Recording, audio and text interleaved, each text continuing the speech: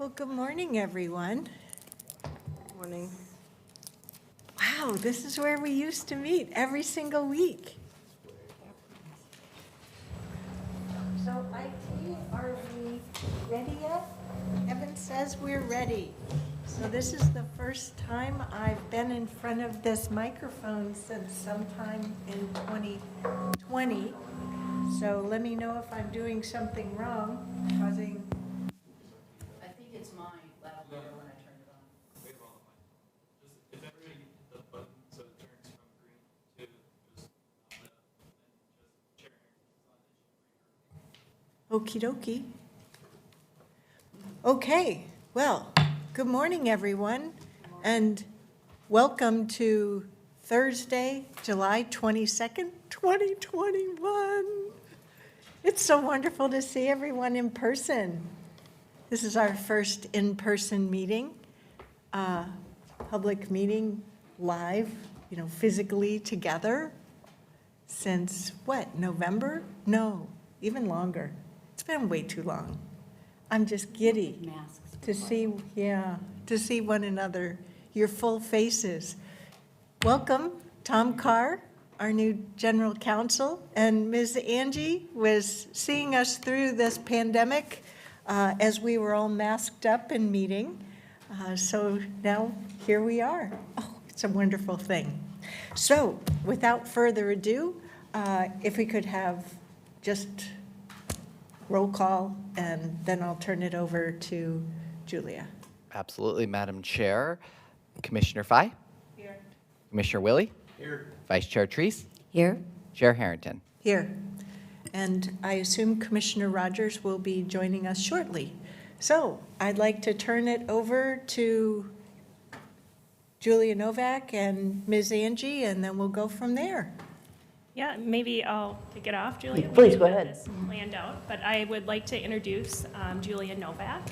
And I will probably never get over saying with Novak Consulting. But I have, over my career, gotten to know Julia, and I really value her contributions to city and county management, working with councils and also commissions, as well as Julia and her team have helped with the county administrative office assessment, which has led us to the point in time where we're at with Design the Future. Part of Novak Consulting is also an arm of facilitation. And so it's a huge opportunity so that the board can all equally participate in a mid-year check-in. This is an important time of year to reflect where we've been and where we're going moving forward, and for staff to get further direction on key strategic initiatives from the board. So I look forward to being part of the conversation today, and Julia is helping facilitate through this process. So Julia, maybe if you want to provide an intro of yourself as well. And if I could, welcome Commissioner Rogers. Sounds good. All right. So I feel like I'm really loud. No, I'm not. So that was not me. All right. So yes, I'm Julia Novak, and I'm still working on saying Raftellus also. I tell people I'm not changing my name, but the company is now Raftellus. And as Tanya mentioned, we have 3 practices that I have the pleasure of leading for our firm. The organizational assessment practice, strategic planning and facilitation, here I am, and then also executive recruitment, where I think Catherine Tuck Parrish brought you Tanya, and then Heather has brought you Tom, and so we've kind of had an opportunity to really engage with Washington County over the course of this pandemic in a number of ways, but I'm delighted to be here in person.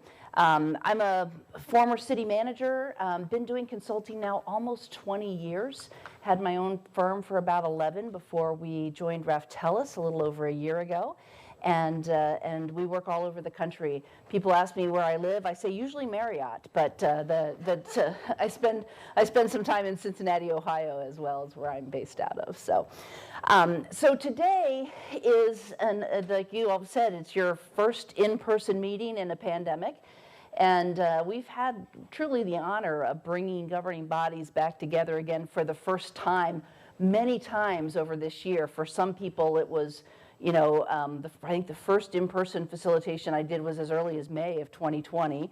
And then many times we would be the first, and I think this will be our last first. So this is special for me to be part of bringing you all back together, to talk about some key processes that have been identified, to talk about your priorities, and to do all of that in person. So in terms of the agenda, the things that we've kind of identified, making sure we have space to talk about today are your strategic planning process and the engagement that you all are interested in doing for that. Your priorities, kind of board initiatives, what is on your top of mind, the budget process, salary commission, and then as we go through the day, we'll keep a list, kind of a rolling parking lot, if you will. In Boulder, I actually called them bike racks, not parking lot, because it's very much hipper to say bike rack, but maybe, I don't know what works for you guys here. Bike rack, parking lot, the things that we don't have time to talk about, what we don't want to lose. So we'll keep track of those. Kelsey Engelking is my associate. We're going to be working together today, and she's going to help by taking notes. You'll be able to see them really well on the various screens. I'll do a couple things up here as well, but mostly it will be taking notes on the screen, and we will provide you with a report kind of summarizing today's events, if you will. Whenever I work with a group of folks, I always like to have some norms that we would agree to. So first and foremost, I'll invite you to be bold. This is a day where you're going to be talking about things that are important to you and to the county, and so be bold as you think about what those are. Candid and honest with one another, positive and realistic, so kind of temper our energy for the ideal with what we can perhaps accomplish together. Patient and self-aware, sometimes that's two sides of the same coin. We have to be patient with our colleagues who may take longer to say things than we'd like them to, and self-aware of our own behavior and how that is impacting the group. Engaged and fully present, so often that's about technology these days. It takes us away. So I'll invite you to be here with us. And if you can put your devices on silent, we'll have less like, what's that when something's phone rings? Listen with respect. When I say that, I just mean no interrupting, no talking over, disagree agreeably. My job is to create the space for you all to have the conversations that you need to have. And so that's why I'm here, so you can have this conversation and everyone can participate in an equal way. So let's begin with just a quick introduction of expectation. So I've met you all, we've introduced ourselves. Some of you we talked on the Zoom too when we were doing the Designing the Future initiative. But just tell everyone kind of your name, how long you've been on the commission, because I know it varies considerably, and your expectation or hope for today. So anyone can volunteer, the person on their right to go second. I'll start. Okay, it's facilitator humor, you know. That means, Nafisa, you might be next. But Yeah, he did that to you, Nafisa, remember that. So my name's Pam Treese. I'm commissioner from District 2. I've been on the commission. I'm in my third year. I've learned a great deal. I'm looking forward to this opportunity. And one of the things that is on my mind right now is the transition that we're making to full-time commissioners. So Yeah. I'm going to be really interested in looking at that. I know you had the salary commission up there, but my life is in the process of changing pretty dramatically with leaving another full-time job and focusing here. So I'm just really excited about that transition. Great, I'm going to write that down just because it seems like that is going to be top of mind for folks. It's a big transition. Thank you. And how formal are you all in this setting? Can call you commissioner, call you first names? Please don't call me Mrs. Novak. It's not a business meeting, it's a round table, so I'm comfortable with being called Catherine. Okay, does that work? But I'm not going to jump out of my skin if anybody says chair or commission or. Queen. I I did a training once and had people introduce themselves, and someone introduced themselves as Xenia Warrior Princess, and we called her that the whole time. So thank you, Queen. Nafisa. Good morning, everyone. My name is Nafisa Fai, and my pronouns are she, her, and hers, not a queen. And I'm really excited for this conversation. I've only been here 7 months, so I say that with a smile because I think I'm the least amount of number of years here. So I'm really excited for our agenda today and getting clarity on all the things that are on the agenda. So I'm really looking forward to this conversation and the product that we produce from today. Thank you. Diane. Hi, I'm Diane Taniguchi-Dennis. I'm the Chief Executive Officer for Clean Water Services. So I've been with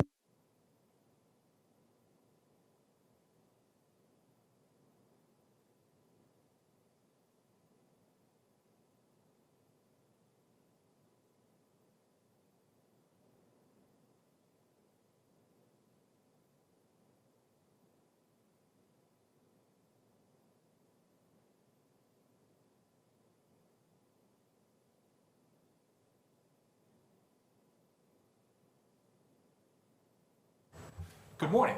I'm happy to be here. I'm the county council designate. My mission is still pending to Oregon. We're working on that. It's before the Supreme Court right now, so hopefully soon. I'm happy to be here and interested to learn. Today is July 22nd. I started June 28th, so I haven't been here yet a month. So I've found the restrooms. So other than that, I'm still learning. Taya. Tanya Angie, County Administrator, she, her. I am approaching my 1-year anniversary on August 24th, and this year has flown by. So looking forward to this conversation, getting clarity on some key strategic board initiatives so that we can move forward with planning and execution. Thank you. Jerry, I'm going to turn this off. Hi, Jerry Willey. I've been commissioned for the same term as these two, Queen and the other. Now, well, court jester may be something that I fit so well. The interesting thing, I like these roundtables. It gives us an opportunity to really just have conversation. But our job description has changed significantly from 3 years ago when we got elected to today, and certainly going forward. Transitioning away from Zoom meetings back to travel meetings. And hopefully we can stay hybrid on some of those, but yeah, it's it's just total transition again. And then there's lots of new things that keep coming across our plate for consideration and change. And so I think we're dealing a lot with change right now, and I kept thinking it would get better, but it continues to change. So that's what I enjoy about these roundtables. We can have those conversations.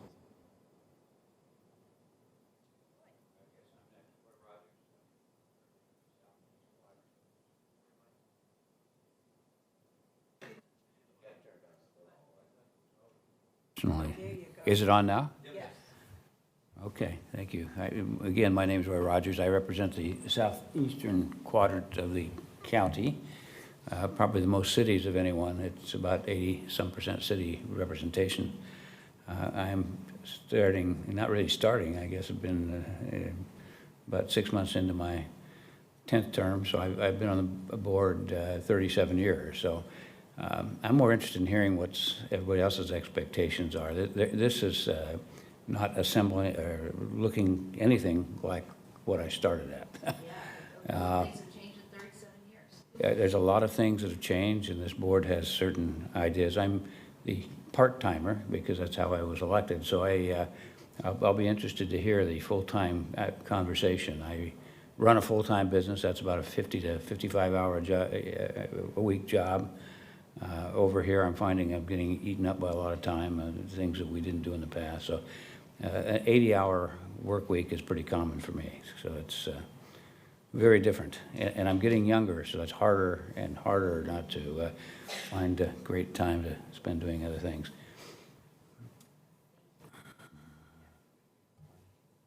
Good morning, I'm Catherine Harrington. I'm the at-large elected chair. I've been in this position for 2.5 years.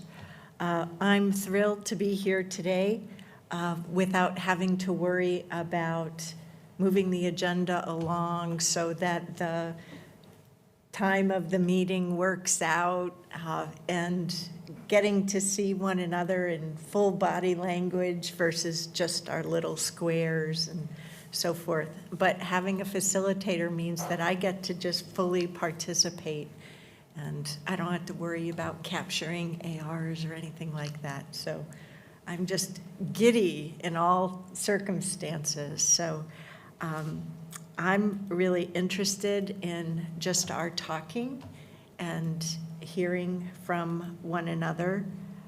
And earlier there was something I was going to mention and put it on the parking lot list, and I have forgotten it already. So When it comes back to you, we will make sure it gets written down. thank you. All right, well then we will jump in to the conversations that you're eager to have today. And the first one is about a strategic planning process. So there is some anticipation of the county doing a strategic plan in the coming year. And I don't, Tanya, did you want to set the table at all on this one, or just have me go? Just go. So when I talk about a strategic plan, I always say it's the answer to 3 questions. What do you know to be true today?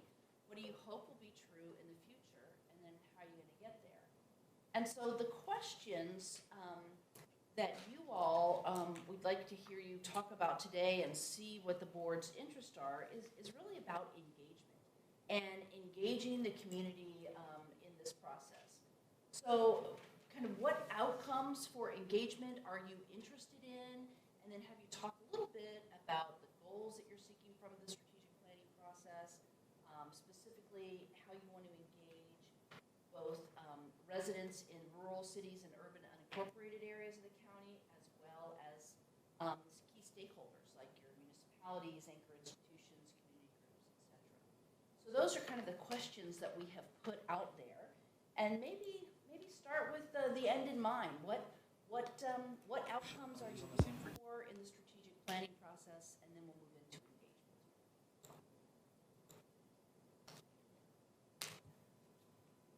I assume this is a bit of a brainstorming. Yeah, brainstorming, and I'll try to keep a little, get people in the conversation, but go for it.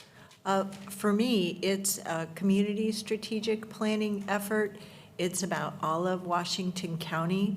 So I am looking forward to our having a process, a multi-phase process, where we set out with an overall program to pull together and help our community understand what it is we do as our role in serving the county, but also hear back from them about today as well as into the future, and see what, first stage feedback we get from that, and then adjust accordingly so that we incorporate that feedback into our next stages.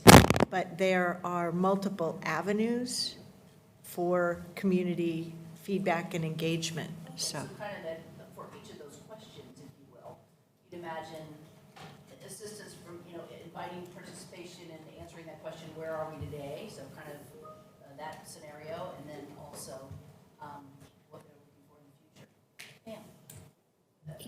Pam. Pam's fine. HRH, isn't it, Her Royal Highness?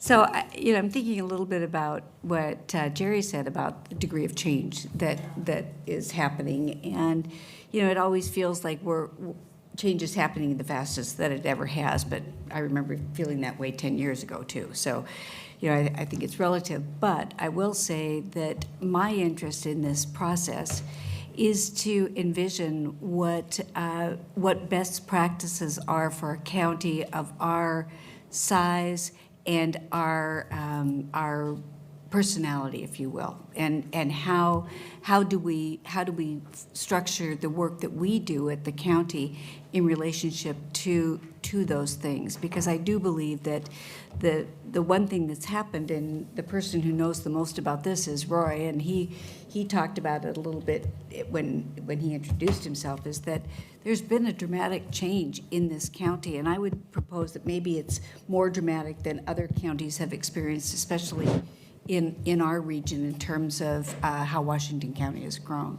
So I think it's really important to look to what we are today, as you mentioned, but what are going to be the best practices as we move forward?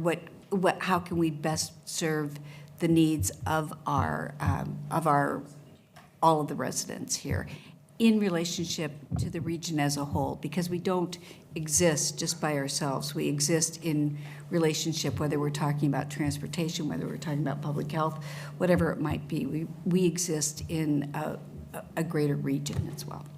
So when you say best practices, are you talking about best practices for the strategic planning process? Or are you thinking about outcomes operationally? We want to be doing things in a best practice manner. Okay. Yes. That's all. Because I assume that we will have the best practices when it comes to the strategic planning process. So- It's good to identify that. Yeah, no, it is. Thank you. Others?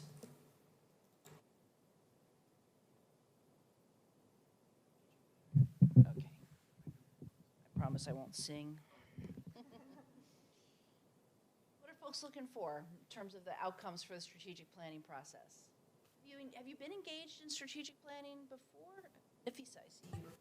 Yeah. When the hand starts moving, I know to call on people. Yeah, I wanted to add something and say that, I think for me and for my constituents and for the benefit of my constituents, what I'm looking forward to is really getting a clear direction in terms of the accountability mechanism and the responsibility, and sort of maybe like an MOU with the community, because I've heard from the community in terms of our budget process that, the county embarked on a community investment conversation with the community, but then when I came on board, I've heard from the community say, we didn't listen to, we weren't listened to. None of the feedback that we gave, and I wasn't part of that conversation. So I'm really looking forward to clear directions of the agreements that we make with the community, and then that way we can refer back to if we miss something, and then we can have a clear directions in terms of the responsibility when we don't listen to communities. So kind of commitments and obligations, so what your commitments to the public are, and then what their obligations are as active and engaged residents of the county. So kind of two-way type of a MOU, is that what you have in mind? Yeah, definitely. I mean, strategic planning and what we're trying to do in terms of Washington County mission is a two-way street. But it's one thing when we go to the community and say, tell us what you would like us to do, and then we don't follow through. Or we think we did, but it wasn't in a way that resonated with the community, then we can have something to refer back and say, actually, we did, and here's the proof. So I think that type of transparency and clarity around what's expected for both ways of the street. Okay, excellent. Jerry? No? This kind of stuff is,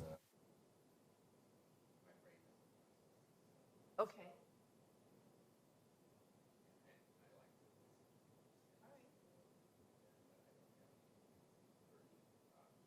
All right. I always say when people don't have expectations, it's easy to meet them, so that's a win right there. But if something comes to you, please jump in. So, Catherine. I just want to identify something that I want to put up on the parking lot list, because I've been hearing this lately about my constituents.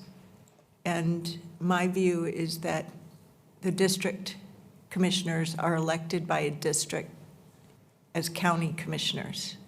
So our constituents aren't just our district constituents, they're everybody in the full county.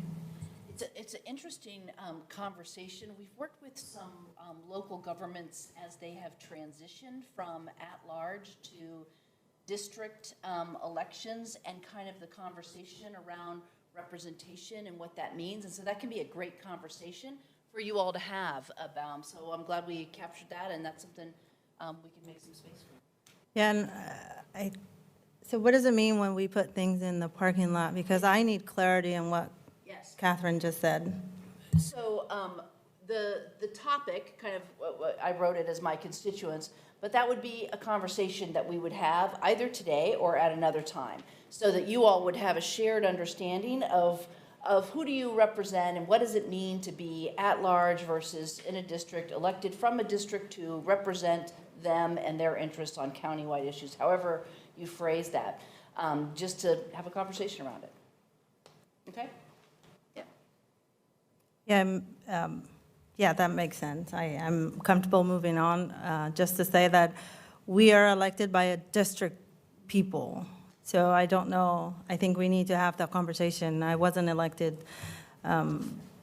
throughout the whole Washington County. I think the people in District 1 elected me, and I think that's why they reach out and say, hey, Nafisa, you're our district. So I think we need to have more conversation about this and to say, like, and it makes sense now that we're full-time. I think we're never going to turn anybody away that reaches out to us, but clarity on that. Yeah, I agree. We need to talk about it. Great. All right, strategic planning outcomes. Roy, did you have anything you wanted to add in terms of outcomes, what you're interested in for the strategic plan? Well, I can add a few things. The first process we did was in 1985, and Okay. I was a mayor of a city here for a couple of three terms, and came over to the county. And Terms as mayor and now 37 years on, so you started like when you were 5? two, Sorry. yeah, a long time. Yeah. But there's a couple of tenets in the strategic plan that are important to me. There's a lot of verbiage that I know is going to get corrected just because of time, and maybe things of aspirational interest to the county. But frankly, as much as we think that we represent everybody, and we do in the Health and Human Service and the, in our jails and our assessments and other departments, there's a whole lot of things we don't do, and that's because of the focus of what we've done here. And the two tenets in the strategic planning that are important to me, maybe because I helped write them back then, but what's critical is that the same level of service is provided to everyone in the county.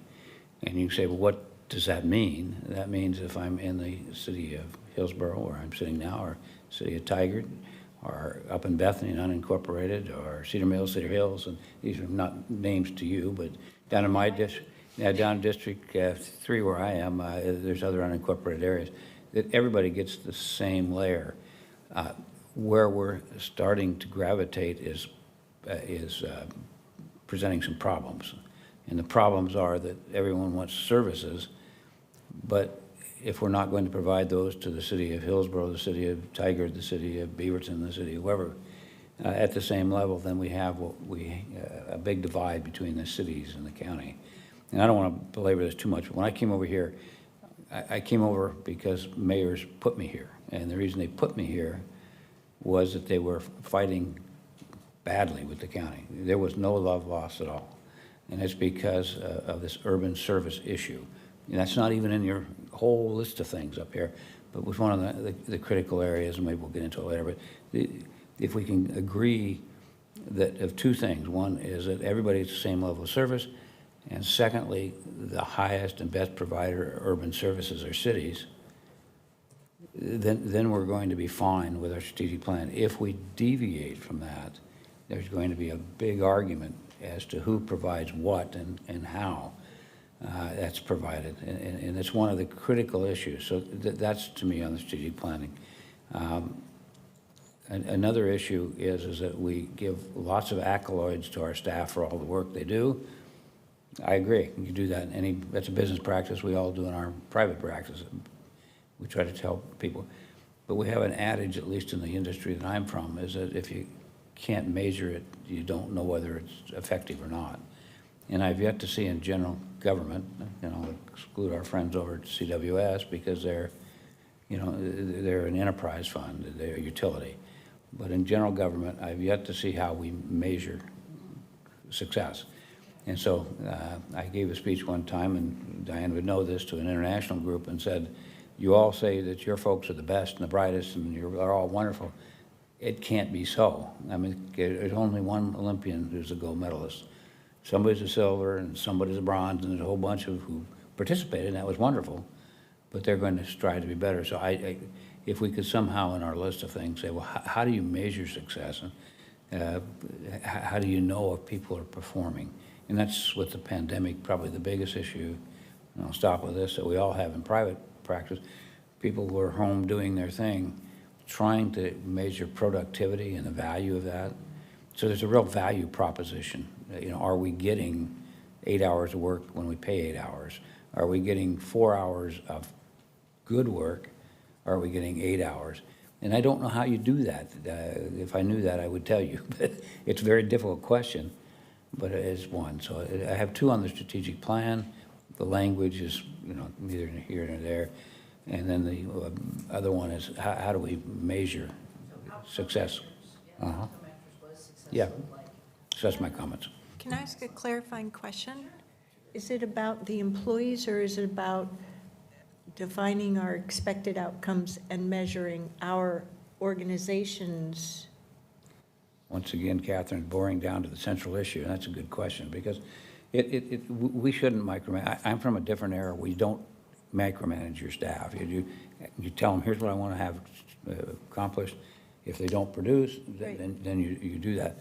But I don't know how those measurements, and her point is an excellent one. It's really the production. How do I know, and I'm not picking on anybody, but how do I know that our government relations people are doing all that they can and giving us the best? I think they did, but I mean, how do I know that?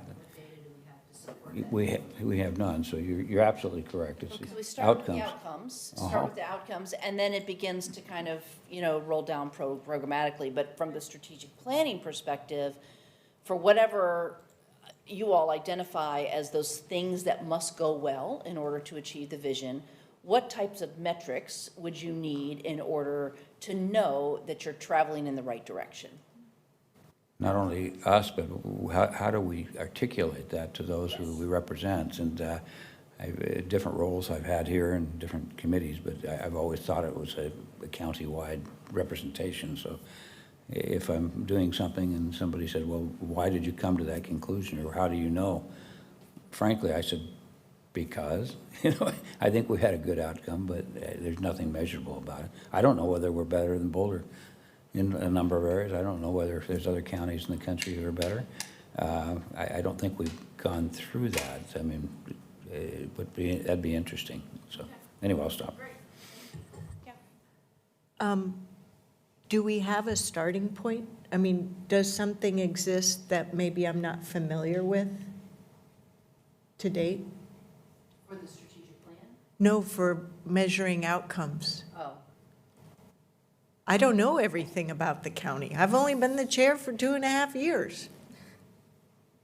So that's a good question. Within different departments, they're measuring different outcomes. We don't roll those outcomes up always and out to the public, nor are they rolling and pointing into the budget or a strategic plan at this point. That gets to part of what I'm hearing in Commissioner Rudd. How are we clear in messaging that? There are ways to do this for the board's awareness, and I believe you may be aware, but I am chair of ICMA's Performance Measurement Committee.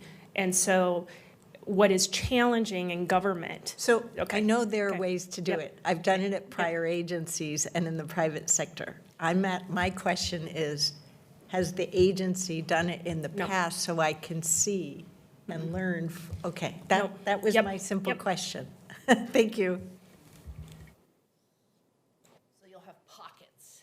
And then, but none of them are going toward this big picture. So creating the structure of the strategic plan provides that opportunity for programs to speak to their contribution even. So it really does roll down and can be very meaningful for your organizations. Other reflections on the strategic plan before we specifically start talking about the community engagement aspects, just in terms of strategic plan outcomes. I think it's funny because for me, I was answering probably the community engagement outcomes Okay. when you asked me the first question. So I think what I didn't articulate for the question of goals and outcomes is for me, there are provisions in our current strategic plan that tenets is the word I heard Commissioner Rogers use, and it's a good word. I agree with a lot of the current strategic plan. What I'm looking for is the application of that as we find ourselves here in the 21st century and looking forward. Do they still hold? So a goal and outcome I'm looking for is, if we take the current one as a base, what ones do we think hold for our agency and the community? For me, I think the overall goals and outcomes is really answering those two questions. For the agency, our role in serving our overall community as a county government, I guess I should say that, because we're not the be-all, end-all. We're the county government, right? And I could say more about what that means to me, but, and then, so agency and the community that we serve, the community that is Washington County, because it's different. Each of the 36 counties is different from one another. So the importance of the strategic plan then is that it speaks to county government's role in the community, and that you identify ways to measure and articulate what success looks like. Tanya, not to put you on the spot, but I will. Certainly as you think about the need for, and you've been here almost a year, the strategic plan, are there outcomes that you have in mind that you would want to share with the commissioners as well? So I think for me, answering what is the role of the county in service provision, given the nature of rural, unincorporated urban and urban services, is incredibly important. This does connect to our budget process. The county government, any government, cannot be all things to all people. And so clarity of what we can do and focus on doing those things well, and then saying things we can't do, and even exploring what we should stop doing, is, for me, important outcome so that we are sustainable.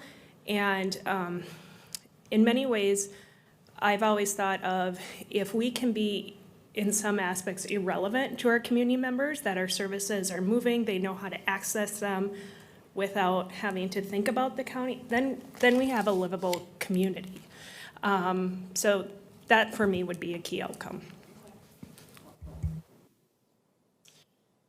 Well, then let's talk about engagement and think about it, the question, in a couple of ways. The first would be just in general, like the way you answered the first question, maybe kind of what kind of community engagement outcomes are you looking for? But then specifically, how do you imagine engaging residents and thinking about those different pockets, the rural cities and urban unincorporated areas? So how would you imagine engaging them? And then, are there key stakeholders that you want to have participate in a meaningful way in this process? So think about your municipalities, your anchor institutions, community groups, partner service agencies, things like that. How do you want them to engage in this process? Yes. All right, go for it. Yes, yes, we want them to. Yes. Okay. So who are, so we can, we can say, like, I mean, municipalities, that's easily identifiable, but in terms of anchor institutions, community groups, partner agencies, are there specific ones? And then on the engaging residents, I think we really want to hear you talk a little bit about the how. What does it look like to you to engage these constituents who have, essentially kind of perhaps different experiences of living in the county, if they're in a rural environment, or if they're in a city, or if they're in these urban unincorporated areas? How do you want to engage them in the process? Pam? Thank you. I think even before we look at those three pockets, and I know this is in all of our minds, and I'm just bringing it up here, is that I think we need to establish what that equity lens is as well, so that it's part of our commitment, it's part of how we have resolved as a commission to be moving forward. So I think that that's a piece that is the arc that all of these other pieces fit under. And we may need some discussions as a group about what that means in the strategic planning process, but it has to be in my mind, it has to be the first element. Okay, so using that equity framework is just a foundational cornerstone of the strategic planning process. Excellent. And for many of us around the table, that goes unspoken. And I understand that. I'm not suggesting that it is, and. It's a good kind of norm to have, that just to make the assumption, just because we say it doesn't mean we don't have it, doesn't mean we don't see it. We just want to put it out there so we don't forget it, and it is understood that that's part of it. It's also important that our community hears us say it. Yes. And so in meetings like this, I think it's important that we bring that forward and say, of course we know it, but let's say it. Yeah. One of my favorite questions, who will speak to the unspoken values? Right. All right, others. Both who and how? Well, I think the how is incredibly important and very broad, because there are some people who will wish to participate in more of a face-to-face, kind of open house forums where they can ask questions, they can see something, reflect on it, provide information.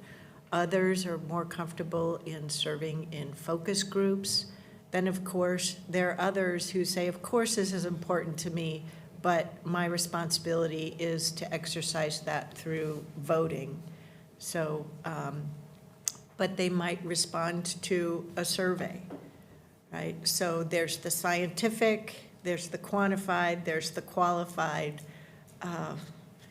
So I want to make sure that we make efforts, particularly to engage with those who've been historically underserved, which needs to be very consciously done.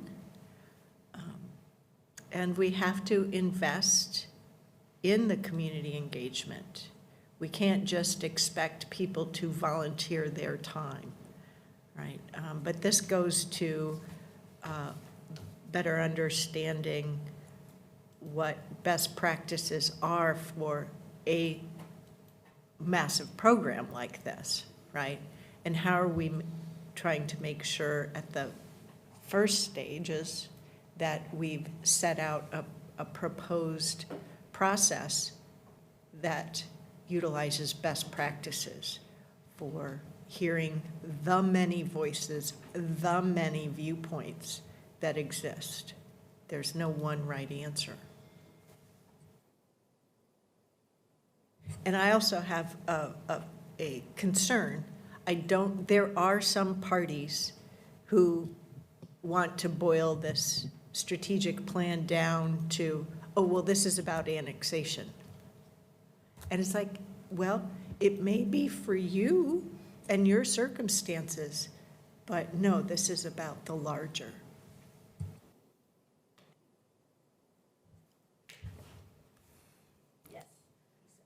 I was thinking, in terms of like community engagement outcomes.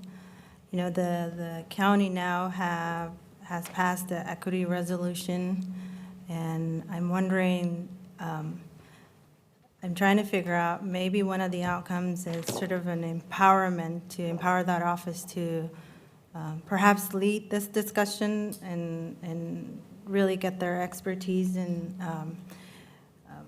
what they think should be the outcome, because I think this is something that that office is going to hold us accountable to.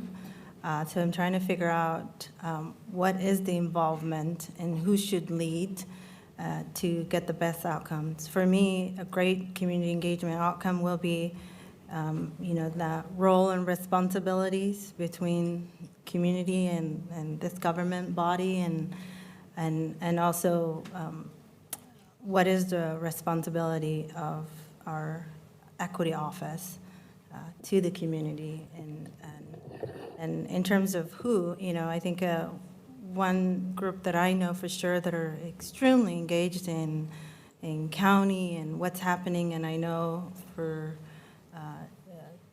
all the entities and all the programs within Washington County come and present to and have a robust conversation is CPOs.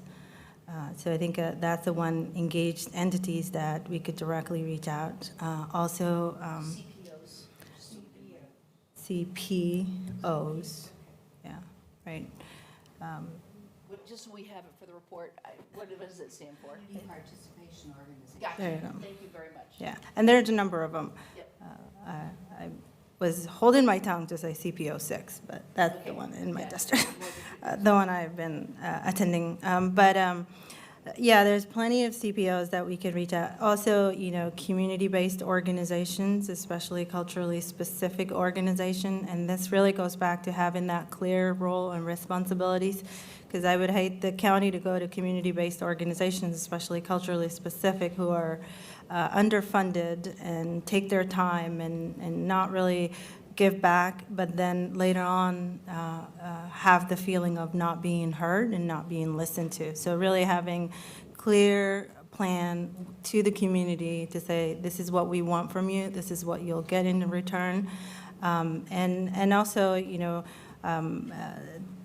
we have been in a pandemic and we've established best practices in terms of groups. So what if we reached out to the groups who've been doing, you know, contact tracing? That's a really grounded entities and groups of people that have been doing, you know, hard work in the community, because the pandemic and telling people to stay home and building that relationship. So I think the public health sector within the county has established really great groups of people in terms of how do you respond to the pandemic. So the contact tracing program within the county is an excellent group to reach out to.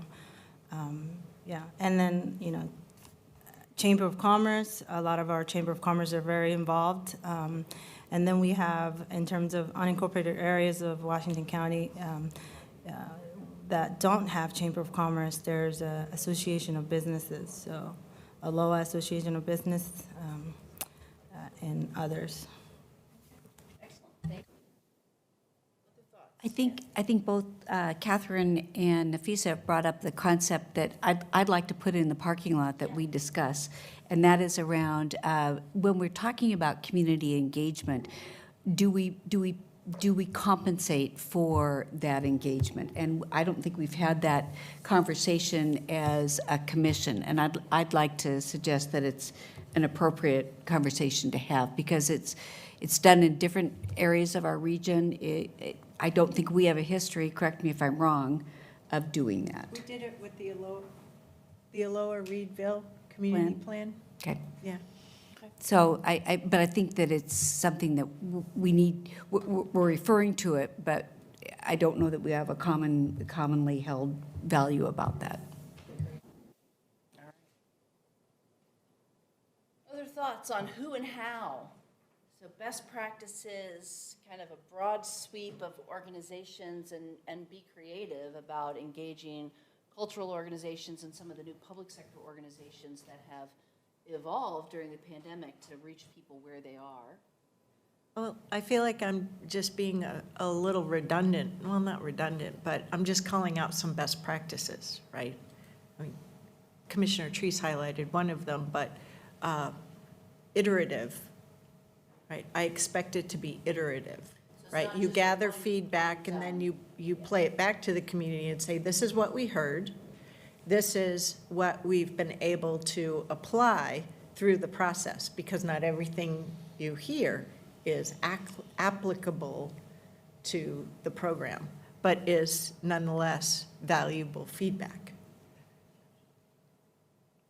So, but, you know, I'm not trying to construct the program today, but recognizing that in terms of the how, as I hear you ask it, that is an important aspect of the process to me.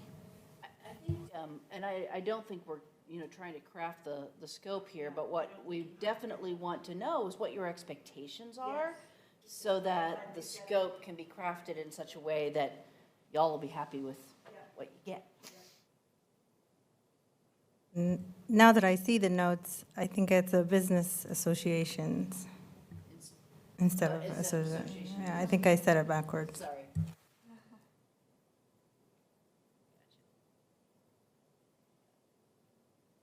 What else is important to you in terms of engagement?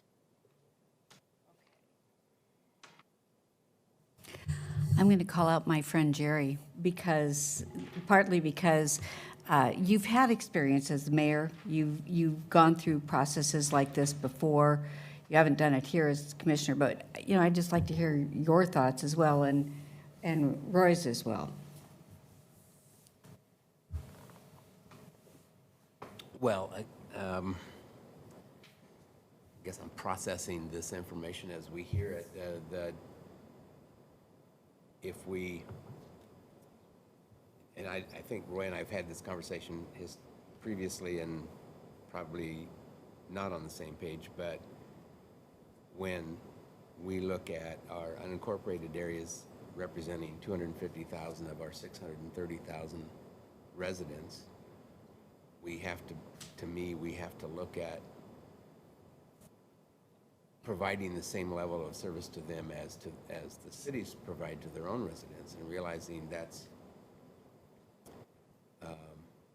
challenging, because cities, quite frankly, do a better job of it, probably have a more focused aspect of it. They don't have 250,000 people,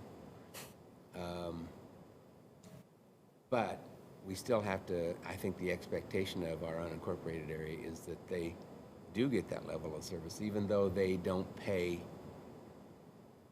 the same tax rate as what the folks in the cities do. So it's a difficult dynamic to meet, but I think the expectation is there. And then a significant part of my district is rural, and making sure that we have a balanced approach to our rural residents, who have certainly very much different needs than our unincorporated in our cities. So I guess it's incumbent on us to, in our strategic plan, that we be able to identify the differences and also the demands that are incumbent there.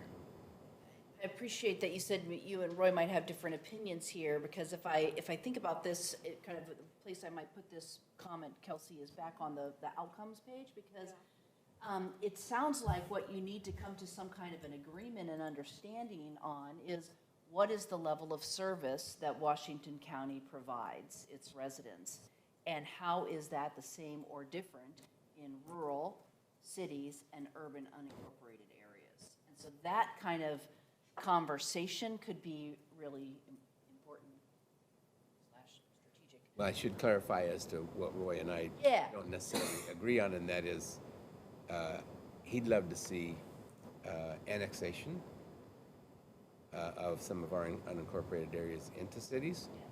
I participated in 2 different studies as mayor, and the conclusion of both of them was, no, thank you.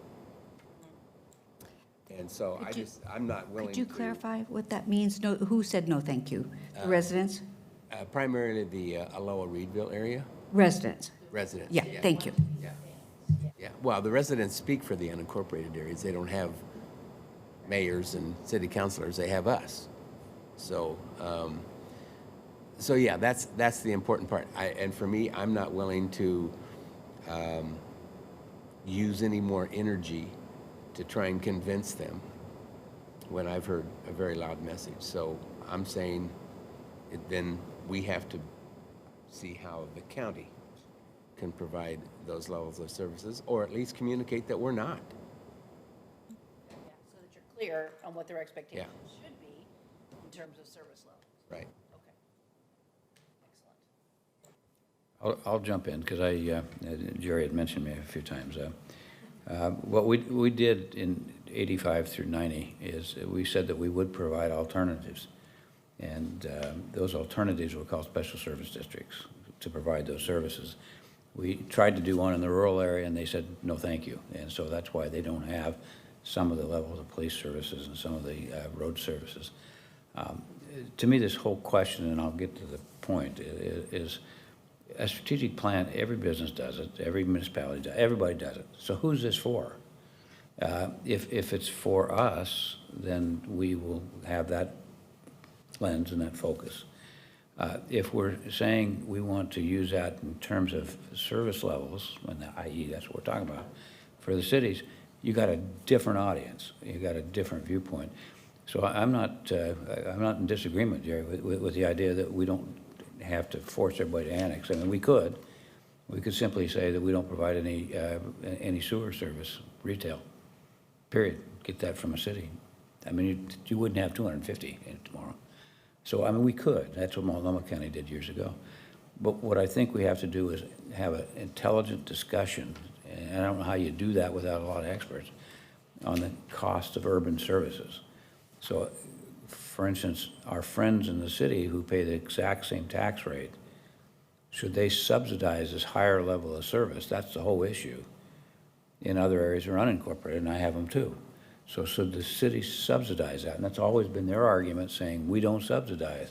Everybody gets the same layer. So then you get into these expectation issues with people who say, well, but I want what they have, but I don't want to pay more. And so that was the question, the last one. Tom Bryan was chair when we did this again. We've done this 2 or 3 times, he's mentioned. Everybody says, excuse the vernacular, hell no, I don't want to join. I want those services for no cost. Well, you know, I want a lot of things for no cost, but it doesn't work that way.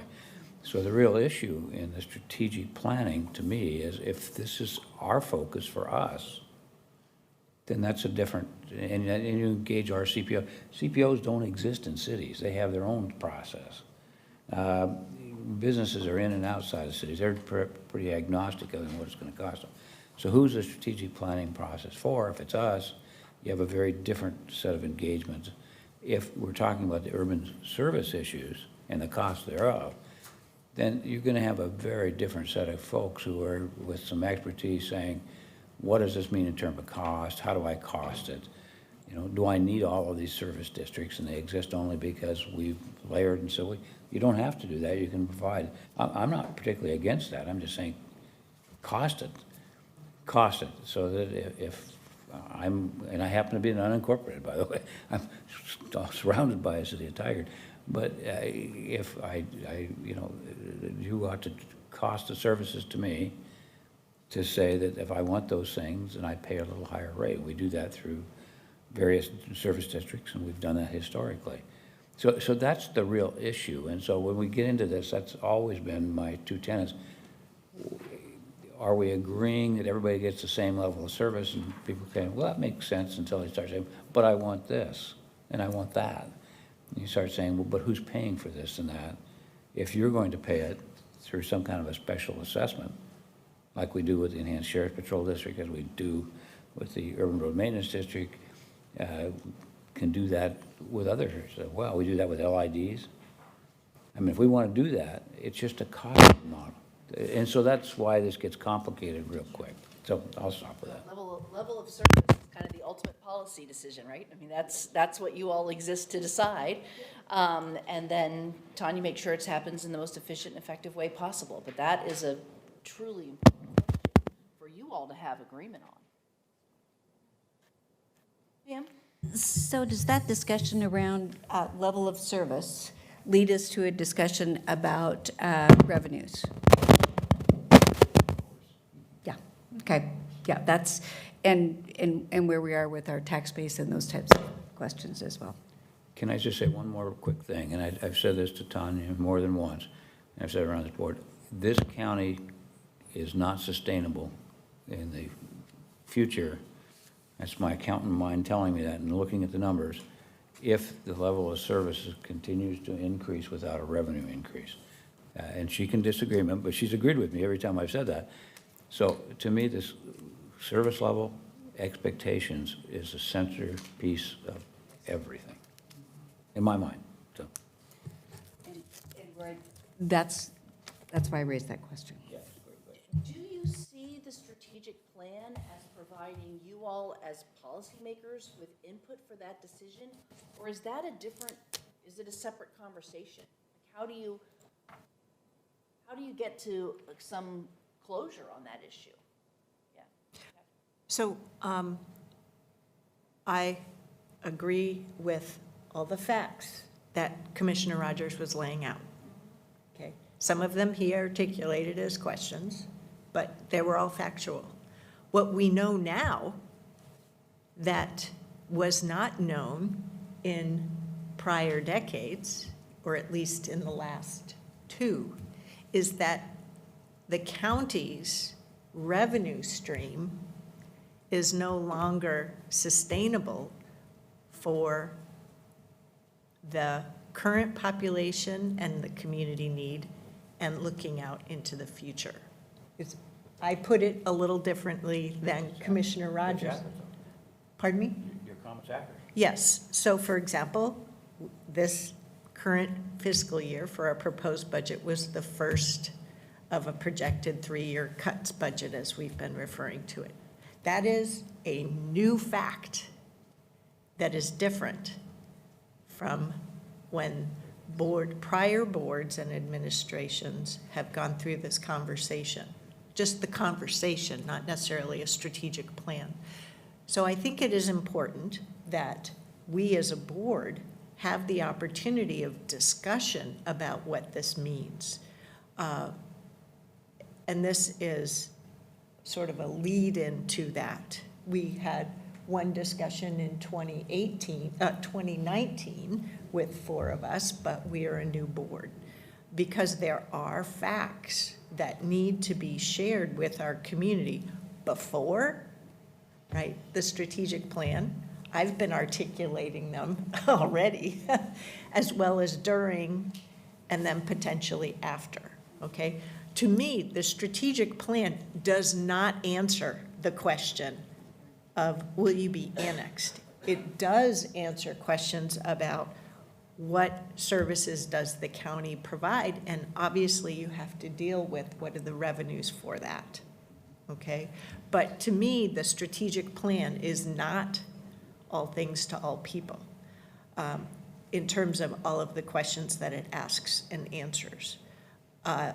So maybe what it boils down to is the question of what are those county services, just that we know of today and just that we provide, and what vocabulary do we use for the limited urban services that are provided today, including special levy funding, and what does it mean for us to continue to sustain those? That is just understanding those basic facts and being able to share those facts will help the whole strategic planning effort as well as other efforts.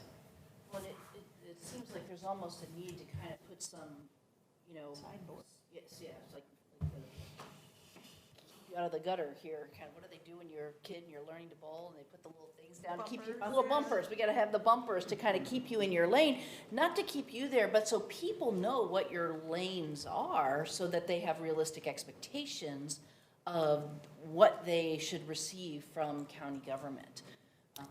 Yes. And I think this brings us back to the point that Tanya made earlier about a strategic plan in relationship to what do we do, what do we want to do, and what should we stop doing? And I think that that's the balance point that gives us a perspective on, we know what our revenues are going to be, or we have a pretty good idea from our forecast what our revenues are going to be. So, but we don't know necessarily what our, what the expectations are and what our abilities are and what we should stop doing.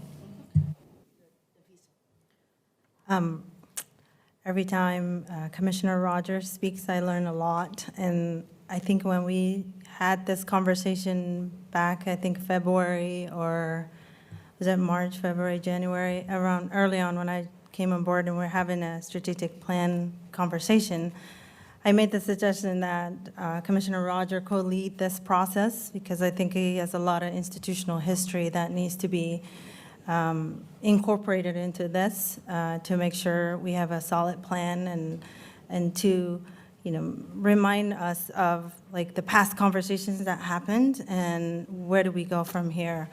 And so I'll just make that another recommendation saying let's not miss this opportunity and really download from Commissioner Rogers. And then I had a comment on this page we're on. I think somebody put in that we needed to develop a clear plan for engagement. I would say measurable plan. You know, as a new commissioner, I wondered how do we measure, or what's the level of expectation or responsibility at the program level of community engagement. So I think it will be really a solid plan if we had at the program level, you know, what does community engagement look like?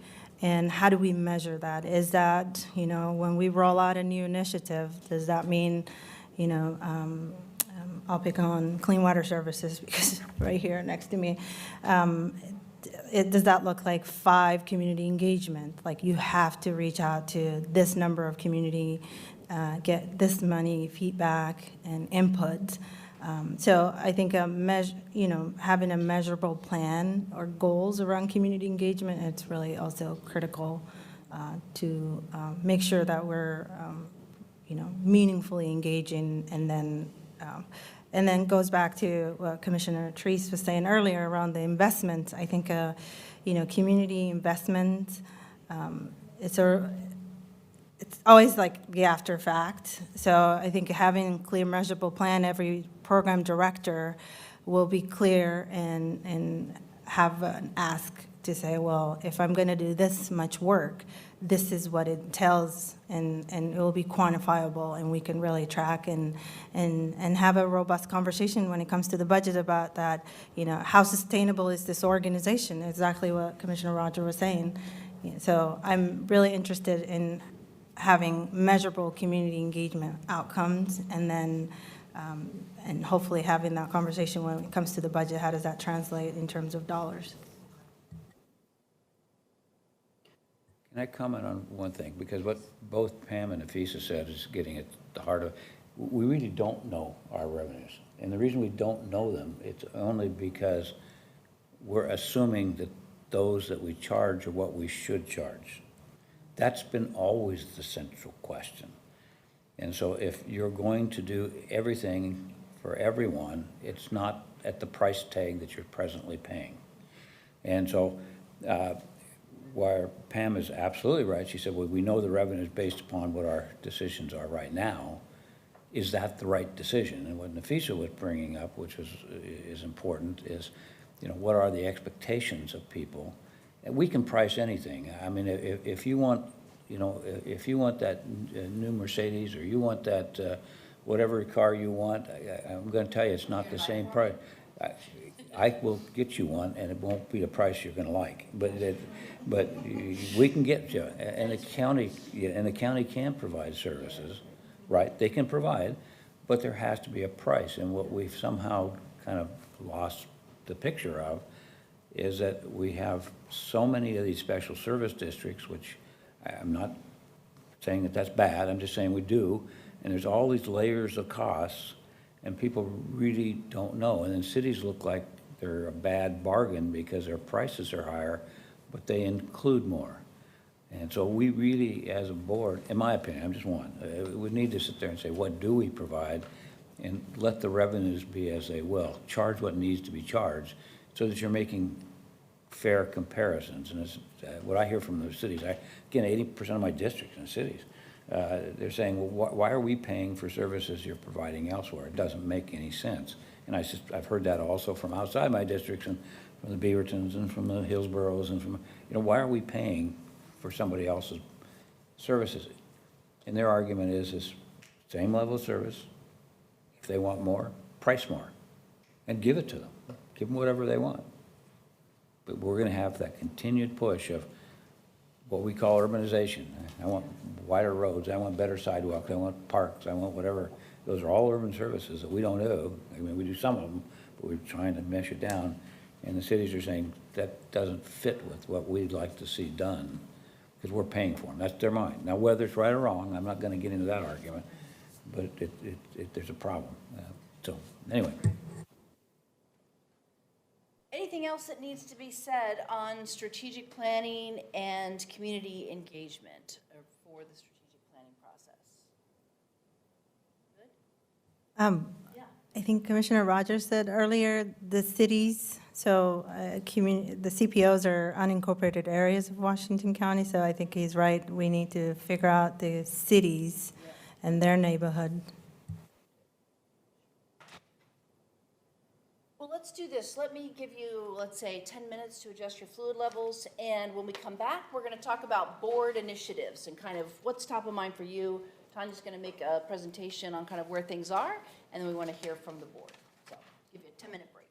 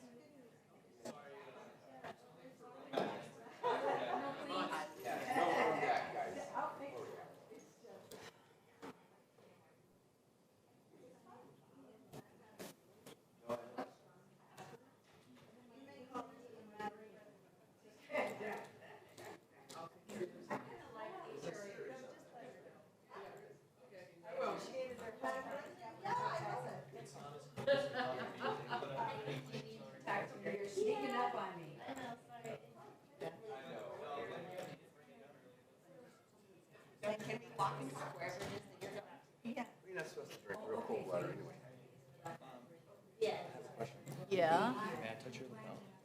Can you touch my lapel? Yeah, 'cause Yes. people are complaining that they can't hear you, but we're wondering if it was maybe because it was too high. Oh, okay. So if we put it down lower, maybe. Yeah, let's try. Maybe like that side right there. Better if it Yeah, I comes. was gonna try it, and then I thought I was gonna break it. Rather you break it, and then I can be like, hey, sorry, Chuck.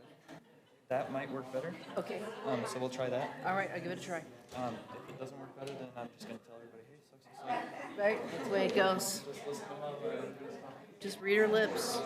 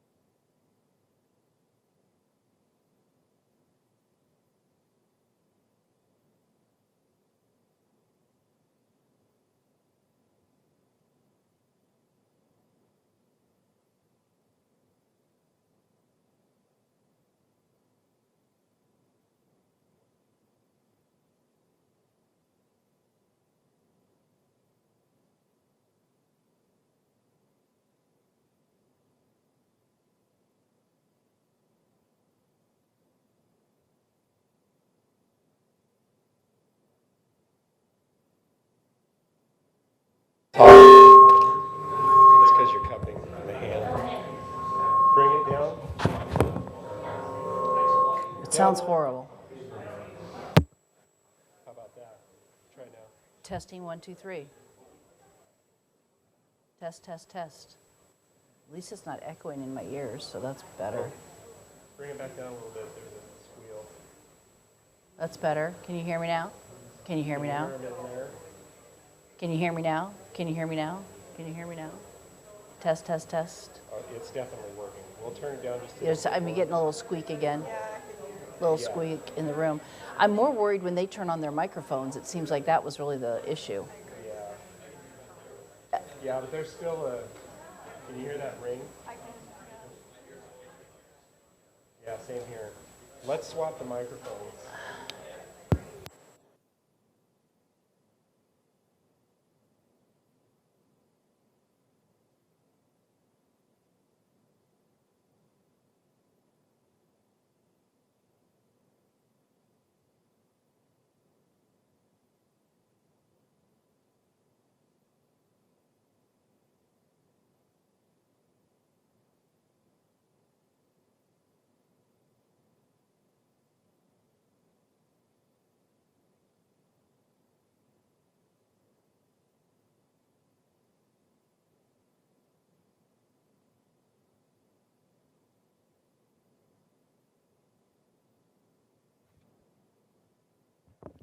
Go ahead and turn it on. Test, test. Test 1, 2. Test 1, 2. Hang on, turn it back down. Test 1, test 2. Check, check, check. Okay, I think this one will work better than the other one. Yeah.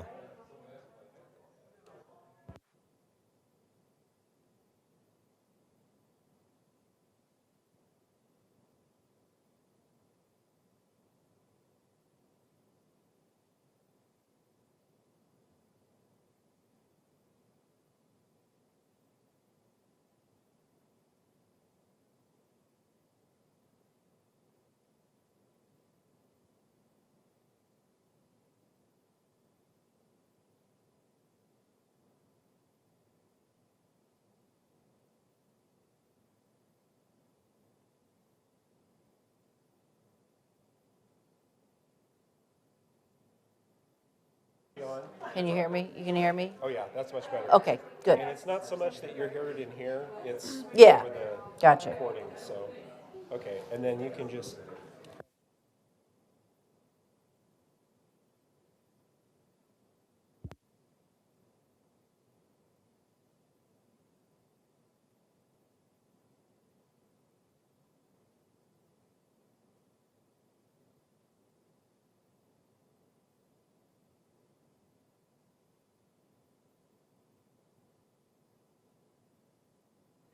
Just so everyone knows, yes, we are on our own for lunch, and we've targeted noon.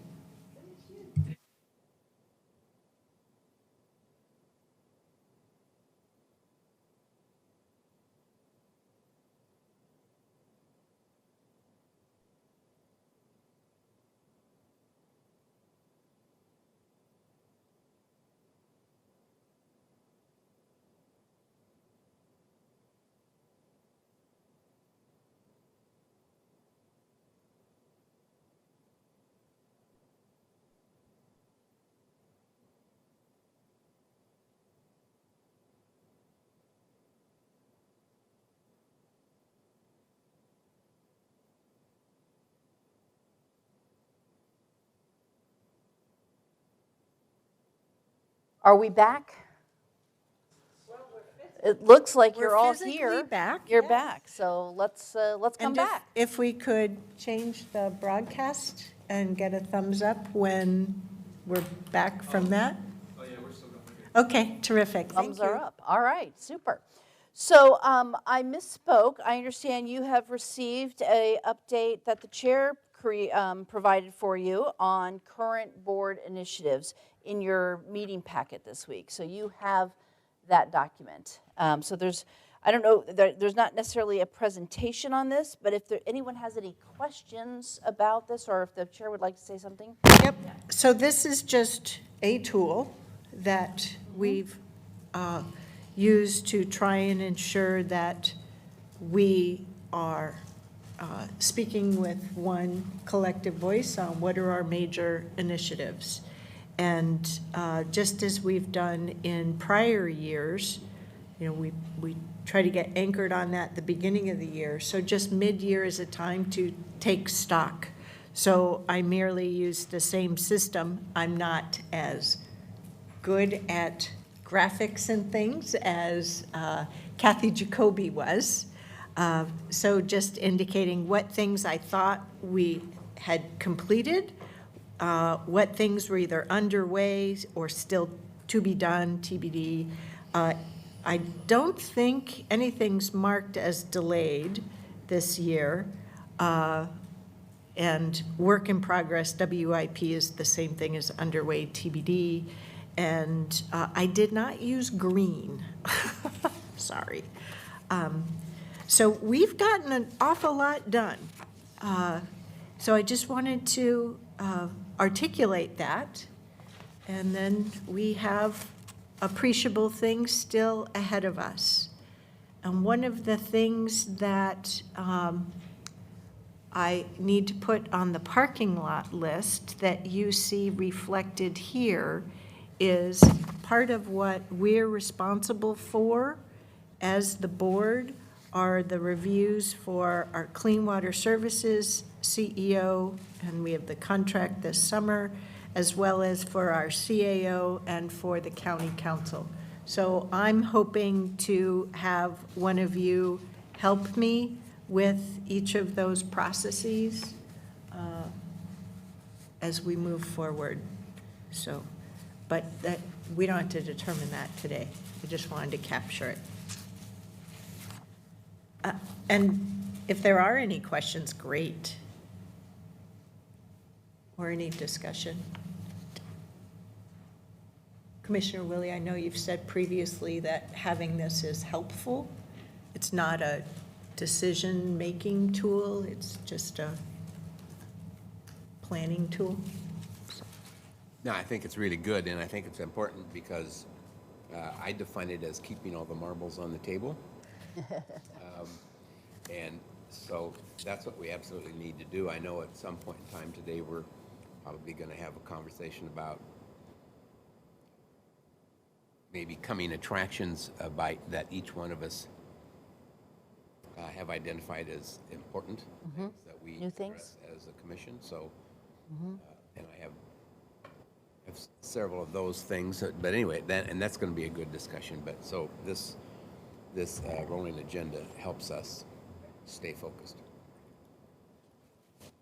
Any other questions about this before? I like that coming attractions phrase. That's a good way to phrase it, kind of what's important to you all as board members. So if there's no questions on what you're already doing, then I say let's move into that conversation and find out from each of you what's important to you. So we'll try to capture those. Who would like to begin with their list of coming attractions? I will. Great. Thank you. And it kind of segues from a conversation that we were having before the break about how do we pay for these services, and what are the new services that are expectations of our residents, and then what things that quite frankly aren't services but I don't know what you'd call them, issues that we have to deal with, and homelessness is one of them. It's not a service, but it's certainly going to drive our agenda, and it's going to drive costs. I mean, we are pretty blessed right now that we've had those two initiatives, region-wide initiatives, the affordable housing one, certainly the SHS one, because without those, we would not be able to financially deal with homelessness. And so that's, I guess those are the things that concern me, because I tend to process things that, how do we get resolution? How do we solve this? How do we fix this? And to me, that is not fixable. So we have to have a strategy to deal with that, and certainly finance that, because these initiatives that have been passed aren't forever. So that's, I think that's. All right, so kind of the county's role in response to homelessness as a Right. a major Are you- initiative. Are you comfortable with capturing that way? Sure. Okay. All right, that's one. Others from anybody? What's on your mind? Yes, Pam. I have a keen interest in preschool and daycare-related issues, also in behavioral health issues. And I know I share those interests with others around the table as well. Just so I can, a little more context, when you say preschool and daycare issues, kind of, can you? We're engaged in an initiative right now that's looking at preschool for all. There's also discussion around daycare issues, especially in relationship to ARPA funding. There is a new, I don't know if it's new, but a movement toward both at the federal level, obviously, and at the local level to address the fact that we're a daycare desert in this region. Gotcha. All right. And then behavioral health, that issue is, again, just so a little bit more than. We just approved the preliminary look at our CAT process. We've got a whole team that are really looking at behavioral health, but I think that also includes, how do we fund behavioral health and how do we support our sheriff's office in relationship to behavioral health issues?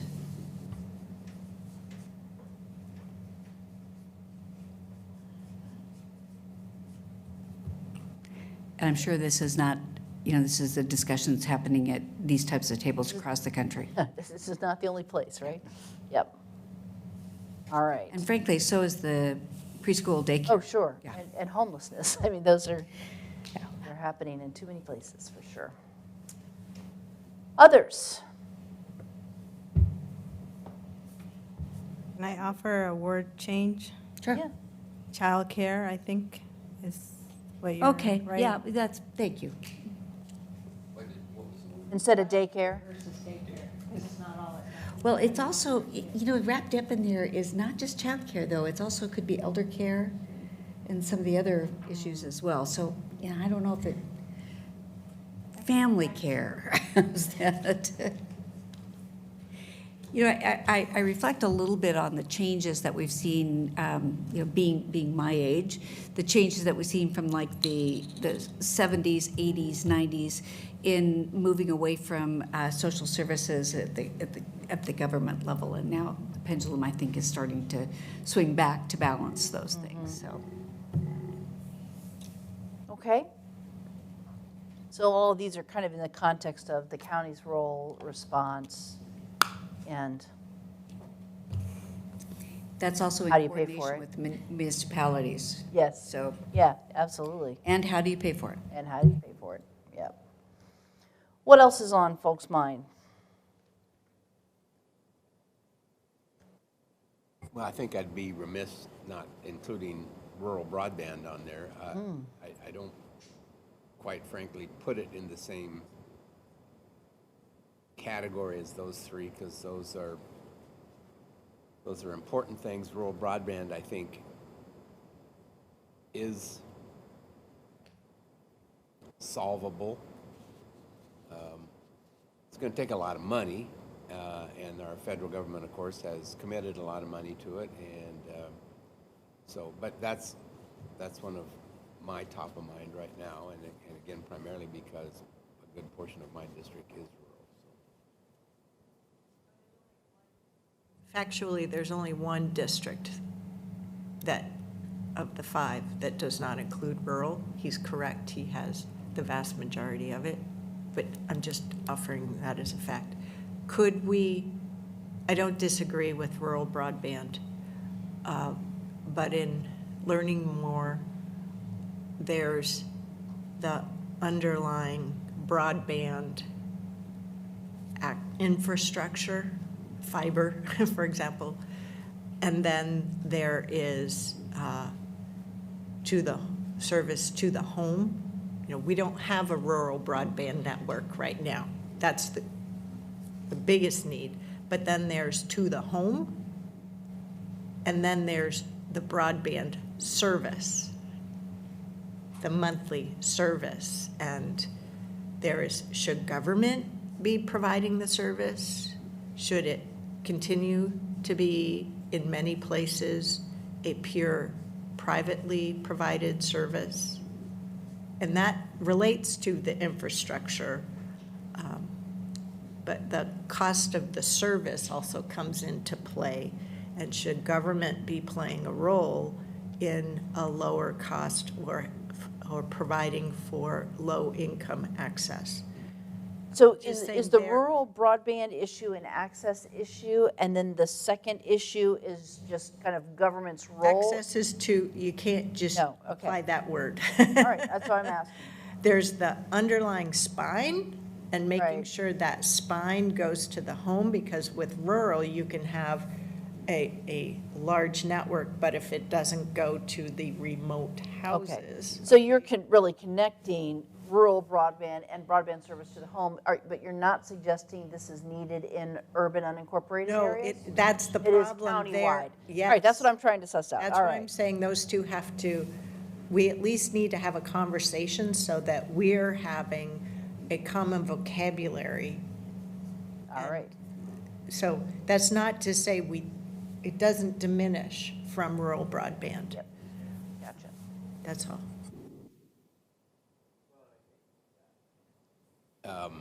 Yeah, and there's a differentiation between those two. Obviously, rural broadband, the terminology, has gotten a lot of attention and is continuing to get that attention, and it's directed at our rural areas. But, as Catherine pointed out, it isn't just, that's not the only place that we have those issues. And certainly, I think the city of Hillsborough has entered into that arena by providing that as a service.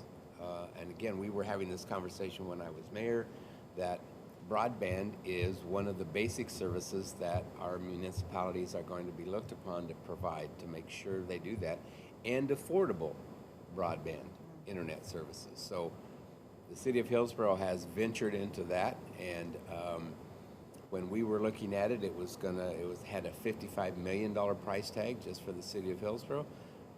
They've been able to work through some other scenarios on that and be able to roll this out slowly. And I think that's certainly going to be a model that I think needs to be communicated throughout the county and certainly throughout the region and everywhere else. Is that our role to do that? I don't know. But certainly I think since we have a foundational start on that from the city of Hillsborough, that we could spin off that model. And certainly this has been done around the country, not rural, but certainly urban for several years. So we've got plenty of models out there. Okay. So the role of the county in the future of broadband is an important conversation. Yeah. Yeah. Maybe let's capture it as role of the county in the future of broadband, and then have the two sub-bullets of rural broadband and service to the home. Okay. All right. Did you say you were going to go back to? I just want to make sure we're capturing it right. You're going last. Oh, okay. Gotcha. There'll be a drum roll prior to you. And now, others. Okay. Very gentlemanly. Thank you. Yes, sir. I don't mind. I think I agree with the homelessness. I think that's a really big initiative and a priority for the county. And obviously the preschool and a lot of the childcare for all happening, I agree. I think one priority I would put here and to engage the county is around, especially for areas that are unincorporated, and extending and addressing some of the transportation needs that exist, so that we can have a robust conversation around, what should we say to Tanya and Stephen to do. So I think transportation needs, some of the unsafe routes that exist in unincorporated areas, and just having more of a broad conversation about, what is our future plans for certain roads, and what there's a lot of conversation happening around transportation, around widening roads, and I think while some people are against that, I think Washington County, we've seen the benefits of when we widen roads. Like I live off of 198th, and I've seen the benefits of that and the reduction of congestion that created. So I think it's just having more of an engaged conversation around transportation needs, and yeah, very well put right there. Okay, good. All right, I guess that means it's your turn, Roy.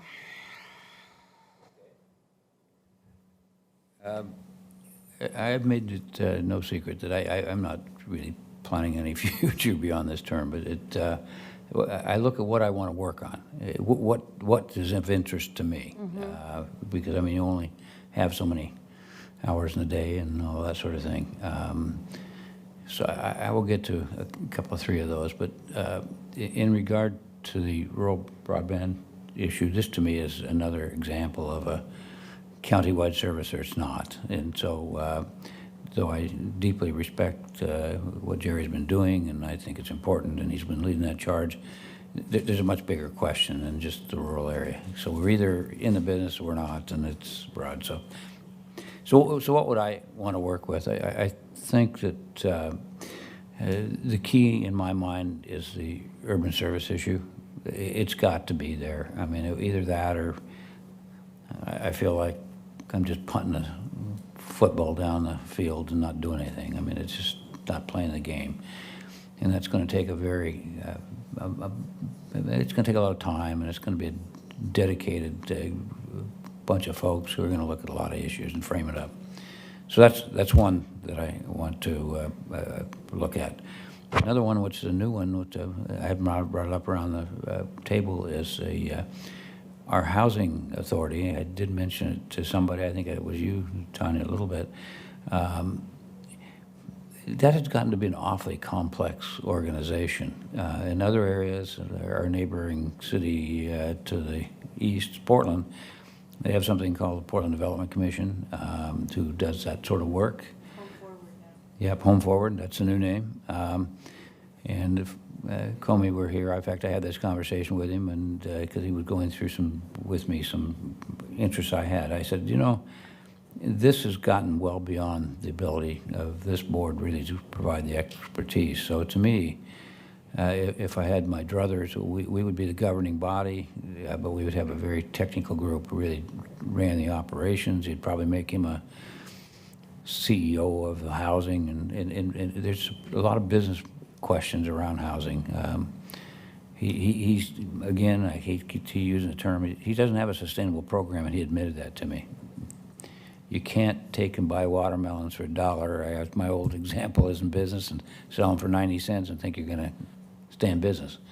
And he's got a voucher program, and he's got his budget's bifurcated between county, general fund, and then we got a housing authority, and so it's not a program, it's all in one spot. A lot of very complex issues. If any of you have been around them, I've only looked at them from a tax credit interest, and they're fascinating.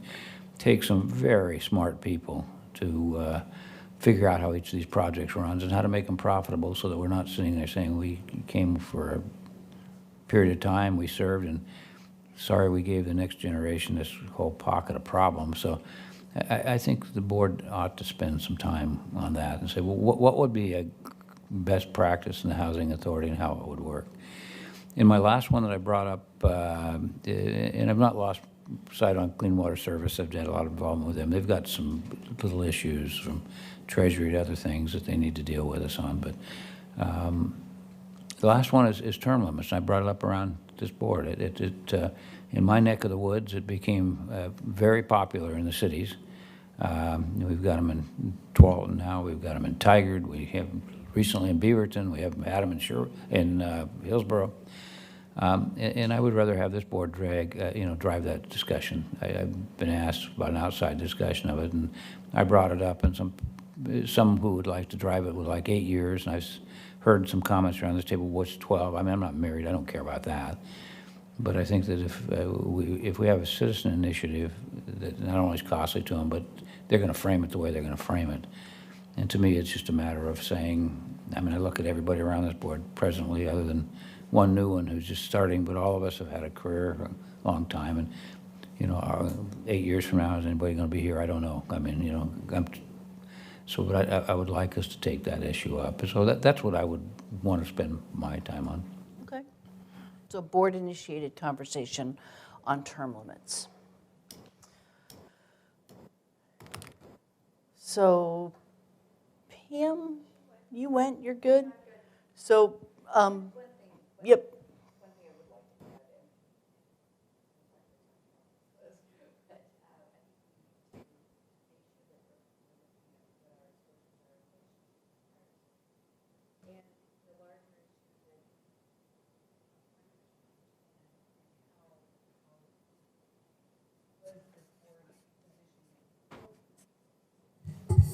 I was channeling Dick Scouten.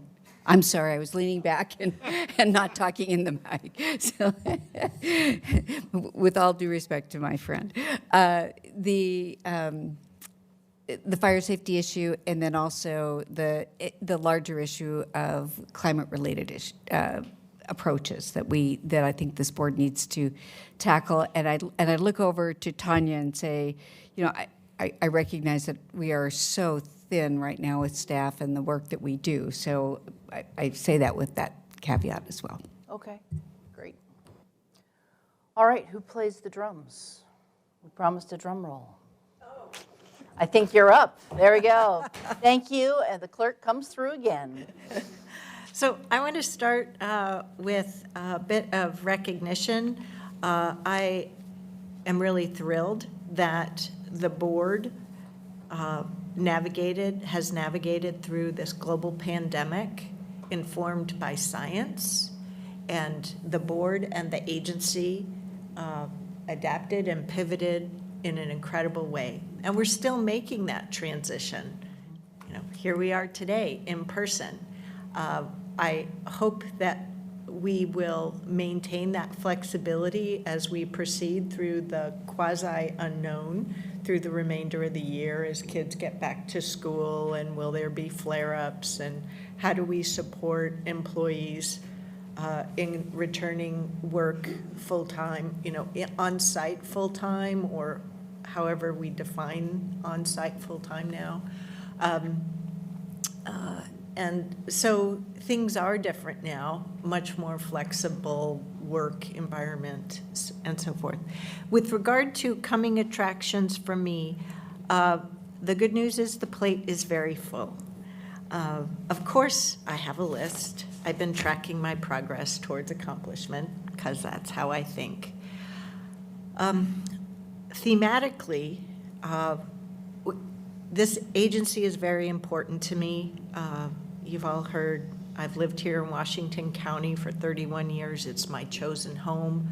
I decided to run and serve on the county commission. So there's the immediate, and then there's the longer term for the agency, for our workforce.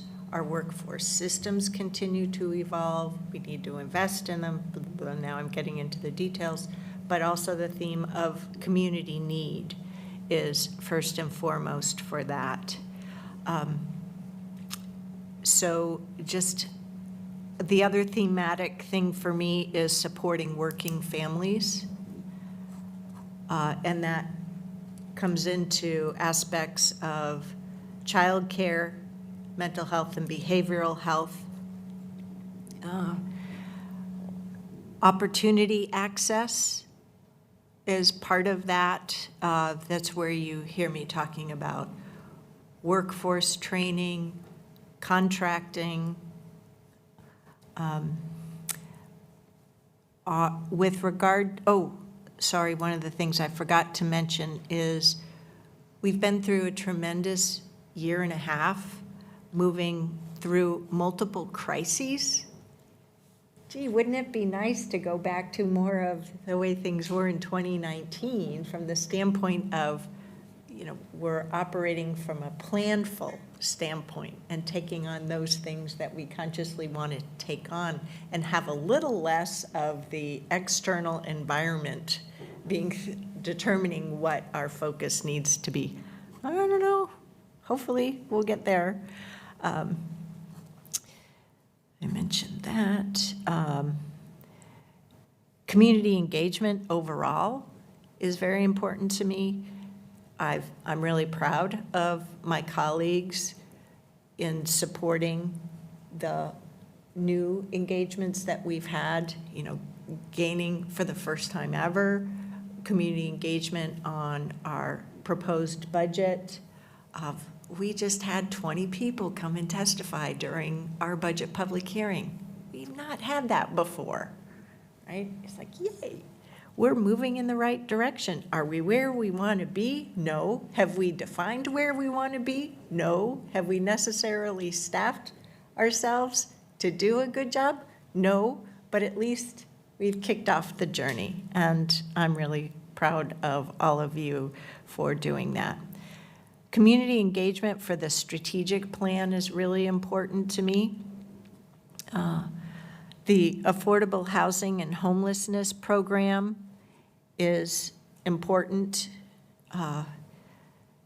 Supporting our local economy, and that's part of our economic recovery and our role in that, irrespective of having resources like ARPA funding, really comes into play with regard to access to opportunity, as I've discussed, workforce contracting, modernizing our county systems is operationally very important for ensuring that we are able to accomplish our work here in the 21st century and the 21st century challenges, and have a strong workforce to be resilient in doing that. I also use the phrase ensuring that you're giving the tools to the employees to do the work you're asking them to do. Evolving the budget process, modernizing that. And climate change is shorthand. I really appreciated how the directors for Oregon's emergency management, OHA, and Human Services put it, that heat waves are part of an interconnected web of climate conditions that we're facing, including more drastic droughts, more significant wildfire seasons. So it comes into that preparedness and resiliency that others have touched on as well. So there's an awful lot on the plate. Following up on our equity and inclusion and operationalizing racial equity is another thematic. And just checking my notes.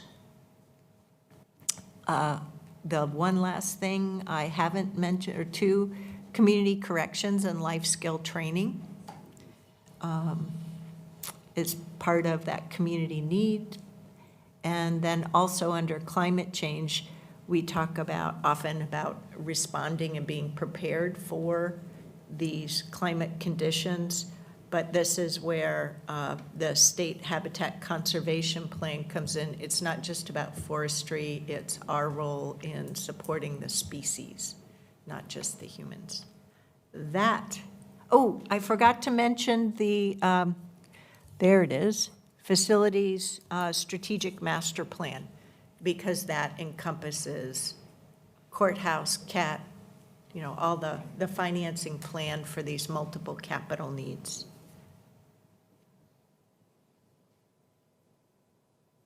I thought you started by saying the plate was full.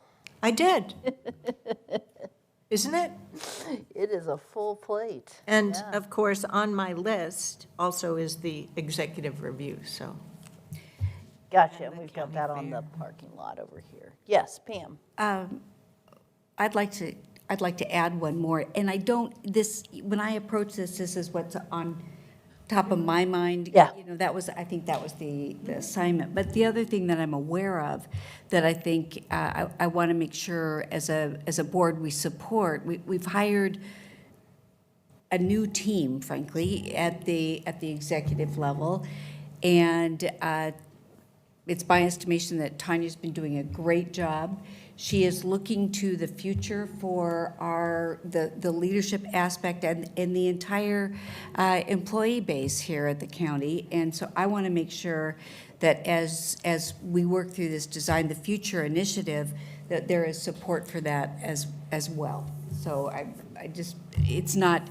look at that as her responsibility, but at the same time, I want to make sure that I call it out so that there's awareness at the board level that we need to be engaged in supporting that process too. Gotcha. And I assume that we all know what our role is in that, but I don't know if we've acknowledged it together. Okay. Apparently not. Nafisa? I guess to round it up, this list, I would add economic development and small business support.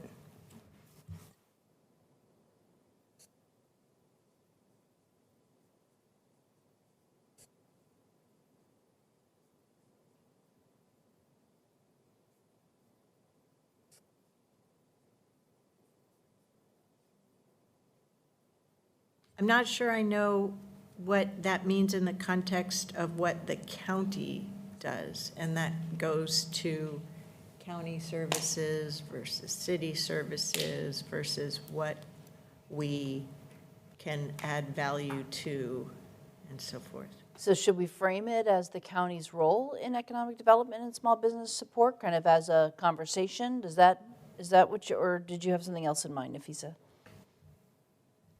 No, I think the chair is heading in the right direction. We Okay. just hired a new economic development manager, so, yeah. All right. All right, so county role. Great. And ARPA funding is just kind of embedded in all of this, right? I mean, isn't that what we're assuming here? It's bonus dollars. Yeah. So I'm not thinking of that as a separate initiative. It's inserted in almost all of these.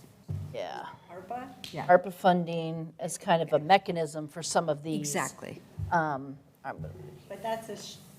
that's short-term funding too, right? Exactly. I mean, some of these are what's the service? Right. And then how do you find the funding?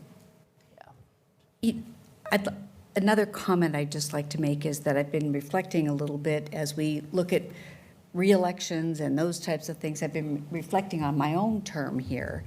And it dawned on me that those of us that were elected in the cycle before Nafisa's cycle, we've had a very strange term. I mean, we came in with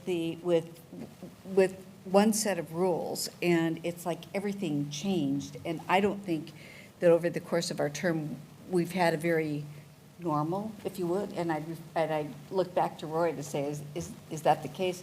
When you put the pandemic in, when you put all the other things that we've dealt with, certainly there have been crises and different things that have happened over the years. but I think this has been pretty unique, and it has so greatly influenced what our coming attractions are. I mean, that's, to me, it wasn't just one and done, and it won't be one and done as we move forward. It's embedded in all these things.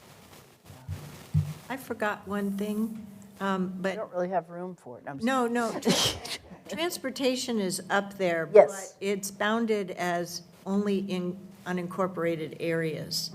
And another thing from my standpoint, and it's coming to us, so it's not like added, is with MSTIP 3C. So it's been over 25 years since the voters approved that.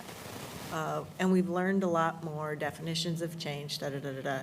But the community engagement around that is MSTP, TIP, TIP, I said. Major Streets Transportation Improvement Program, Okay, 3F, 3F.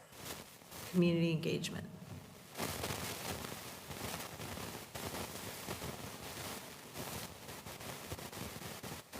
So for the report, I want to get the acronym right, so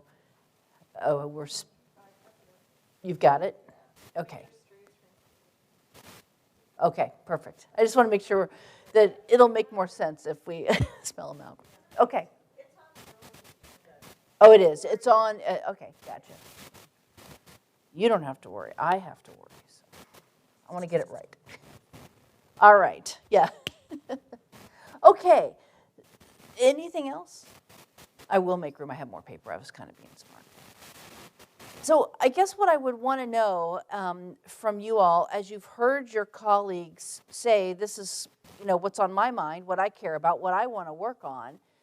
If we think about these not just as things that individuals care about, but really becoming what the board as a body cares about, is there anything up here that you don't share an interest or concern in, that you would be hesitant to claim as a board priority because it's not on your list?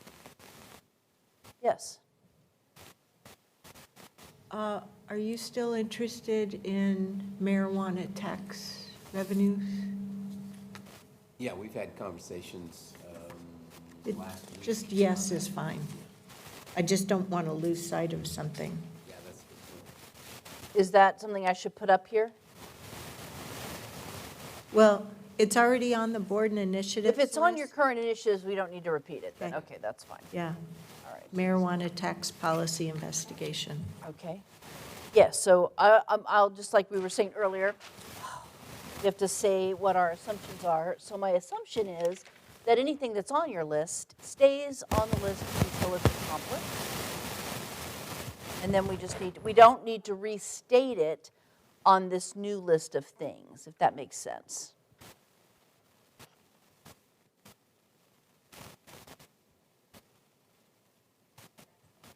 The I only, think the only, I'm sorry. no, the only question I have is that some of these are aspirational, take longer.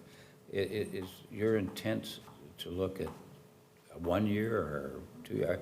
I didn't understand the exercise. Is it what we can accomplish in a year or 2 years or 3 years? Or maybe you don't have any time limits? Yeah, so for some of them, you might start, it's things you would want to start moving on in the next, say, 12 to 24 months. It doesn't mean begin and end, Okay. but it means begin the work of. And it's like, facilities strategic plan is probably a good example. That might now be, you do a facility strategic plan, that's going to take a year, and then you have to implement it, and that'll take 10. So it'll stay on the, Thanks. The only thing that we haven't verbally articulated, but it's on the board initiatives and the rolling agenda. That's how I try to make sure, as chair, I've ensured that things have landed for the board, is the census information.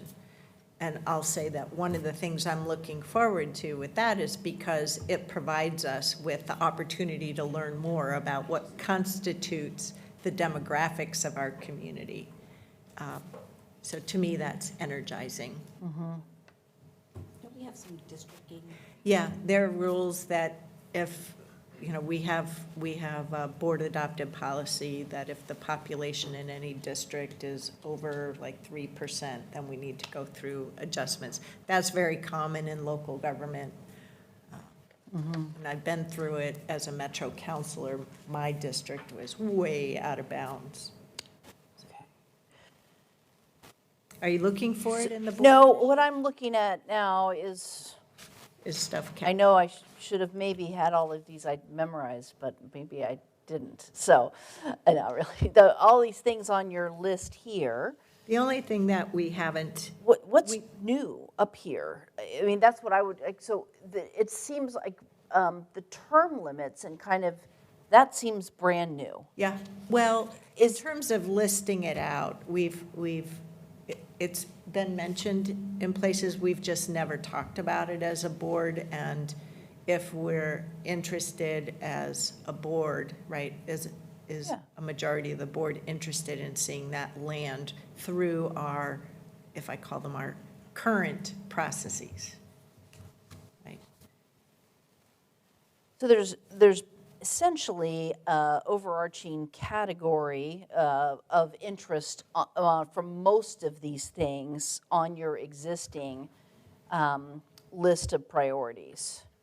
And on the term limits, Commissioner Rogers has heard this from me before, and it may have come up before in board conversations before 2021, is that's one of those topics that I expect will come out by virtue of the community strategic plan as a potential idea. Well, and I think what he is saying is he wants this board to take it on Yeah, and as a he's- specific Yeah. initiative. He's raised that, and he's mentioned in other forums that he thinks that there are parties in his district that will be bringing that forth as a community initiative, just as we're aware that there are parties bringing forward through an initiative petition the ranked choice voting. And so, again, I just want to make sure I'm clear on how we ultimately characterize this. So what I heard was Roy say he would like to put this on the table for the commission to take on and make a recommendation and decision about. If I'm putting words in your mouth, tell me I'm wrong. But that's what I'm hearing. You're exactly So you right. want that to be a board conversation, that y'all take it on and you put it out there, not wait I for would much people rather to this, bring it. I'd much rather have this board address that issue. Okay, so if, again, so what I'm imagining is we're going to add to your list of initiatives these things. And so I'm trying to get it kind of categorized or organized in a way that makes sense to you all. And then we'll feed this new list back to you so it becomes integrated into this report that you get somehow on a regular basis, or we'll work with Tanya and the chair to make that happen. That seems to be something brand new that Roy's put up here. So my question then is, and I was asking my question kind of from the negative, if you will, but is there anything up here that people wouldn't support being on your list of board initiatives? Well, this is where, in my head, I'm able to take all of these things with that as one exception and put it into the buckets we already have. Like for me, modernizing county system goes under budget. Evolving county budget goes under budget, right? Things along that line. This topic, and I'm concerned that the plate is very full. And we already know that our staff is very constrained. So I have no problem in talking about an idea and seeing, is there interest? What are the pros and cons of just taking this on? And seeing if we can, do we have the bandwidth? I understand, I don't like the idea, I agree with Commissioner Rogers of having others define it, right? Right now. Because you'll have to deal with it then anyways, Right, if it comes to exactly. you. But the community has said to date that they haven't particularly been interested. right? We have a term limit right now defined by every 4 years through the ballot box. So I'm just concerned that our plate is so full. And my role in trying to problem solve that was in working with my colleagues to get the idea of the salary commission before the voters, leading to having full-time district commissioners so that there is more bandwidth on the board. But we ultimately still have the problem of what is it going to take to study any one of these things, and how do we have a ZBB process to see what do we have the capacity to take on? Yeah. So kind of this is the age-old problem of, you know, political acceptability, what we want to do, and administrative sustainability, what we can do, and how do those things fit together or not. So that is one issue, and it's a worry, until we know the answer. At the beginning of the process, to me, it seems like the board needs to agree on at least what we would want our county administrator to figure out what we have the capacity to do, and then also say, and in order to do these other things, here are the resources we would need. It kind of begins to play into your budget conversations in that regard, and then you all make policy choices about that. But at least what's on the list, I mean, there's a couple of ways we can do this. You have a list, and we're going to try to get it so we can figure out, and maybe we can do some of that together here, you know, how does this fit into what's already on? So homelessness and the county's role in response, you know, that seems to be. The board initiatives list is not what is the full work plate management. I understand that. Okay. Oh, certainly. There's all the things people do every day. I understand that. My question, you know, what do you all agree is on your list? And so it seems like this could be, and again, you know, I'm doing this a little bit on the fly. Is this a new thing, or is it part of your supportive housing services conversation? There's a conversation up here, or an item up here about the future of the Washington County Housing Authority. Is that part of affordable housing? Like, I want to try to see how this fits together. Affordable housing and homelessness, addressing homelessness is part, in my opinion, is part of our service suite, has been, continues to be. Part of your service what? The county's service suite, our portfolio. Gotcha, suite. Okay, it's not that it's new. The level of demand Has is increased. Yeah. very high. I'm not going to say it's higher than it's ever been, right? Everybody's kind of tired of hearing that. But syncing up on what the need is, what our capabilities are, is a very productive conversation. All right. So what I think I want to do is kind of go through these and figure out, do they fit as a sub-bullet in an existing category? Do you have this document now? Not yet. It's coming. All right. Does it fit as a sub-bullet in an existing category, or is it a new thing? And once we get them categorized, then we'll have a conversation about, are any of these new things or new bullets something that we're concerned about having on the list? You know, I was, maybe there's a disconnect here between what the question was that was asked. Entirely possible. Yeah, what's on your list for what's important to you. And I knew that the things I was putting on were also on the board initiative list. But I didn't realize that it was supposed, that we had the option to determine if it was not currently on the list. My thing, I'm perfectly comfortable. We've had this discussion several times. I'm comfortable that the pieces that I put forward are on our list. Right. And the only thing I see up there that isn't is the term limits. Is there agreement on that? Because I'm still learning you, so forgive me. But I just want to make sure that something's not up here in a, that it gets captured correctly, and if it's new, that there's agreement to it. So if the only thing that's new is term limits, truly, then we can have that conversation. So Otherwise, I words would. are important, okay? Say again? Words are important. We have term limits in place right now. They're called the 4-year at the ballot box term.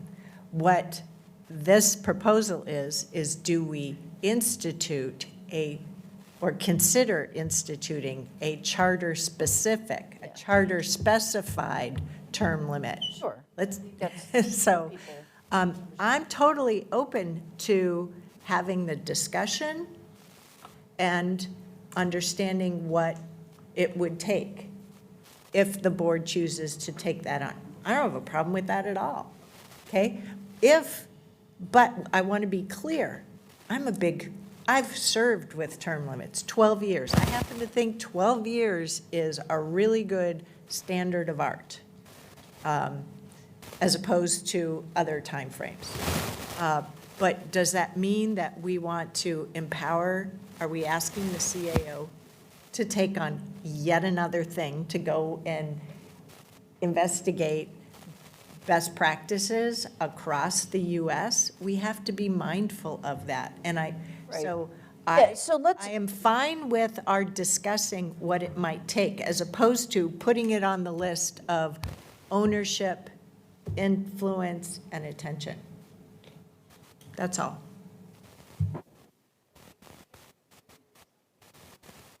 I don't want to commit to something beyond a discussion at this point. Are there other things that are up here that either the way you said it today, you said it in a way that makes it, that is new to you, new in how you understand this board initiatives list? Or is everything else, your all's perspective, part of this list? Nafisa. I'm with Commissioner Trees, like when I was putting on the board initiatives, I was referencing what we have already existing. Gotcha. And didn't really recommend something new that isn't, unless, the board wants it. So I do agree with the chair. I think maybe we need to agree on what's here before we move, like we need to talk about what needs to be off this list. That way, the community doesn't see it and think this is a marching order from the commissioners and this is what we're working on. So I do agree with the chair. Words are important and what we put out, perspectives. So maybe we need to have a conversation of what needs to be off this list, and that should be a parking lot issue. Off of this list, the paper list, okay.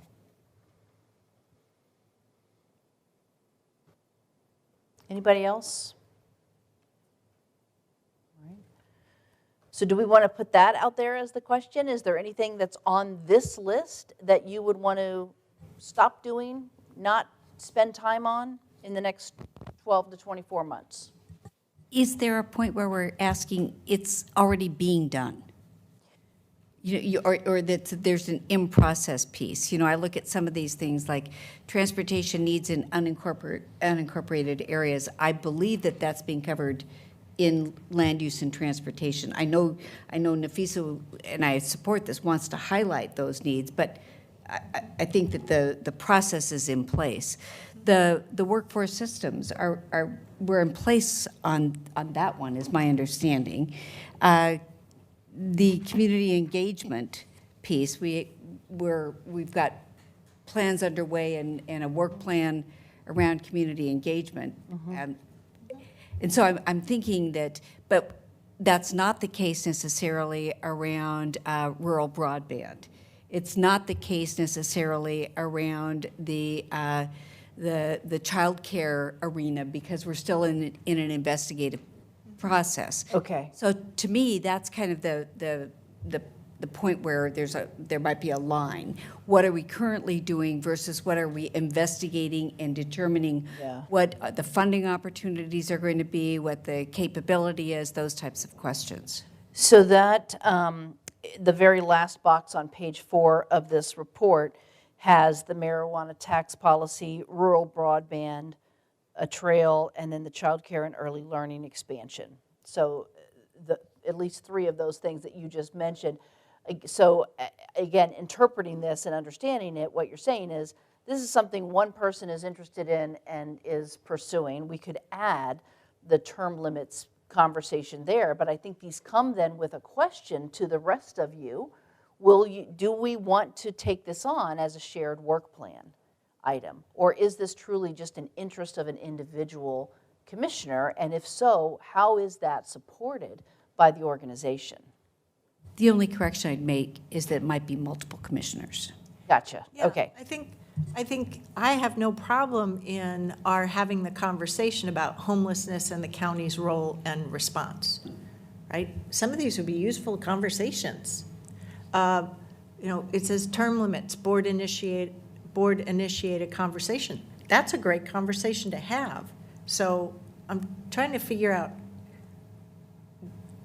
it's not we need to have some conversations. Do we need to have them fit into some particular tool other than identifying we want to have those conversations and going from there? I'm not trying to, the phrase of beating a dead horse comes to mind for me. That's why I was recommending moving that to the parking lot, just the same conversation around my constituent. And so. So what's the conversation we would put here if he said? The term limit. Term limits, put that over here. In the parking lot, and then as a potential conversation, the board needs to engage. I'm in support of somehow incorporating the homeless conversation and the county's role in response. I think some of the things Jerry and I are coming up for our district around and some other places in Washington County is camps. And that's really creating a lot of uncertainties and safety concerns. So that's why I want to figure out where we can fit it in the board initiative, but moving the term limit to the parking lot. So can I ask for the CAO, because we only just had in June the board conversation about what the homeless encampment process is and a communication plan. And they've just started the implementation of that communication plan. And yes, there's a lot of community action and response needed and communication on that. And if we need to have additional touchback from staff, then program that in. Yeah, so the board discussed the encampment 12-month pilot process on June 15th. Yeah. Where we are right now is meeting with the cities and other partners. What I will share is there's multiple perspectives on this, and we're getting multiple perspectives from communities based on their community, I'm going to call it culture, and perspective on this issue. So we could absolutely come back to the board, share what we're hearing, where we're at in the pilot process, and also share a communication strategy, because several of our PIOs are working on that right now. And that could loop into a type of community conversation, which was just brought up at the board meeting during the leadership update portion on Tuesday this week.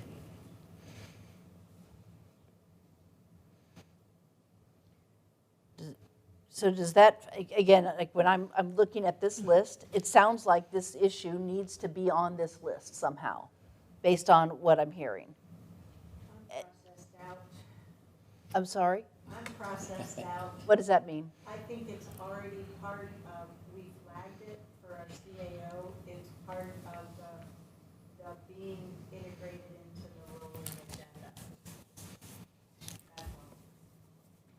Is there a way to look at this list and say, does it have a role in the county? Is it funded? Is there a plan? I mean, if we ask those 3 questions around all these, I think we might be able to come down to just a very few. Am I missing something here? I know you're processed out. Yeah, I just feel like it's forcing it into a board initiative tool that wasn't that intention, that's all. So let me just ask, how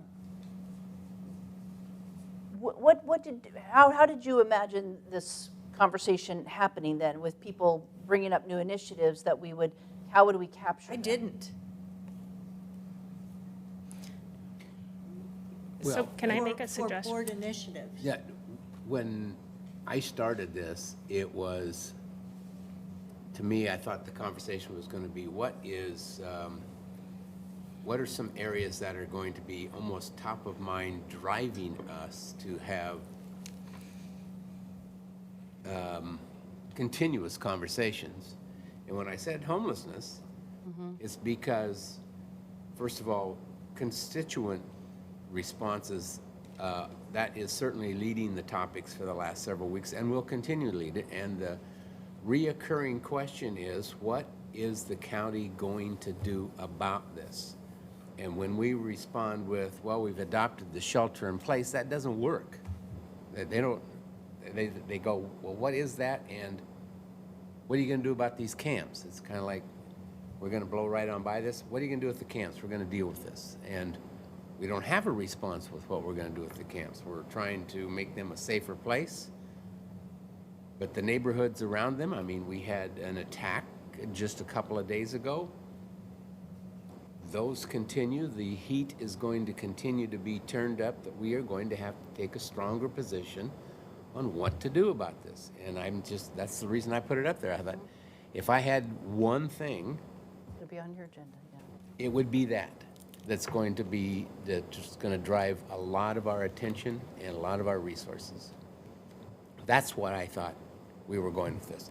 Not the entire gamut of what's on the rolling agenda versus what are you thinking about and all that. I mean, I wrote down several of these, and it's always good to be refreshed, I guess, in an abbreviated fashion. But to me, that if I got to pick one, it would be that. Maybe instead of coming attractions, this should have been hot topics. Yeah. And those hot topics, from your perspective, Jerry, is it something you would want on this rolling list, or is it cared for separately? Well, it's going to be on the rolling list, and it's going to be on top of mind just about in every meeting. Okay. Because we're going to hear about it every week. All right.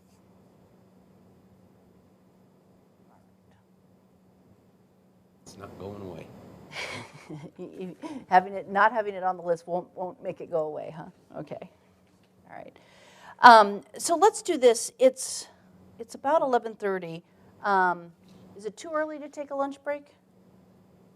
People have said they're kind of processed out. Give you a little bit of a break, and then we'll come back and talk about the rest of the day. What are we going to come back to? May I ask that? We'll come back to some closure on this. Okay. I'd like to process check a little bit. Is that okay? So, my understanding is that we're going to close this topic when we come back. Yes. But then we'll go through the rest of the agenda. Correct. That's Which is the I'd move over budget process, the Yep. salary commission, and parting thoughts. Yeah. Yep. Okay. How long do you all need for a lunch break? 2 days. 2 days. I can't be here Saturday, so. I thought this was a different question than board initiatives, right? It was coming attractions, what's on your So mind. that's why we'll check in here in a minute from a process perspective. So how long do you need for lunch? 45 minutes? An hour? We know a half an hour doesn't work. Okay. Several times before, we've said, we really need an hour because Okay. when we've tried 45 minutes, it's still. 12:30, we will be back. All right. Thank you. And board, just for this and the public, we'll keep this Zoom link open that we will have an intermission slide. Thank you, Kevin.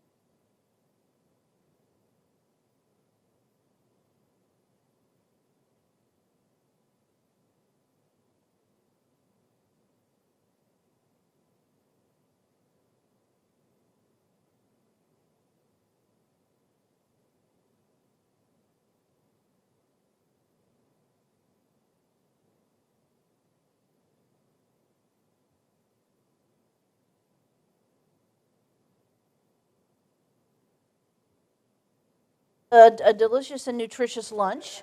I got to learn something over lunchtime. So let me kind of,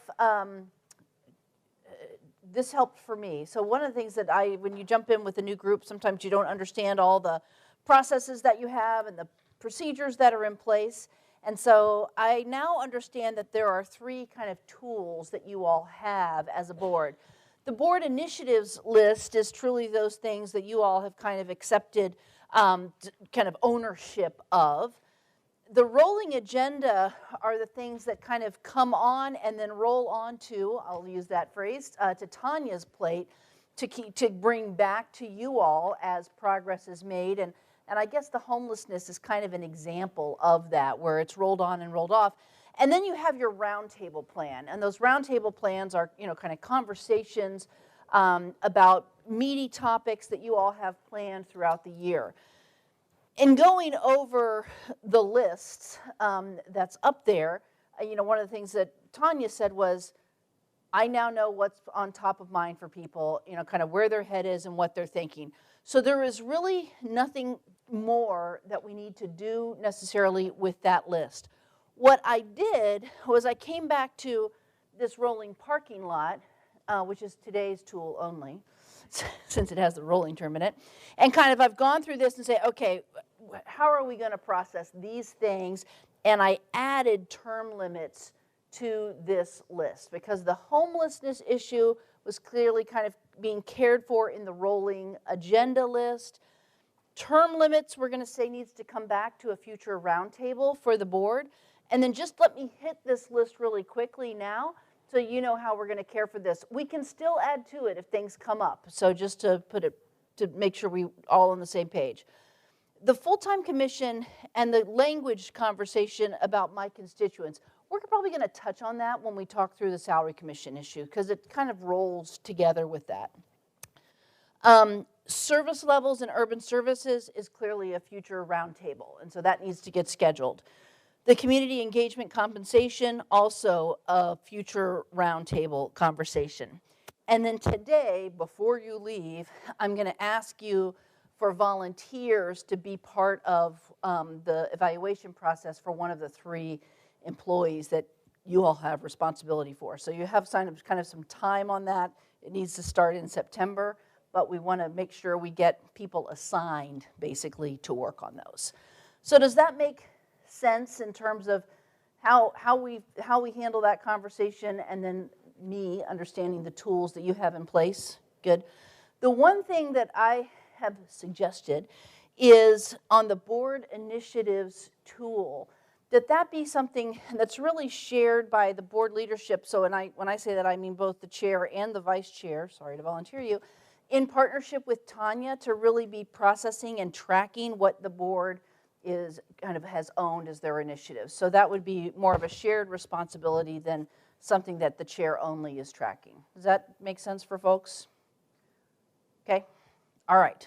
Any questions about what I learned over my lunch hour?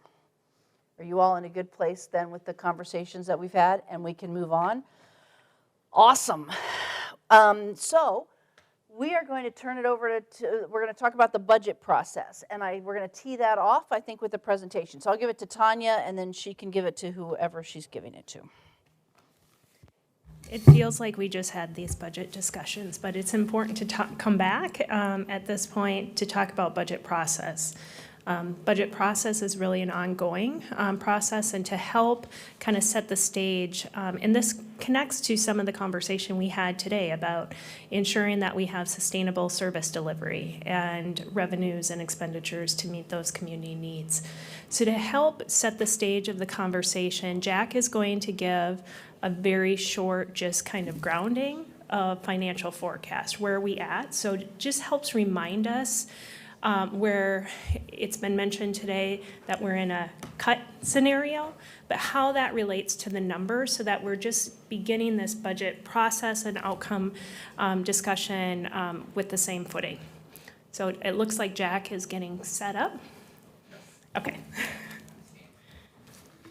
All right. Well, good afternoon.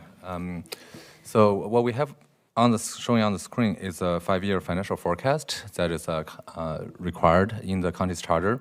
And it really hasn't changed much, but for the purpose of a reminder, I would like to go through some of the assumptions that we have built into this year's adopted budget, as well as what we're looking at for the next 5 years.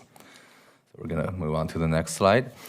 So to start with the revenue assumptions, as you recall, that our assessed value growth assumption for fiscal year 21-22 is 4%, and then we are taking a conservative approach just because some of the developments are slowing down. We have a 3.5% assessed value growth for the next 4 years. And then for the property tax collection rate is at 96%, and we're still seeing very healthy collection rate at 96%. That has been indicated by historical trend, and even in the last 2 years affected by the pandemic, we're still seeing that kind of collection rate on the property taxes. Transient lodging tax is the one area that has been impacted quite a bit throughout the pandemic. We're still taking a conservative approach, 3 years recovery period from fiscal year 2021-22 to fiscal year 2023-24 as to a full recovery. And then SIP, the Strategic Investment Program revenue growth. We're seeing some increases in the 2014 SIP. That is the Intel is starting to make some investments there. And then based on historical patterns, usually that kind of growth continues for the next 4 years, and they start to decline. And that's where we, or actually it gradually decline from the growth rate in the next 4 years from like a pretty good, we're assuming the 5%, and then gradually decline to a 0%, meaning there's still investments, but just the growth rate of the investment was starting to decline. And then on the expenditure side, there's a lot of assumptions being made, starting from the strategic FTE growth. I think you have heard me talk about 1% for the next 3 years. In fiscal year 21-22, we actually had a 4.3% growth there. And then we're still planning for 1% growth for the 3 years after that, and hoping to go back to a 2% pattern after that. Clarifying question, is that all funds? That's for general fund only. Okay, thank you. Very good question. And the cost of living adjustment, we had 1.8% this last year, and then we had 2.5% assumed for the ongoing cost of living adjustments. We will keep a very close eye on that. I know that in the market there is some worry about inflation, so we're continuing to keep a very close eye on that. Other salary adjustments is 1.5% annually. That still remains as an assumption.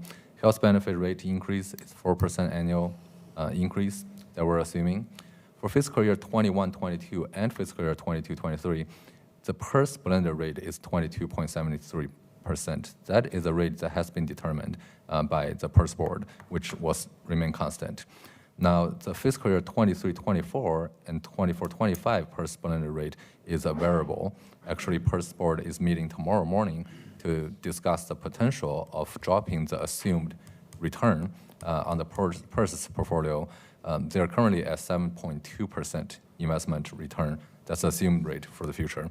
They're talking about potentially dropping it to as much as 6.8%, which will greatly affect our rate, and it will greatly affect our liabilities in PERS. So we're keeping a very close eye on that. Chair Harrington?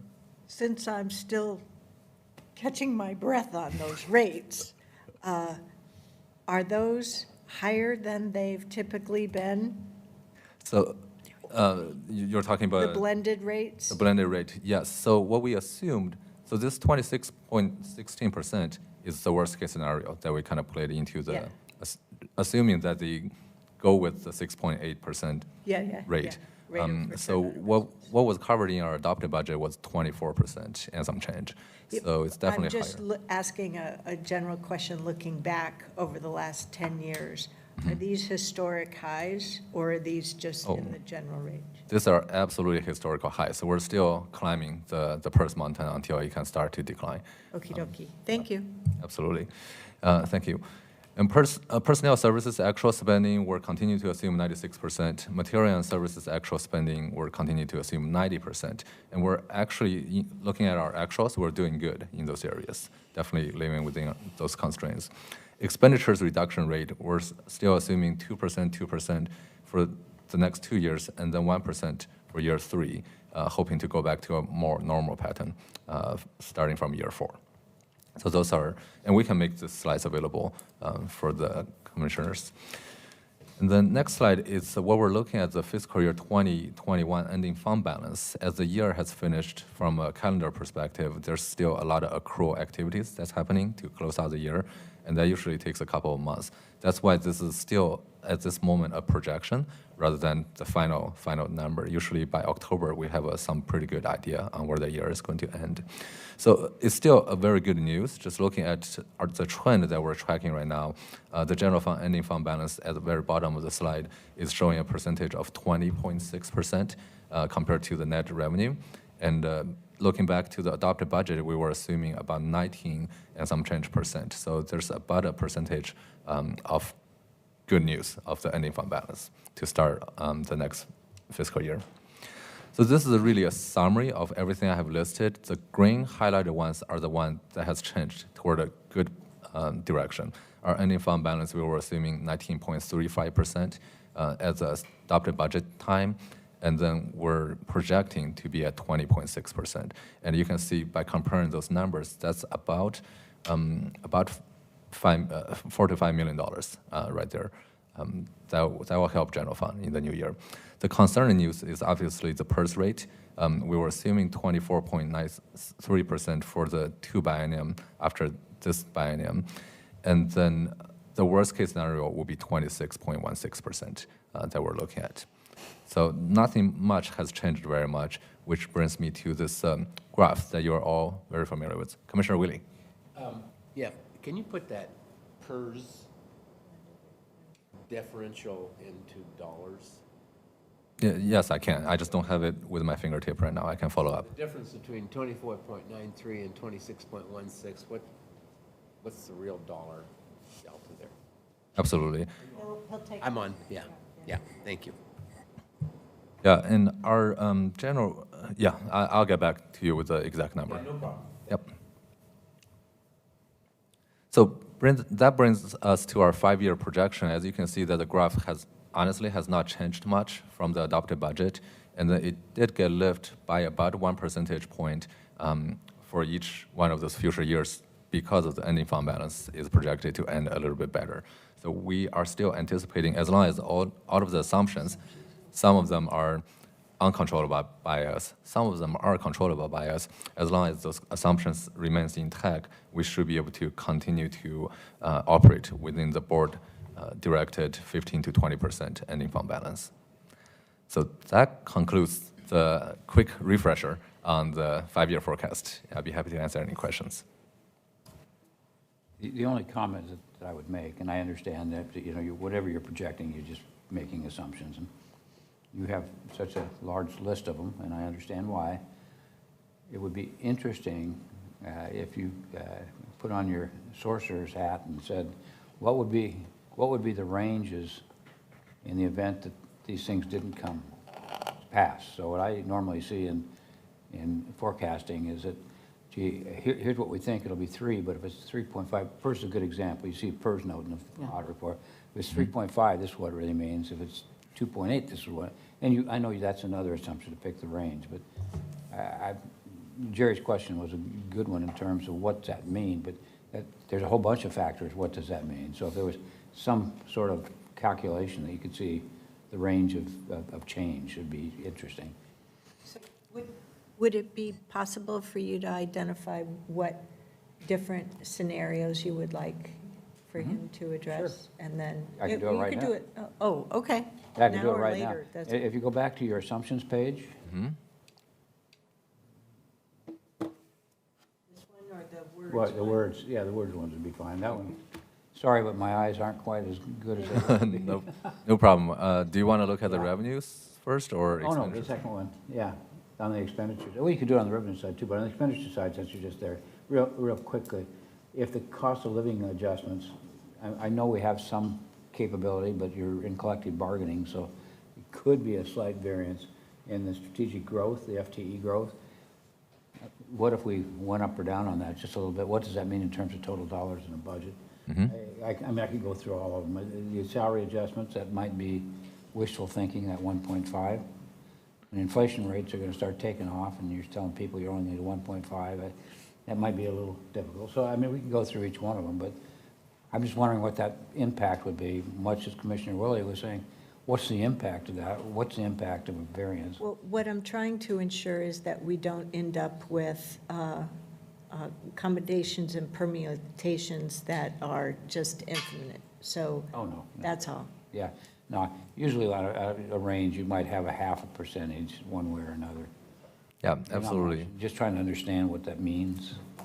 We can definitely provide some scenario analysis. This is actually in our regular line of work. We do kind of try to tweak some of those percentages and just to see, what those scenarios looks like. Okay. Some of them are pretty. Some people will predict 1%. I always like a 0.5%, but I mean, it's not hard. We could do that in a half hour, yeah. Yep, absolutely. Yeah. And some of those are fairly. If we take a very optimistic approach, it will look really good. If we take a very conservative approach, it can look pretty scary.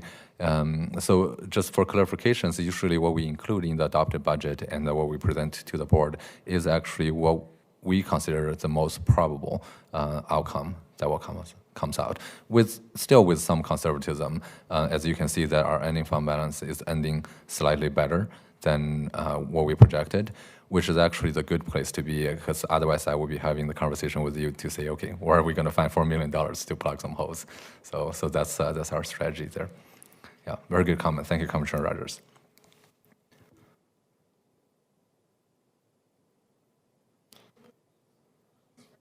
Yeah, so refresh my memory, Jack. I'm always focused on the general fund reserve, and it looks like it is moving in an upward direction. That's a good thing, but what is our comfort zone percentages in there? Isn't it from 15 to 20, or is it smaller than that?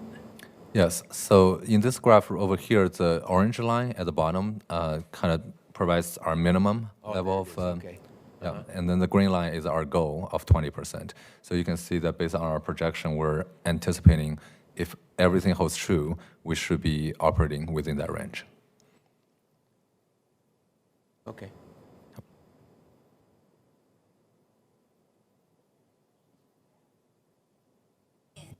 And is that number that's going down in 23, 24. or Yep. is that the PERS-related issue?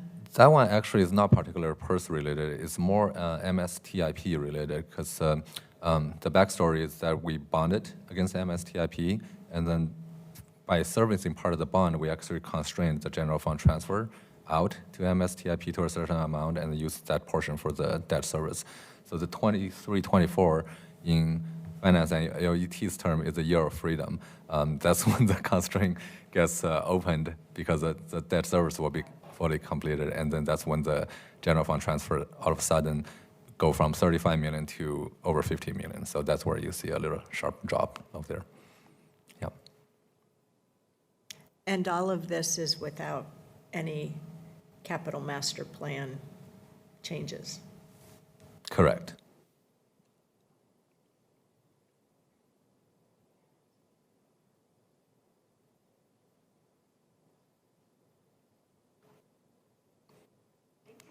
Yep. Thank you.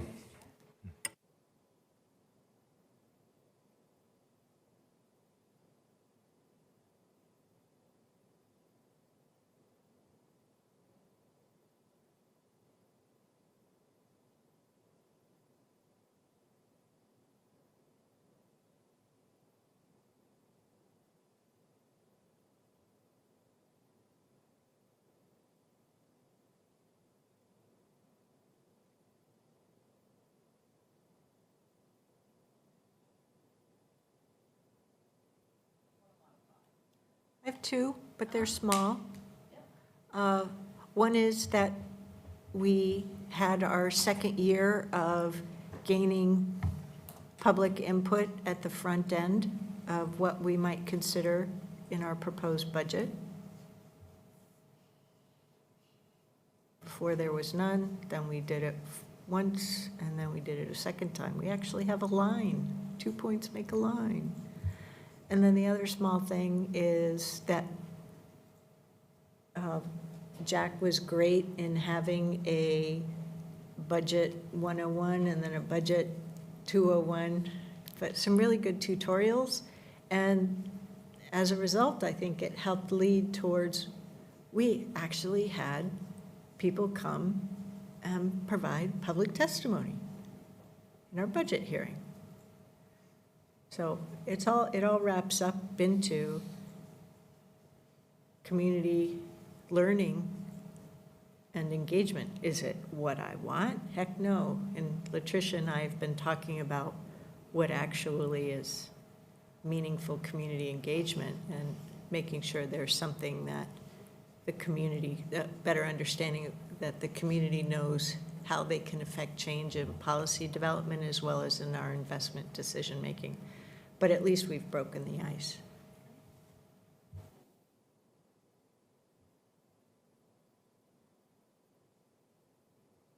I'm waiting for Nafisa first.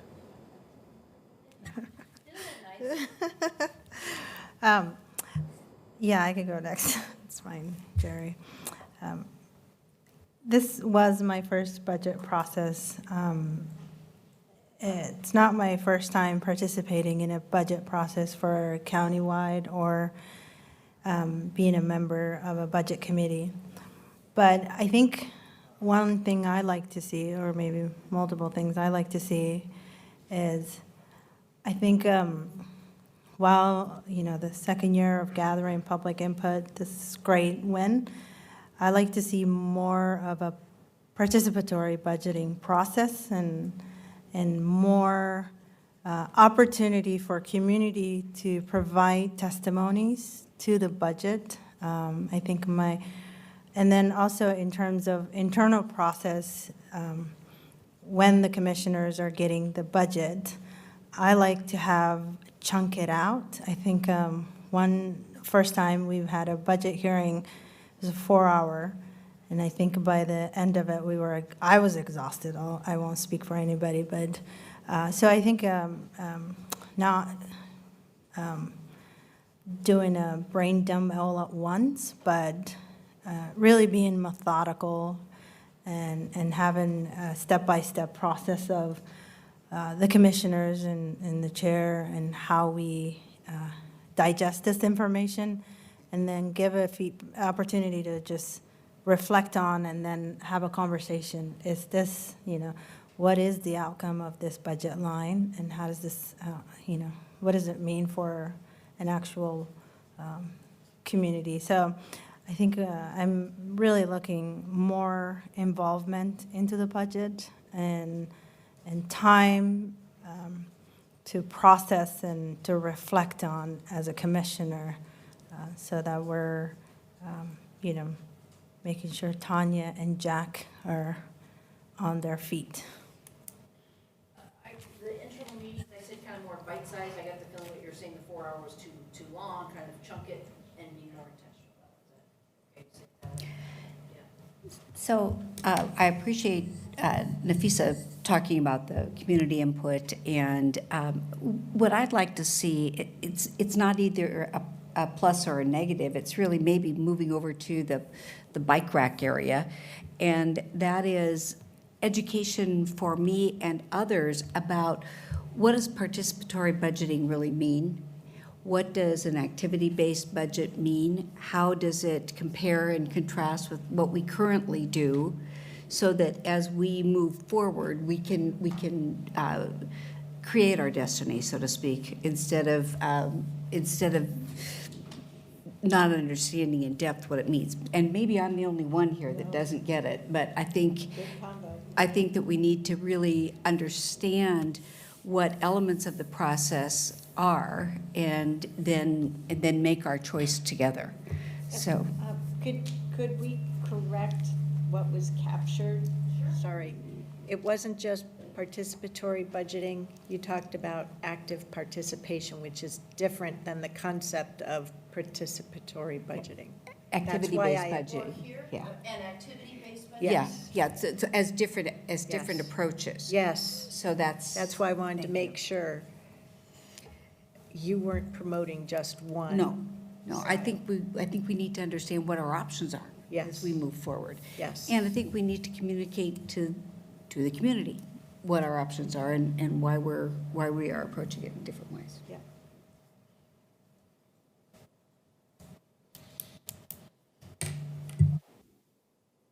And if I'm the only one that gets it, you know what that means for poor Jack, doesn't get it, that's what it means for poor Jack is more PM time.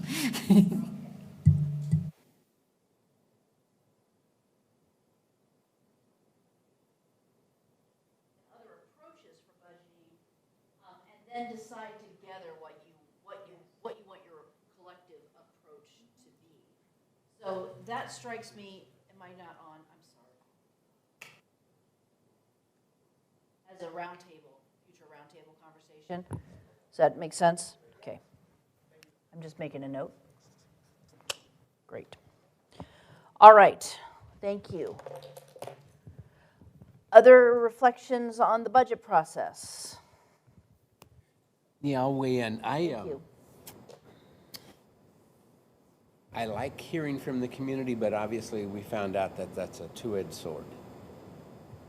There was an expectation from what I consider to be a fairly vocal minority group that we reduce funding for the Sheriff's Department, and depending on how you look at it, we did or we did not do that, but we certainly didn't meet their expectation, and we heard back from them that they didn't like that.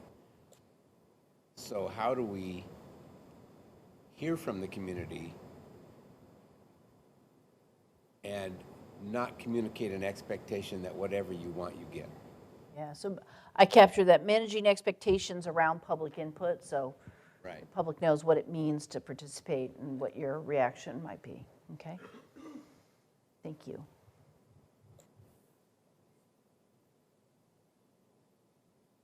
Any other kind of budget process feedback you'd like to discuss, mention? Yeah, go ahead. I'm really pleased in hearing about these ideas. Count me in and participating, but that's the point. I don't want to feel like I'm held, that I have to work with CAO to figure out what we're going to do and how we're going to go about doing it. But it's an us thing, right? So that's all. I just wanted to share that. Yeah, if I could go back to Nafisa's comment about 4 hours, I completely agree. 4 hours is about my max, and I like numbers. Then I look at Diane and I say, could we not have an 8-hour session next year on your budget? Because we went all day on your budget, I think. And that was just a little bit intense as well. So if I could ask you to break yours into 2 4s, that'd be fine. And I'm okay with 4, but I'm with you on when we get to that 4th hour, you become a little bit numb. I like our budget process.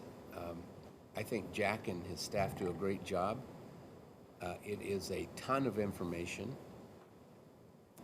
What do we have, 77 special districts? Special funds, yeah. Special funds, yeah, not districts. Yeah. Well, 77 special funds is almost as bad as 77 special districts, but I think for as huge as our budget and the complexities of it are, I think the staff do a great job of trying to communicate that. It does require us to do a fairly significant amount of homework in advance to really understand the messaging. But, you know, what Jack summarized here in this information was also very good, and it's almost like, I don't know how we dumb down a $1.5 billion budget, but continually working on how do we simplify the message and still get the message out there. That's the challenge. I've characterized that as making it more approachable. And I like numbers too, just not as a CPA, but not dumbing it down. But So there's one other thing that I consider a plus, but I'm interested in hearing what my colleagues think. We have a process by which, during the course of the fall, but before the end of the year, we gather up and talk about what we might want to accomplish in the next proposed budget. And we put that down on paper and provide that to the CAO as our board input to the proposed budget. And then she has ample opportunity to brief us, work sessions, roundtables, to discuss anything and everything there, and then go into the proposed budget. So the point of that is that we gather that up at the front end. We appropriately checkpoint it because we might have to have some other ideas that come out the first 2-3 months of the year for additional input or potential consideration. And then we get the proposed budget. So we feel like our input's been considered or not, but at least we've ensured that we're not pulling a fast one, holding it until we get the proposed budget and say, well, I want an amendment to do X, Y, Z. And it's like, yeah, but what about? So, it's something I like. I don't know if anybody else cares 2 cents. So kind of that, at the front end, the beginning of the process, the board providing some input. It starts to warm me up. Good warm up? Yeah, it's kind of like that preparation.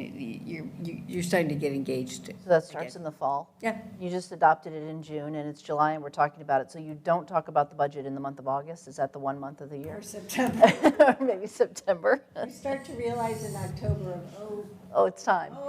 the year's coming, we better hurry up and get this done. Yep. We might not, but Jack does. Sharing a staff perspective on that, having the board input in the fall is incredibly important because in the budget preparation, that allows us to take those needs as well as the department needs at the same time into consideration and minimizes the challenge of, I'll call it on-the-floor action that can be sweeping the rug out of I'll say, essential service of making those decisions too late in the process and not being able to come back to the board with the full pros and cons of decisions. Okay.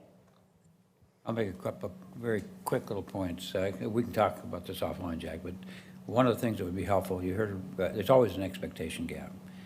What you've heard around the table is about 1.3, 1.5, it depends on the year, what we're going to budget.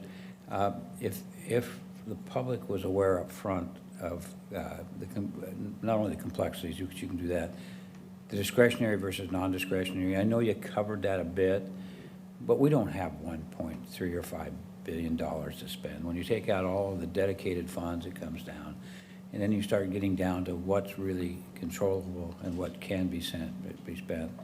If you could focus that, and I guess I'm giving you tidbits from what I've seen. I see a couple hundred budgeting processes every year, and the really clever ones are ones who try to isolate the amount of discussion that occurs, not because they don't want to hear it, but because it's not meaningful to discuss how come you're spending this much money in a debt service fund.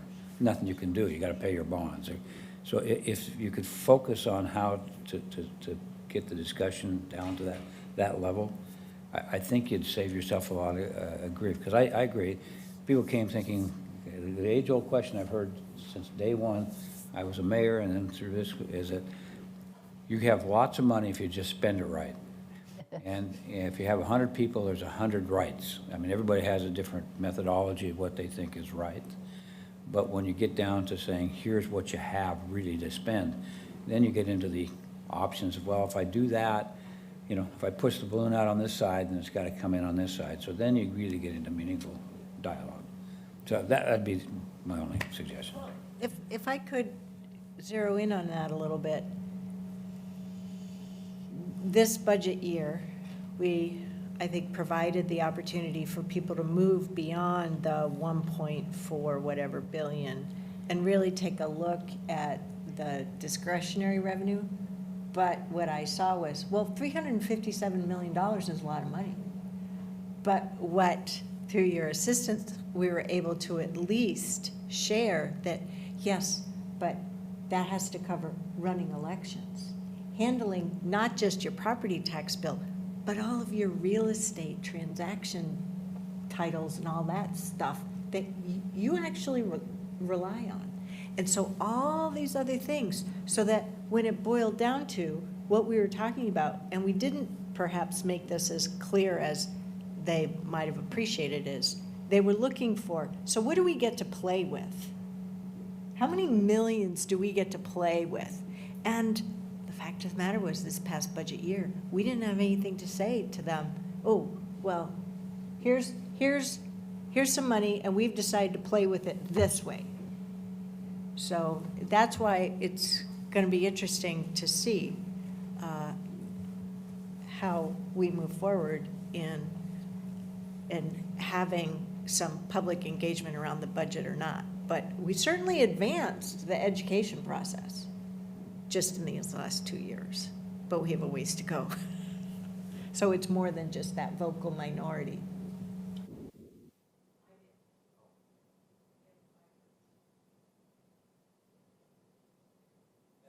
Well, I didn't want to stop that conversation until you were ready to stop, because I'd like to shift to one other thing. It's on. To one other thing about the budget process, and it goes back to something that I think Roy and I both have said publicly, is that our revenue sources are not sufficient for sustainability into the future. We all agree with that. So what does that look like, Jack? We have room at the cap of our tax rate, do we?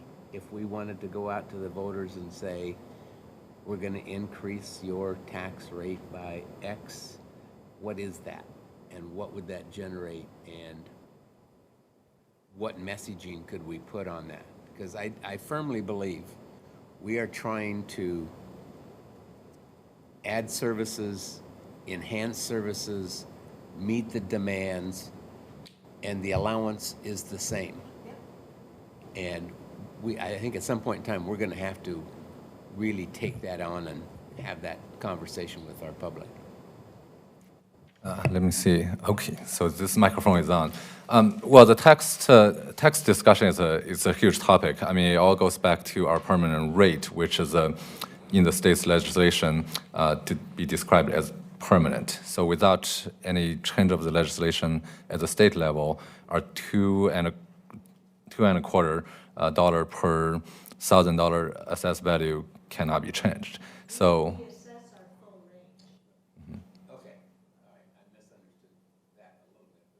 So as an alternative, that's where the county has implemented a number of levies to supplement some of those expenditures. You know, examples are the public safety levy, the library levy, as well as the ESPD levy. So that's basically the local government's tool that is under the current legislation to assess additional taxes for very essential services that is being required by the community, obviously approved by the community by a vote. So from a tax perspective, there's, I want to say, without change of the state legislature, there's really not much we can do besides just adding on more levies.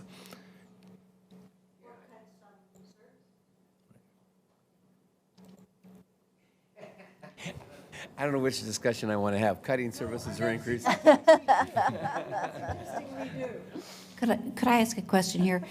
Our rate at the legislature is 2.25 per thousand, right? Correct. And what is that? Rounded number. It's actually 2.248 and some, yeah.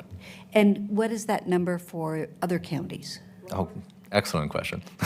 Lower than both Clackamas and Multnomah. And how do we true up, so to speak, at the legislature? Is that something that we have to lobby? I mean, is that the, okay. Yes. And do you know what Multnomah's is? Just So It's I in the actually budget, actually. The actually rates did for some. both are in the budget. yeah, did- in the budget book. Yeah, I did some research in that pretty early on when I joined Washington County, and Multnomah County it's almost 4 per $1,000 assessed value, and Clackamas County Clackamas County has 2 rates. In the unincorporated area, they have they're like 2.9 something, almost 3 basically. So both county are exceeding our rate by a lot. And actually, Josephine County, who is the lowest tax rated county in the state, did a chart ranking out of the counties, the 36 counties within the state, and Washington County ranks number 21 out of 36. And in addition, Multnomah County has additional services, right? They have business taxes. Right. Yes, and also they have a separate service district for the library services. So In what year was that established, that rate? Do you know? you got me on that. It's in the 90s, but I don't remember the exact year. Maybe Roy remembers, but it was in the 90s. Yeah. With Measure 5. Yeah, Measure 5 did, but it's been over 20-some years. Yeah.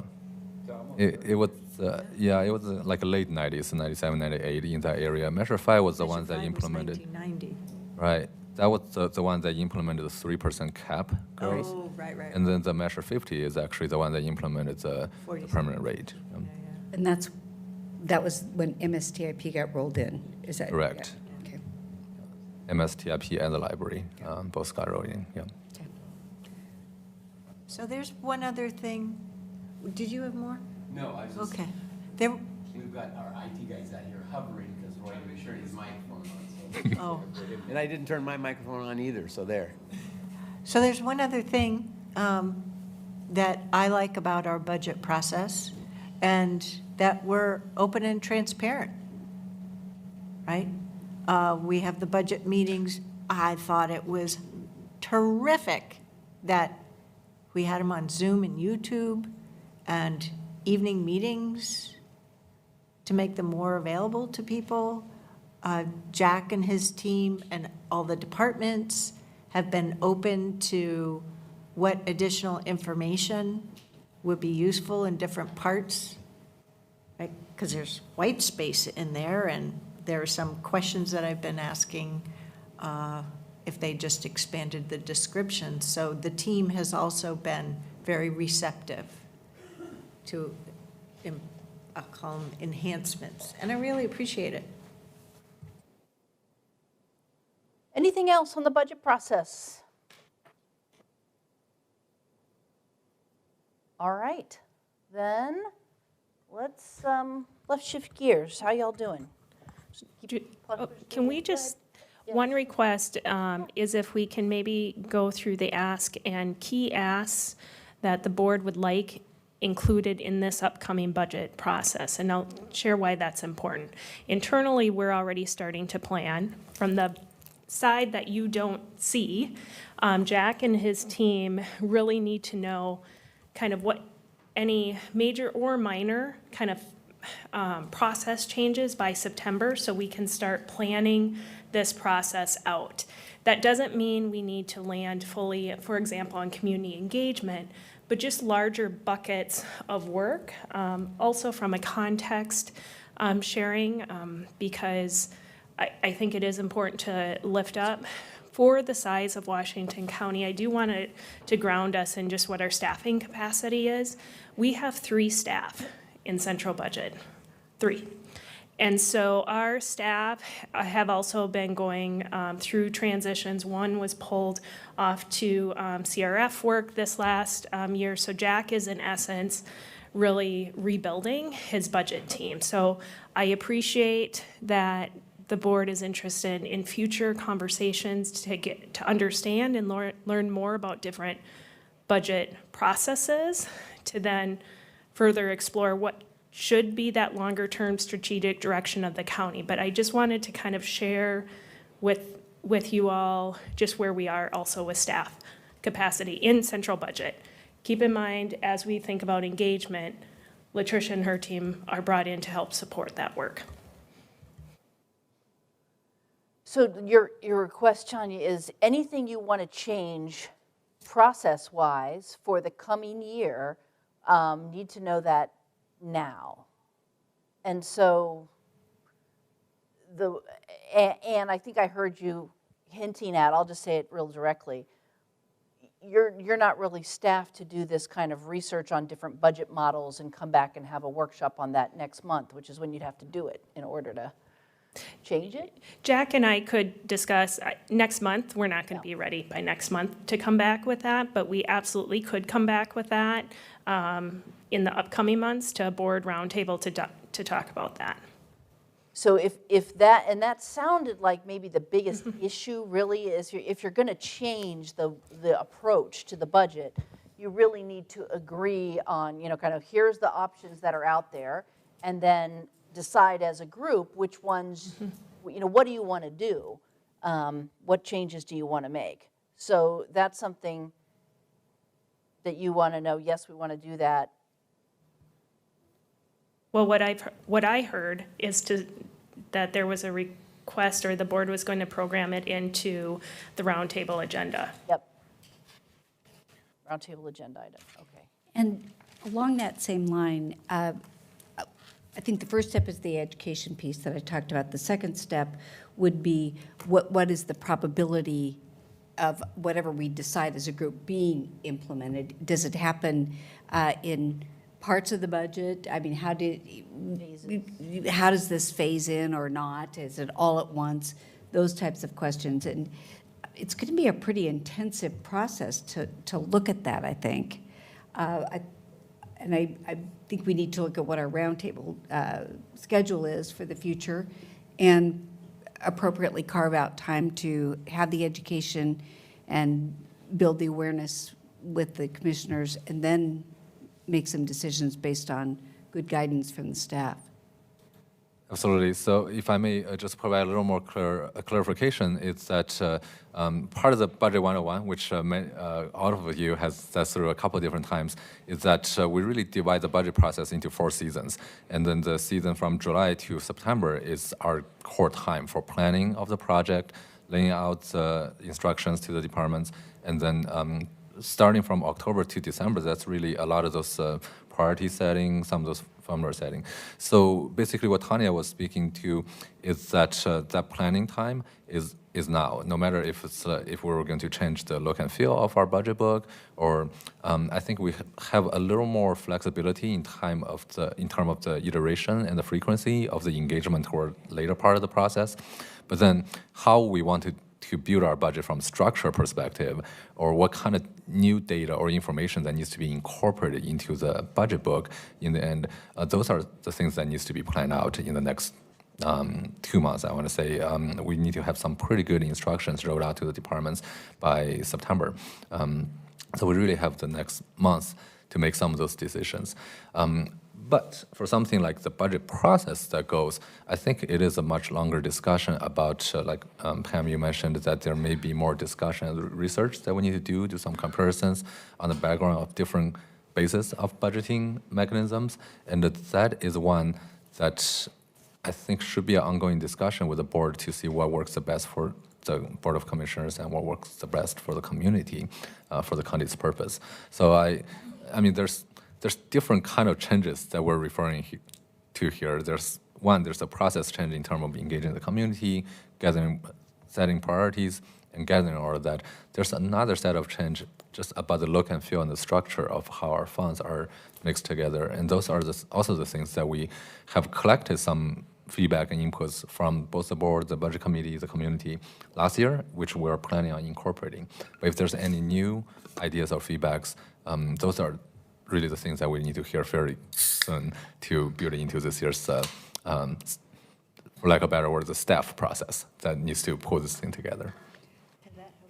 It did, but I just want to make a statement here that I think we are in a situation now where we all adhere to the transparency value.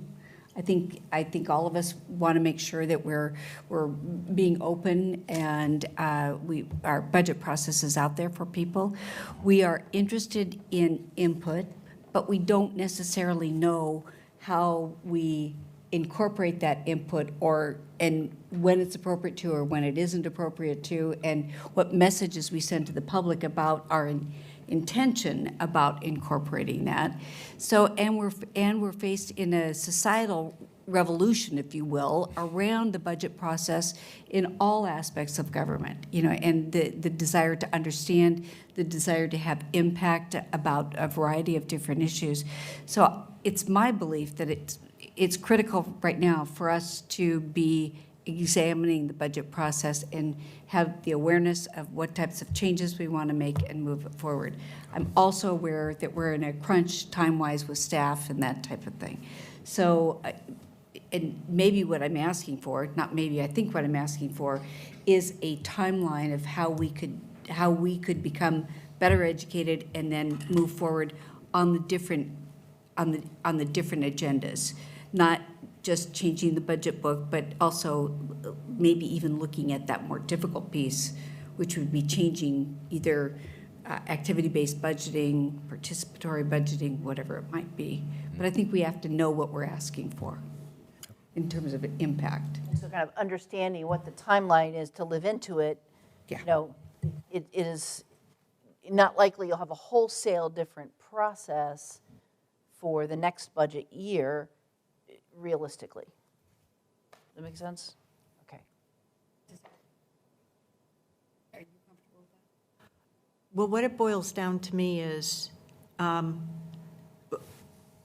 couple things. We have a harsh reality, right, with the finance assumptions. Yep. And then we also have aspirations or interests.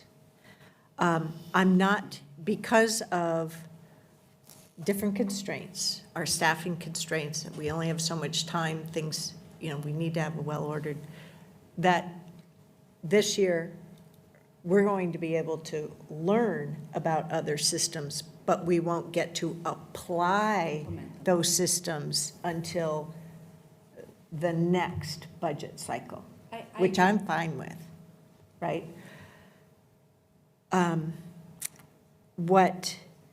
So I get that. That's what I got out of all that. I'm good. So I'm just trying to answer your question, because I have a whole lot more to say, but I didn't want to interrupt. Go ahead.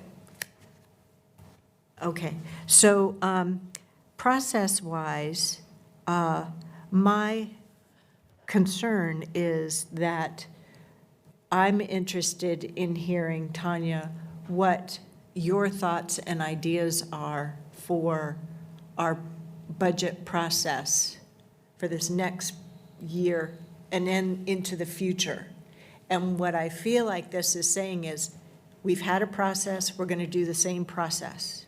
And it's like, we have a new CAO that has other systems and practices, and we don't get to hear about that? So I'd like to hear about that, and that's it doesn't have to be today, but I'm not saying we have to make the change for this next budget year, but I want to hear about it. So I need that to not get lost. So I said that point. I wrote down, we have big needs already, right? Yeah. But there are a few things that I'm wondering about the potential to land, and that is, in my opinion, we're experiencing that we have more communication needs in serving our community, and I mean us as an agency, right? And what about that? Are we just going to continue suffering with what we've got and have these ad hoc needs, right, and navigate that? Or do we want to talk about potentially what that might involve and provide any direction or not? Community engagement. There are two things around that sorry, Commissioner Rogers, I'm wearing you out in all this talking I want to do. Community engagement, right? There's the board. I see different levels of interest about board engagement with the community. And also, we've landed the idea somewhere, it's already on the list, to come back to community engagement compensation. So what about that budget-wise? So those two sub-items go under just the topic of community engagement. And then we put together an equity resolution with community engagement we hired a great chief of equity and inclusion officer, her community engagement team. We gave them lots of milestones we wanted to achieve. But it's like, oh, you know, what does this mean we should do? Is that enough? Will that carry us forward for the next couple of years? Or do we need to augment that? I would like to have the opportunity to ask our county administrative officer and our chief equity officer about that. It also drives me crazy to know that we have these other big ticket needs, right? Our financial infrastructure systems, our HR systems, in addition to our whole capital strategic master plan needs. And so Tanya assures me there are placeholders in there, they're landing. And I guess trend-wise, I'm gonna have to wait 3+ years before we get to problem solve that. I don't know. Okay, I've said my piece. Thank you.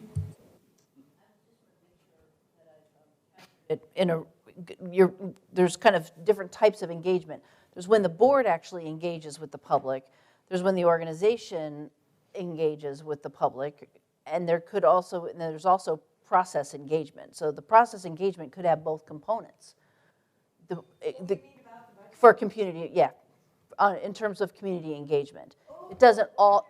Sorry, it didn't apply to the budget process. Okay, you were talking about engagement in general. Gotcha. Yeah, Okay. yes, sorry. No, that's fine. I just wanted to make sure we capture it right. Right, the budget, my viewpoint, the budget is our investment decision-making, how we put policy into practice through our investments.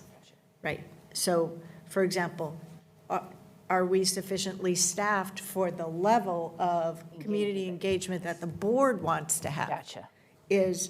Do we have the money, is your worry? Do we have the money? Do we have the resources? Yeah. Yes, Got yes. it. Okay. Thank you. Got it. All right. Yes, Nafisa. I'll add in, I think, I'm not sure if Chair Harrington was saying this about the opportunity not to change the budget process for next year or not having the opportunity to change that. I like to challenge our board to not do the budget process that we did this year and that we actually incorporate some improvements and really try to figure out how we can support Jack and his team to really make the budget more inclusive and more opportunity for people to comment and to give. I think I'm looking forward to having a budget process that's different than the one that we just went through. And I understand, Tanya, your constraints around finances and really having, maybe we can pivot to have a conversation around the ARPA money to figure out how we can able to support Jack and to the level of staffing he needs. While we may not get to all the wishful things changes that we're listing today, I'm hoping that the budget process will look different next year than the budget process for this year. And, you know, one of the question I had, actually not me, one of the question that somebody asked yesterday to me was, you know, and it keeps coming up, this community engagement framing and how we're going to engage, how we're actually engaging people to come to this board meeting now that we're changing. So I really think the constraint that you mentioned, Tanya, is real, but the community want something different than the process that's laid out. I'm excited that you're, you know, new and you have some ideas, and I'm hoping that we'll find it in our ways to change the budget process and to support you in how we can. But I want to encourage us to think that not to say, you know, let's carry on last year's process. So can I ask you to just kind of drill in a little bit when you say make improvements and make changes? So what types of changes would you want to see for this year? Well, this is going to be more work for Jack, but I'm hoping the 4-hour crunched PowerPoint presentation will be different, so more, I think that's more time and more work for Jack and his team and Tanya. I also want to see, I think, correct me if I'm wrong, but the community had one opportunity for 1.4 billion to comment.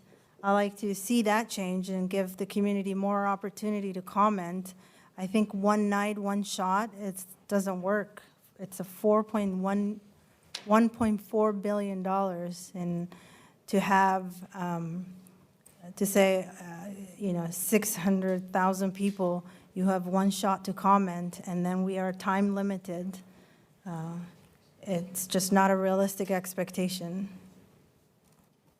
Okay, so decreasing the time spent on PowerPoint presentations and have more opportunities for Increasing. public. Did you say increase? Yeah, I said, yeah, I would Increase. just decrease the time of that, and then I would say increase more opportunity for testimonies. Right, so yeah, decrease the time of PowerPoint presentations and provide more comment opportunities for the public, not just one meeting. What am I missing? No, I think you got it. I just want to Okay. clarify, point of clarification. When I say decrease the PowerPoint, I don't mean like 2 hours. I want like staged, like what Jerry was saying earlier, more thoughtful, methodical process in terms of how we digest the process. So I'm not saying let's have Jack do what he did for 4 hours in 2 hours, because I'm sure he can do that, but it's not fair to us and to the community that we serve in. So I want more opportunity to have the dialogue with that presentation, so. Gotcha. I need to observe something here. There was the idea that you expressed, I thought you're agreeing and summarizing here, of having one aspect of the budget or the budget presented over the course of 4 hours is a long time. So please chunk those meetings out into less than 4 hours. Great idea. But I think there is a mistake being made in discussing potential ideas. The budget meetings where we had presentations, we went through a whole cycle of them in presenting the budget with the budget committee. There was no public testimony there. So that's not what you're suggesting in terms of more comment opportunities for the public in those budget committee meetings. Then, She's just saying before the budget's adopted, more than one opportunity for public input. by statute, the budget has to be presented to each of the budget committees. That's what I'm trying to get at. We do not have a common understanding of what the budget process is to hear the proposed budget and adopt the budget. Then, what Jack and Tanya described was our internal process through setting direction, taking it through the department so they have their input to frame up the proposed budget that it isn't documented up here, but we get the proposed budget the end of April, right?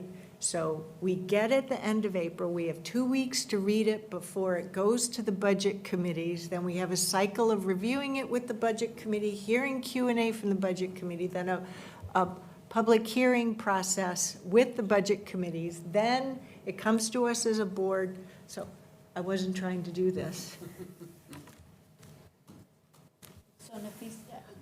So the other thing I just need to say is, and this goes to thematically, after 2.5 years, I'm kind of processed out. I don't have too much more capacity for putting together processes. We have to figure out how to move from saying what we don't want to describing more succinctly either the outcome or descriptors of what we're looking for out of the process. That's all. Because I think some of the ideas we're saying, well, Jack will have to figure it out.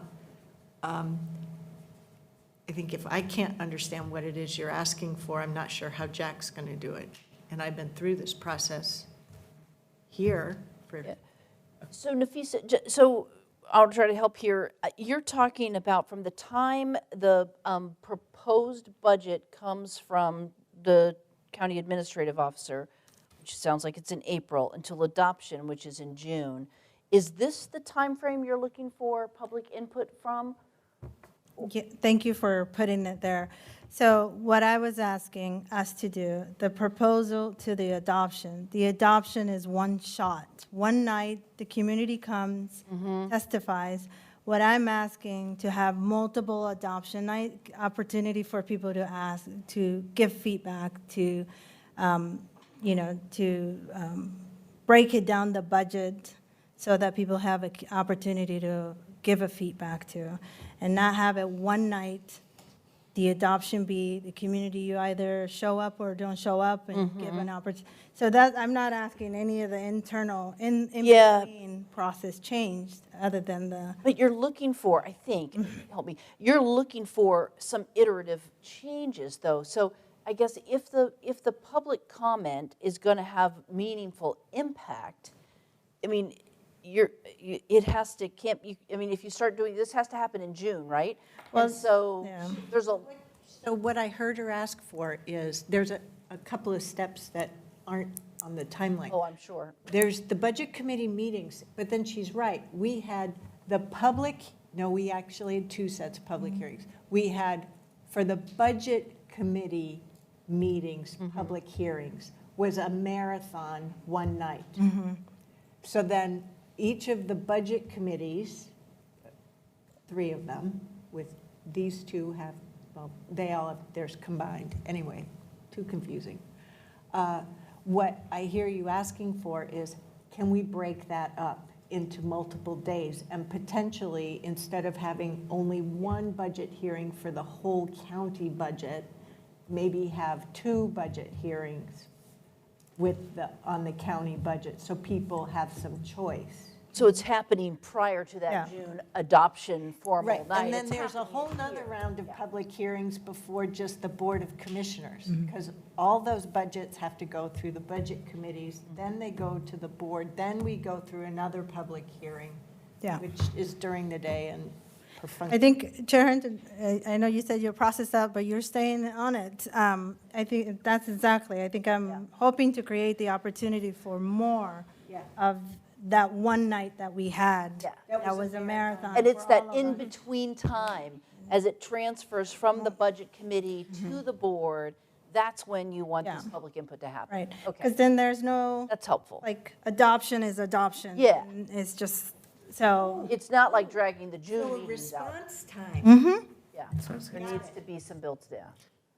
Which in turn means iterative, isn't that? Isn't Yeah, that- that's what I was, You gotta capture The- that. yeah, Yeah. because it kind of,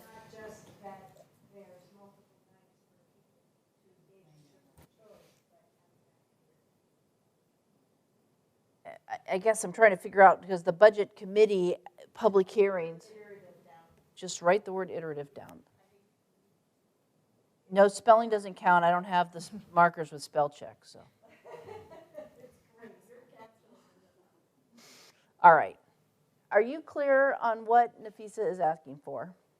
Clear I enough? have an have a good idea to work with the team and scope that out and come back to the board with a proposal on what that would look like. I would also suggest that we put the full budget timeline into a visual graphic so that it also helps, I don't want to say Sasha, I'm going to say sausage making, like just the whole process Right. from start to end, because it is very iterative, but we don't communicate that as well. And those clear windows of engagement for the community, and also how they can share their thoughts, maybe even outside of those engagement windows with the board. And typically that's through email or direct conversations.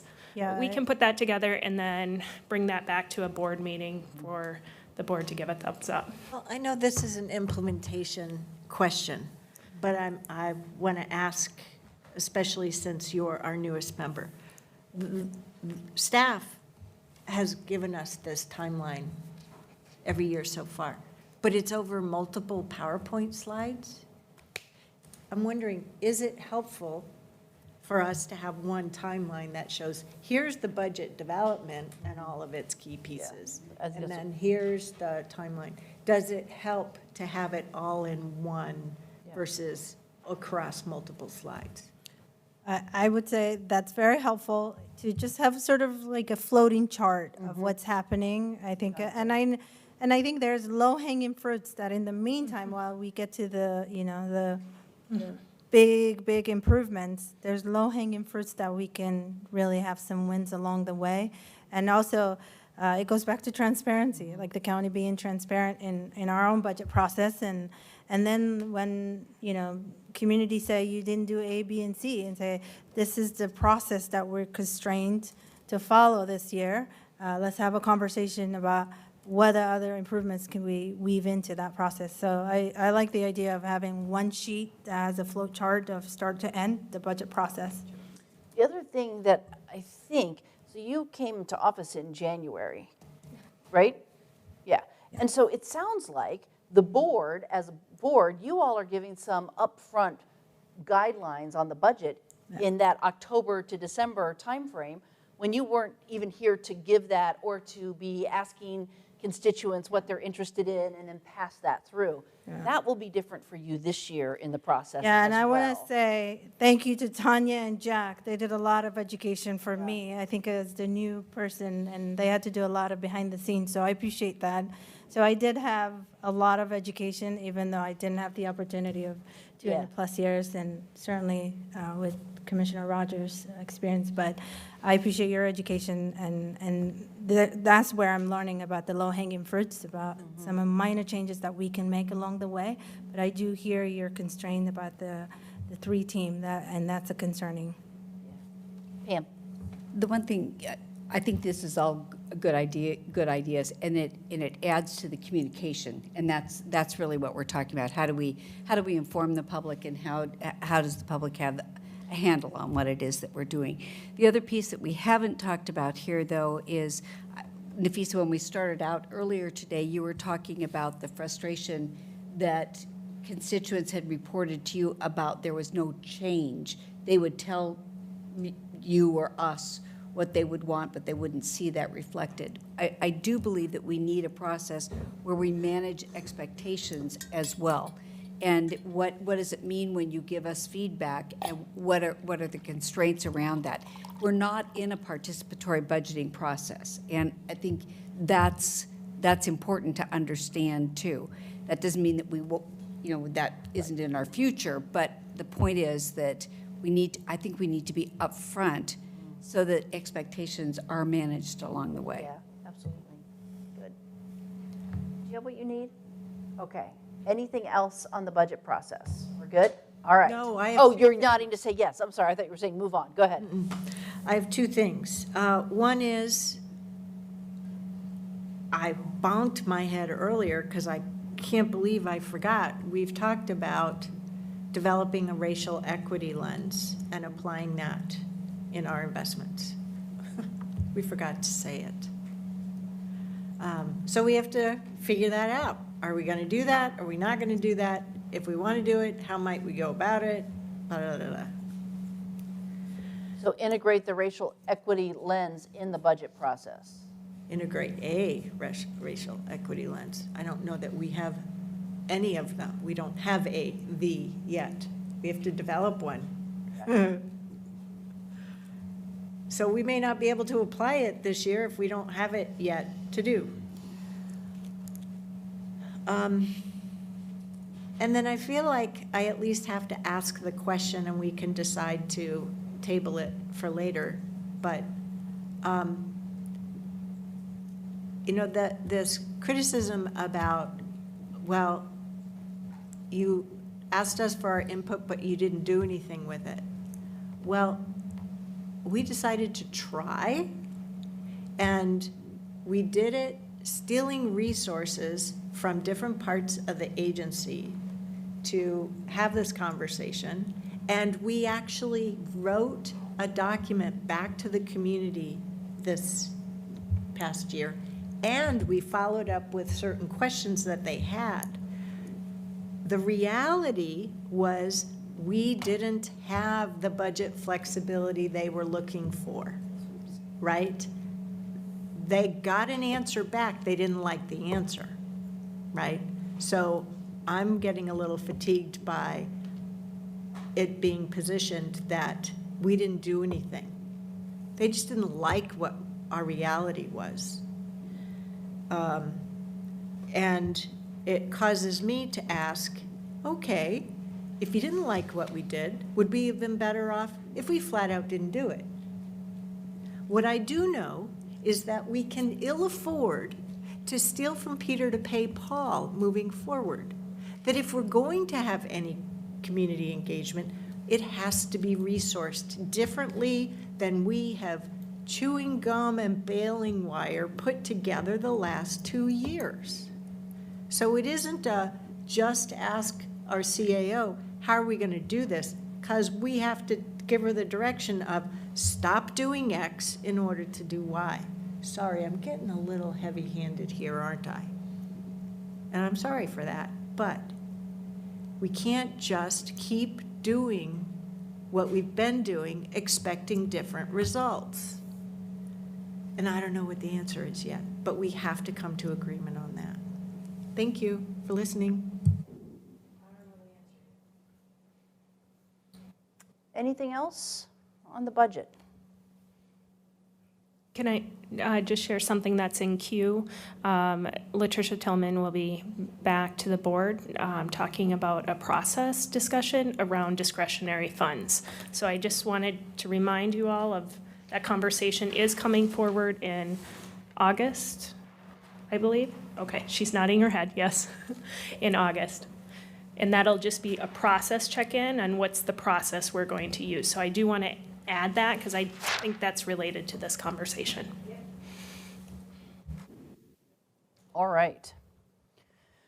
It's 1:51. We're supposed to go till 3, I think. Is that the plan? I'm here all day, so we can do whatever you want. Do you need a, let's take a quick break, adjust fluid levels, and we're going to start back at 2 o'clock, so you have 8 minutes, so hurry, okay? I see 10 on that. Oh, okay, I was going by, whatever, the digital clock. Oh, so I could have left the door open as long as I locked that door. Correct.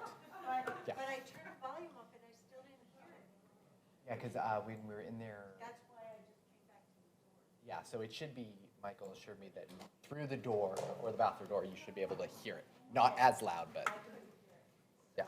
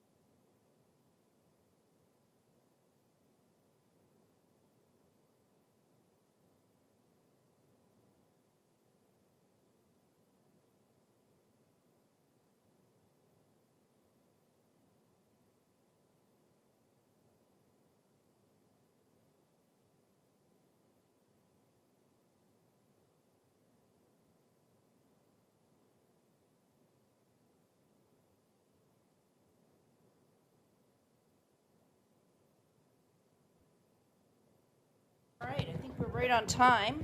If I can get the microphone back on here. How old are they? Cute. All right, so let's just quickly kind of want to check in on where we are. We have one more conversation that we have programmed for today, and that's the Salary Commission. Wrapped up in that is really kind of how you all view your office now as kind of full-time commissioners and what that means. And I think it will allow us to touch on the full-time commission, the constituent conversation, what does it mean district at large. So I think we'll hit those today. The other parking lot items, I just kind of have a list up there of how I'm thinking things are cared for. I went over that briefly, but we've added the board education on different types of budget processes as a future roundtable as well. The thing I would like to do before we have the conversation from the Salary Commission is actually make these assignments, if we could, for the evaluations for the Clean Water Services Executive Director, the County Administrative Officer, and the County Council. And the idea is that we would have a different commissioner work with the chair on those processes, which need to kick off in October. So could we do that before we have the Salary Commission conversation? I'm afraid it'll get late, I'll forget, and then we won't have done it. All right, so who would like to volunteer? Raise their hand. Yes, which one? Okay, great. Yes, Roy. CWS? All right.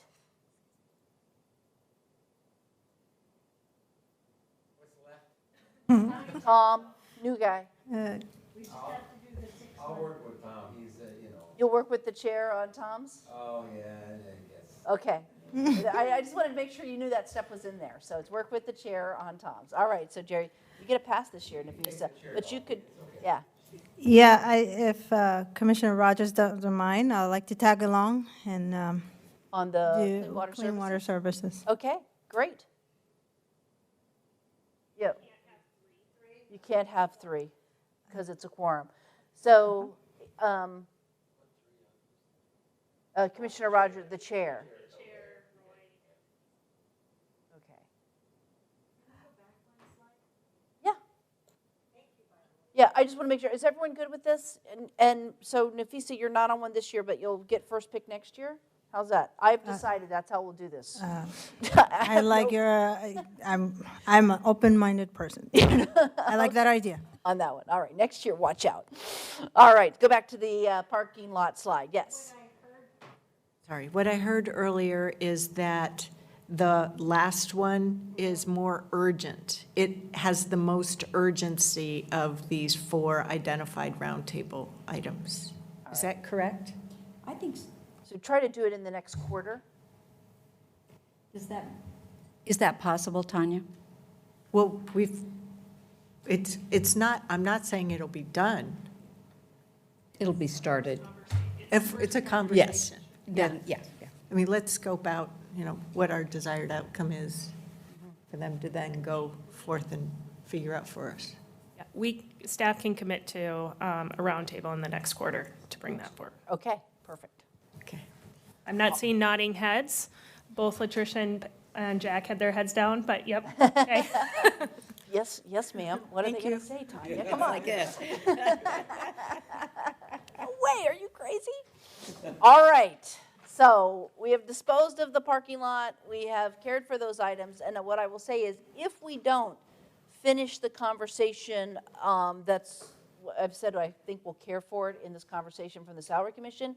If we don't, you can schedule it for a future roundtable, okay? So that's still an open door as we walk through the rest of the agenda today. All right, so, the Salary Commission decision that has kind of put you all in a position now, or at least 4 out of 5 from what I understand, or of being full-time. So kind of how does this impact how you view your office and fulfill your role? And this is just a chance for you to have a conversation about that. I mentioned some of these communities where we work that have gone from, and I know you've always had districts, but gone from districts, from at-large to districts, kind of reflecting on what that change means. And so I think some kind of a conversation around kind of what is the value of representation and that role that you play to make sure that there's good geographic representation on county-wide issues, kind of how that impacts you and how you see that as a commissioner might also be a useful conversation. So I tee it up. Yes, thank you. I was the one who really wanted to have this conversation. Great. So, and in part, it's because I want to have the conversation with my fellow commissioners so we share what our expectations are of each other. I find that I'm not working part-time for the county anyway. I think we know that. So, but what the degree of engagement is going to be, I've also changed a lot over the last year with how we engage through Zoom due to the pandemic. And I've had conversations with several about, oops, we forgot to put in drive time for meetings, and how perhaps we didn't realize some of the advantages to having many of these meetings be in Zoom format, which also leads me to the discussion around what are the expectations about being in the office and being available. One of the big issues, I think, is the fact that if we're around more, we have the opportunity to interact with each other more. But I also don't think that it's going to change dramatically right away. I think that there'll be a gradual change here. So that's kind of the discussion I want to have. I have not felt disconnected from anybody through this pandemic. That doesn't mean that I have felt the ultimate connection point. It just means that I don't feel separated. I think we've done a good job of meeting through Zoom, but you could tell by the reaction this morning. Everybody, our starting the meeting was delayed because we were just so happy to see everybody. So that's kind of the discussion I want to have. I figure that my constituent time is going to go up and my fellow commissioner time is going to go up. That's what I'm hoping for out of this new reality for me. And my new reality is going to be beginning more at the beginning of August, but it still has been escalating. So does that?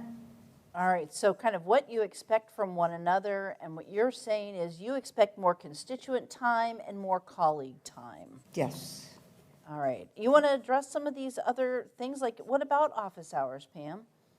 Do you expect to be in your office on a regular basis, or what does that look like to you?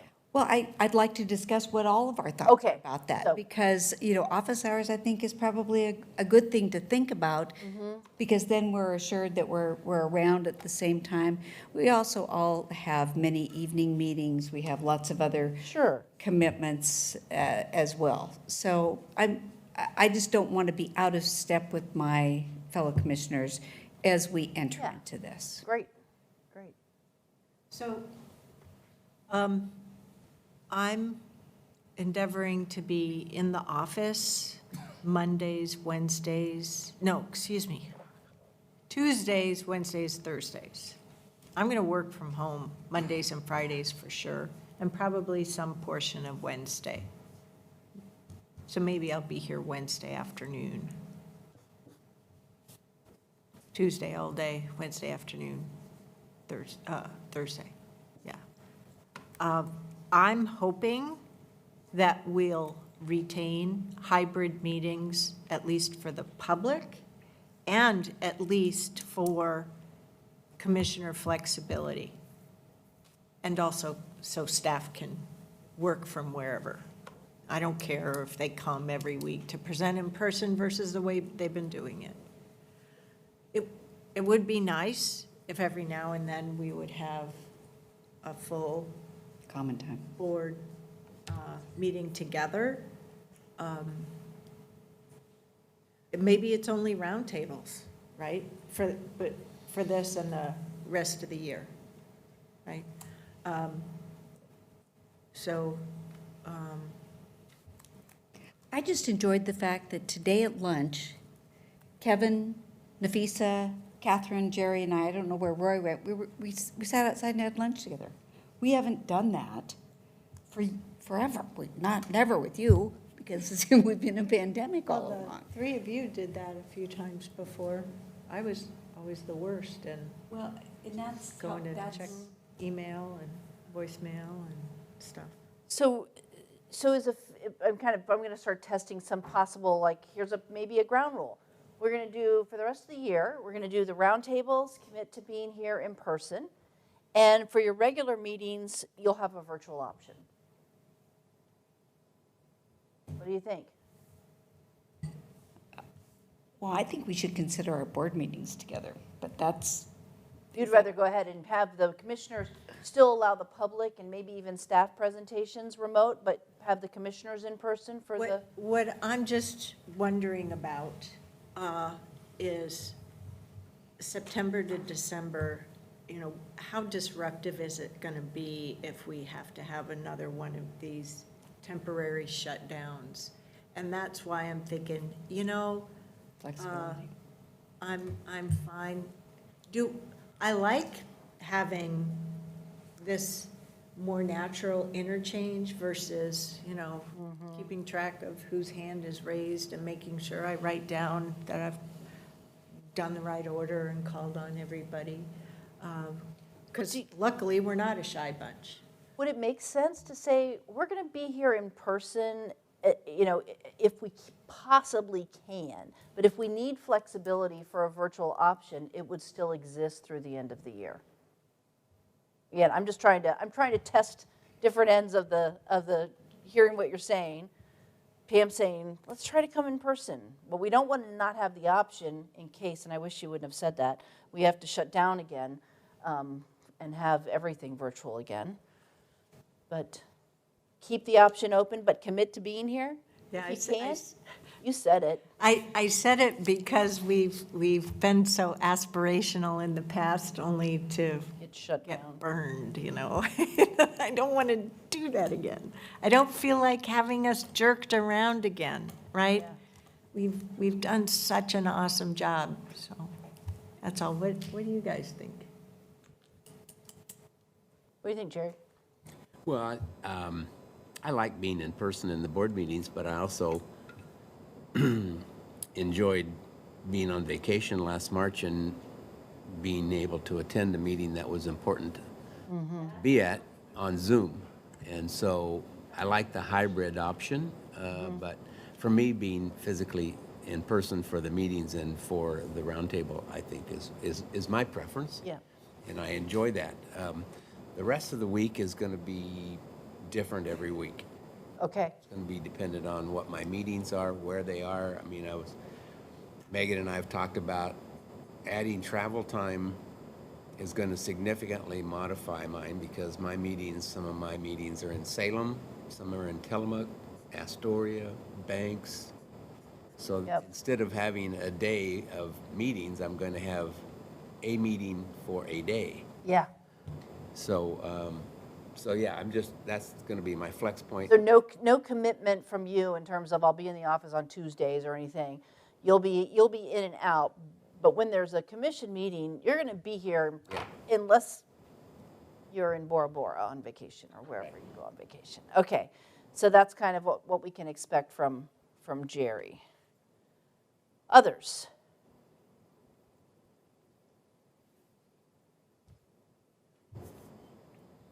Roy, what are you thinking? So you're the one who said you're staying part-time. You're not taking that full-time gig. That's correct. So what does that look like? Just I was tell your elected colleagues that way, what and you that's said. I'll follow the charter. The charter says I don't even have to be here today. I don't have to Okay. be here anytime if I don't want to. That's exactly what it says. So you're going to do what you want? I'm not going to be disrespectful. Have I ever been disrespectful in 37 years? A couple of things about my particular district that I learned really quick way back when is that nobody from that end of the county wants to come to Hillsborough if they can avoid it. Not because they don't like Hillsborough, it's just it's a significant, To schlep. it is for them. And so I've always taken a lot of meetings either in my business office, or I've dealt in local restaurants, that sort of thing. And I don't see that discontinuing. There is absolutely no reason for me to be out here. And I've shared my office when I was over across the way 30 years ago, and continue to say anybody can use it. As far as the in-person meetings, and I'm going to talk like an old person, because I guess I am. I don't like to admit that, but I like the interaction. But frankly, that's not the world. The world is not that way. And if you try to tell your employees in any business today that they will be in on specific hours, you're going to have a bit of problem. It's a virtual world. We've learned that. Now, that's not all industries, obviously. If you're making widgets, you got to be there to make them. But in the so-called white collar, or whatever we want to title the intellectual capital business, people want to go some kind of media platform. And I think we should continue it. I think that we should continue it with people who want to participate. I've never thought that participation meant that somebody's backside is in a seat here. It means that they have access. So our board meeting should be telecast with a Zoom option or go-to-meetings option. I think our committee should be that way because a lot of people can't physically do that. They may have childcare issues. They may have health issues. They may have travel issues. And frankly, some of ours, there's no big advantage of being here. I mean, other than interaction. But I'm still from the old school. I like paper. I printed out stuff. And I understand that's Neanderthal days, but that's just the era I came up with, where all of you might want to be more electronic on things. So do I intend to have a lot of office hours here? No, zero, like I have in the past. Will I have office hours? You bet, down in my neck of the woods. Gotcha. Yeah, will I participate in meetings? Yeah, I have no reason to shirk my duties. My only issue right now is, frankly, it was a part-time understanding. Now everybody's going full-time. You run a business that takes you 50, 60 hours a week, and then you do this as well. You know my hours, as I mentioned, are fairly significant. I've got to sit there and measure and say, well, how do I do that? And that's not anybody here's issue. That's my personal issue. Yep. It's just, I mean, lifestyle is not work until the day you're dead and being the richest guy in the graveyard. I mean, that's not what you want to be. And so, anyway, that's my thoughts. Okay. Thank you. One is, with regard to Roy's commitment to his work at the agency, I don't see that it has changed. You're not any less committed today than you were years ago, okay? What I do count on are the same things that I've counted on to date, that you'll participate in our board meeting days, that you'll participate in our roundtable days, that as we have our Board of Commissioner community engagement, that you'll at least consider participating in those. This is what he's been doing, right? I know when I call him, he takes my calls, my text messages, he reads emails faster than anybody's business, which means you do really well. You're prompt, you're responsive. Sorry, I shouldn't have said it that way. And the rest of it is for you to determine, right? We talk about our board liaison assignments, but he also handles CWI, board responsibility, and quick board responsibility, which I continue to appreciate. CWI is totally optional. It's an outside board, but quick does relate to clean water services.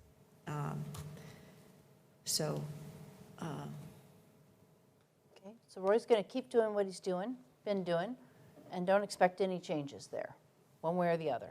All right. I had one other question. Would it be possible, there's a commissioner office in the East County building.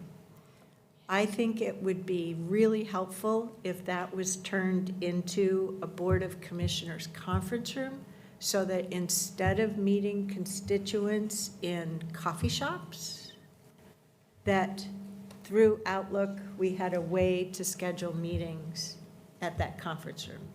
But it would mean we have a table and chairs, other than the furniture that's there now. And that we each have the access to get into it. And I don't know if the East County building, I assume it's open like PSB is at this point, but I haven't checked. So it's nobody's office anymore. It's our common resource.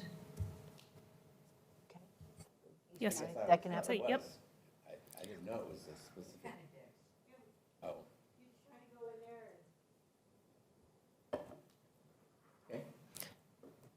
We'll All work, right. we can work on that and then inform the board when it's ready. Okay. Nafisa? Yes. I do plan on having office hours. My intention is to do the hybrid model as well. Mondays and Wednesdays, I'll be working from home. Tuesdays and Thursdays, I plan to be in person here. But if we're having a virtual board meeting, I'll probably be dialing as well, just to lessen the complications. And then on Fridays, I do want to do half-day constituent meetings. I was planning, I think this is some details that we need to work out. Tanya, I don't know the feasibility of this, but taking constituent meetings here in this building, just for, so.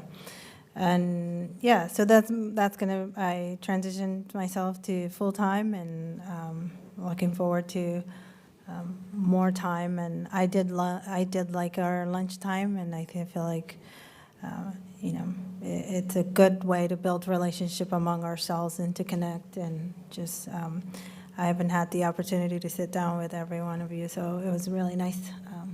And my first time being on this board, by the way, sitting here. Yeah. It's nice, but I do support the virtual because I don't want to, like what the chair was saying, to have to shut down again and then refigure it out. But if we do transition, I think we also need to have a conversation, like how do we get the community to come here now? What is- And I had written down kind of, so again, testing this, that you all want to continue to allow the virtual option for the public, even if you're in person, that you would still allow virtual input so that people don't necessarily have to, they'd be welcome to, but they wouldn't have to make the trip. Yep. That's what I call hybrid. Yeah. Yep. Okay. So if I can just, staff is fully prepared to make that happen as an ongoing option. So I just, if I could also add, so yes, we can have constituent meetings here in the building. We have our offices. We can book a conference room. We no longer have what had been described as the board conference room, because that's been converted to offices because we were short on office space. So we don't have a more or less assured board conference room here in the building. But you or your policy assistants can book any of the available conference rooms that you want. I have, for my schedule, I have most of my constituent meetings, if they're going to be in the office, they're going to be on Thursdays. Just because that way I just have these time slots and then they get filled in. And they've been virtual versus in person. And yeah, they can happen other days of the week, but they happen faster by filling those slots. So I think one of the things I'm a little challenged, I don't know, like Jerry, I don't know what committees are going to do, if they're going to stay virtual or virtual only or hybrid. I've kind of liked having AOC days, which is no longer just a day because some committees meet other days, be virtual, but now they're doing a hybrid and they've been changing them around the state. I'm assuming that once they move into the new building, that we'll be meeting in Salem again, which is plus and minus, so that would affect some things for me, but I haven't figured out what more normal is yet. I figure I'll come to that after January. I just want to get through the end of the year, so that's it. Nafisa Sitmas? When I saw this on the agenda in terms of the conversation around salary commission, my my thinking was we're going to have a conversation, not necessarily the office hours, which is important, but how frequent is this board going to meet? I know now we've been meeting once. Do we need to have more meetings? So those were my head was heading when I saw the salary commission in terms of because now we have more capacity, and what does that translate to the taxpayers? Gotcha. So beyond just your constituent availability, which is greater, is there an expectation that the board meet either in regular meetings or in roundtables more frequently? And that is a good question. One of the transitions that I made in joining the commission was at Metro, and both Clackamas County and Multnomah County have this. They have their work sessions on different days than they have their board meetings. That gives them the flexibility that for things like letters where you need to give a thumbs up, that has provided more touch points. But at the same time, I want to respect that Commissioner Rogers ran under the prior system. And so I just sort of put it out of my mind, but I'm glad you've brought it forward.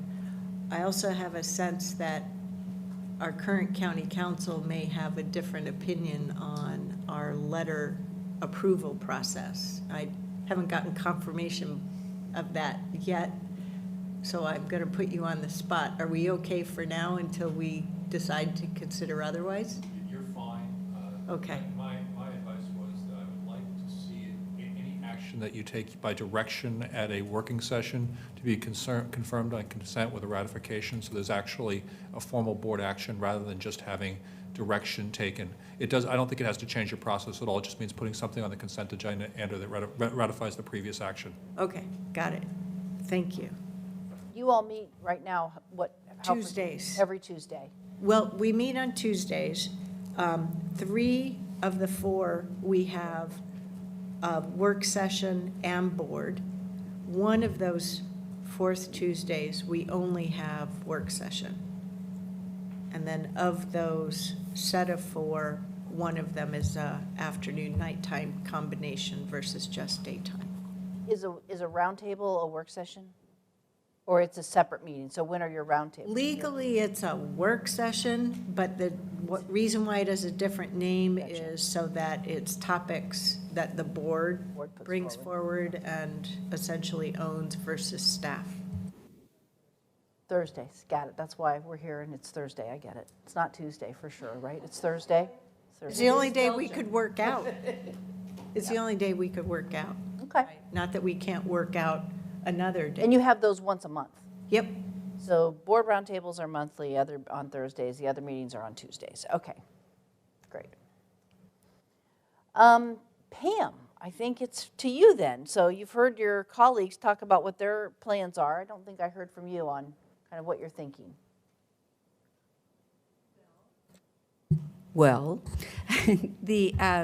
I kind of opened up the discussion, and I'm thinking that I'm still kind of feeling my way here, but I will definitely have office hours, and I'll make every effort to be here for the board meetings and for the roundtable meetings. I like being here in person. Okay. So I will make that effort, but I too want to retain the hybrid model because I think that all of us want to be engaged. You're not looking at people who are saying, gee, how can I not how can I be get out of the engaged? meeting, right? That's not what you see around this table, and that's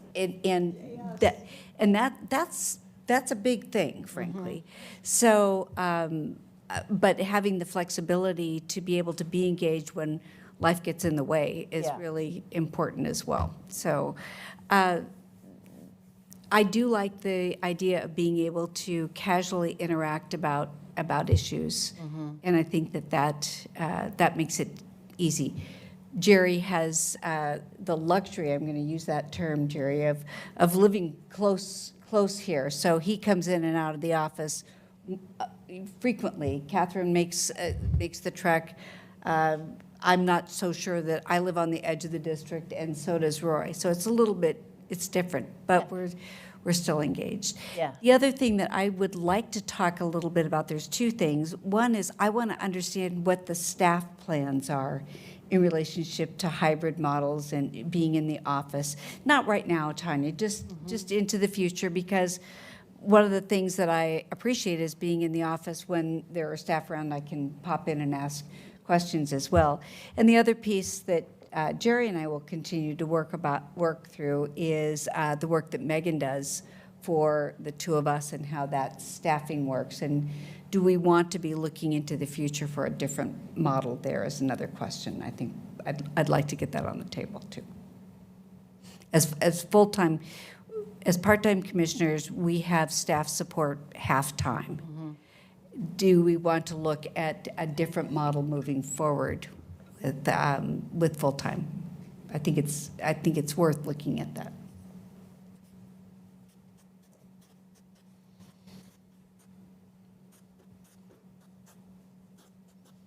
I've got one nod. I don't know if there's any others. So essentially, is there adequate staff support for the commissioners? Yes. If they are now full-time? Do you need more staff support if you're now a full-time commissioner? And how do we keep that within budget issues, and how do we keep that in perspective to the issues that organizations like LUT are facing? I'm very sensitive to that as well. Like, I think one way to also look at it is it fair for the staff person who is supporting 2 part-time commissioner to now support 2 full-time commissioners? So I think that's also the equity issue to address on there with the staff. I'm new, so I haven't had the opportunity to have but yeah, so there's 2 sides of this problem. And I think the only, right now, it's Jerry and me that have that shared, although you're sharing. No, they're sharing. Yeah, I know. I was just going to say, and I know that you are also sharing. So, but you've been in transition with yours up till now. Now you have Brenda too. Yes. Yeah. Okay, so is additional support needed? Do they need more help because y'all are more work, is the way you were putting it, much nicer than that. Did you want to respond, Tanya? I saw a deep breath. Well, I think my response is really, it's a budget priority item. Yeah. And how does that fit into other agency needs? This is really policy direction that staff will take from the board. And I feel it incumbent to also say we have many other agency needs as well. So having that full discussion, I would encourage, versus what I'll call kind of an ad hoc conversation. It's really, where does the board want to invest our limited dollars? And maybe even push on you all, I'll be the bad guy, because I have to fly out of town. But to say, well, what is it that you need that you aren't getting, or what are you worried about asking? You're afraid to ask because it could be too much for that person. Are you holding back? Is there something that you're not getting? Because obviously a lot of things get supported through other means as well. So I have a couple other things to add on this commission staff support. For my first 2 months, not my first 2 months, but the first 2 months of having a chief of staff, I had her full-time. And then we asked her to take on other projects. So I haven't had a full-time chief of staff for most of my time here. And then there are times when, as the chair, as the spokesperson for the board, I frequently am involved with representing the full board at different things. And I think there was an example this spring where over the course of just 2 weeks, there were 5 different sets of talking points that between my chief of staff and I, we had to get done and delivered. So it's just different. I'm not complaining about it at this point, right? Then I realized that I didn't answer one of the questions, and it was on office hours availability. I spoke to my being available in PSB, but I learned with my colleagues in different iterations of the Metro Council that it was one thing to be in the building, and it was another thing to be available to our colleagues to check in on things. What we ended up having to do, because we would end up booking ourselves back to back to back, was a system by which the hour before either our work session or our business meeting, Tuesdays or Thursdays, we all needed to be in our offices and available for that drop-by conversation. It was also a time where our COO and our county council could find us to see if we had any last-minute questions, but we really did rely upon one another being available for one another. I hadn't considered having just open hours. I figure if everybody can see my availability on my Outlook calendar, so if it's open, come on by, right? Or if it's not open, slip a note under the door if you have to say, come find me, or send me a text to one another. But if it's a situation where people want me to have open office hours, on a regular basis, I'm open to considering that. But I just hadn't thought Open to. drop-in hours on, so I think I hear the idea being, should we consider having colleague drop-in hours on meeting days, the hour prior to the meeting start time? Or something like that, but that's one possibility. Is that a need that you all anticipate? I find just texting one another saying, call me when you can, works just fine too. Do y'all use Teams also? Yeah. Teams, yeah. And I'm also still struggling, not mightily, but struggling with the understanding of when I can talk to people about issues and when I've exceeded my one person or whatever it might be. So progressive meetings. I'm also, Will we, or do we have the potential to be deliberating towards a decision? yes. That's, Tom, give us some training on this. That'd be awesome. All right. Okay, anything else on kind of, so meeting hours and expectations? I think everyone has talked about it, and a couple of you are going to kind of feel your way, nothing particular. You're available by text to one another if you need each other. I'm just saying that, and if I'm wrong, speak now. But that seems to be the general vibe that I'm getting. So the other piece of this conversation, I think, is a language conversation. Kind of the use of the what does it mean to be elected from a district? And when we use possessive pronouns, I always tell, if I'm asked, and I'm not always asked because sometimes people don't like the answers I give them, but when I'm working with a new mayor, one of the advice I will give them is never call the council your council. They're not yours. And so the use of possessive pronouns can be a trigger. In some ways, the people who elect you, you're theirs. They are not yours. Kind of in that sense. So I heard that being a trigger. And so maybe does it mean something or not mean something when we use these terms like my constituents, the people who represented me? Sometimes it's a way of triangulating.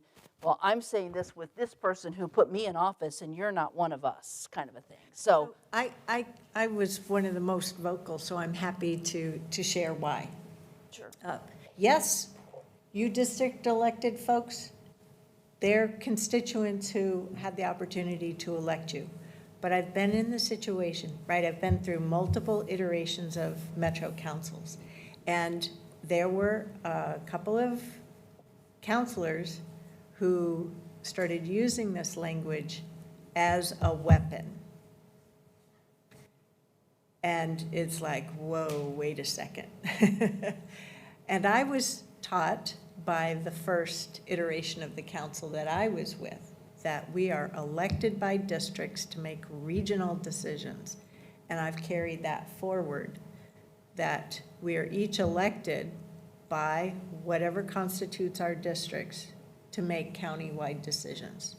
But I get that they are the people that live in your districts that you hear from the most or work in your districts.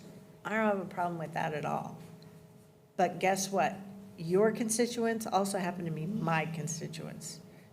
And I just hear that phrase as a weapon, is why it's sensitive to me. That's all.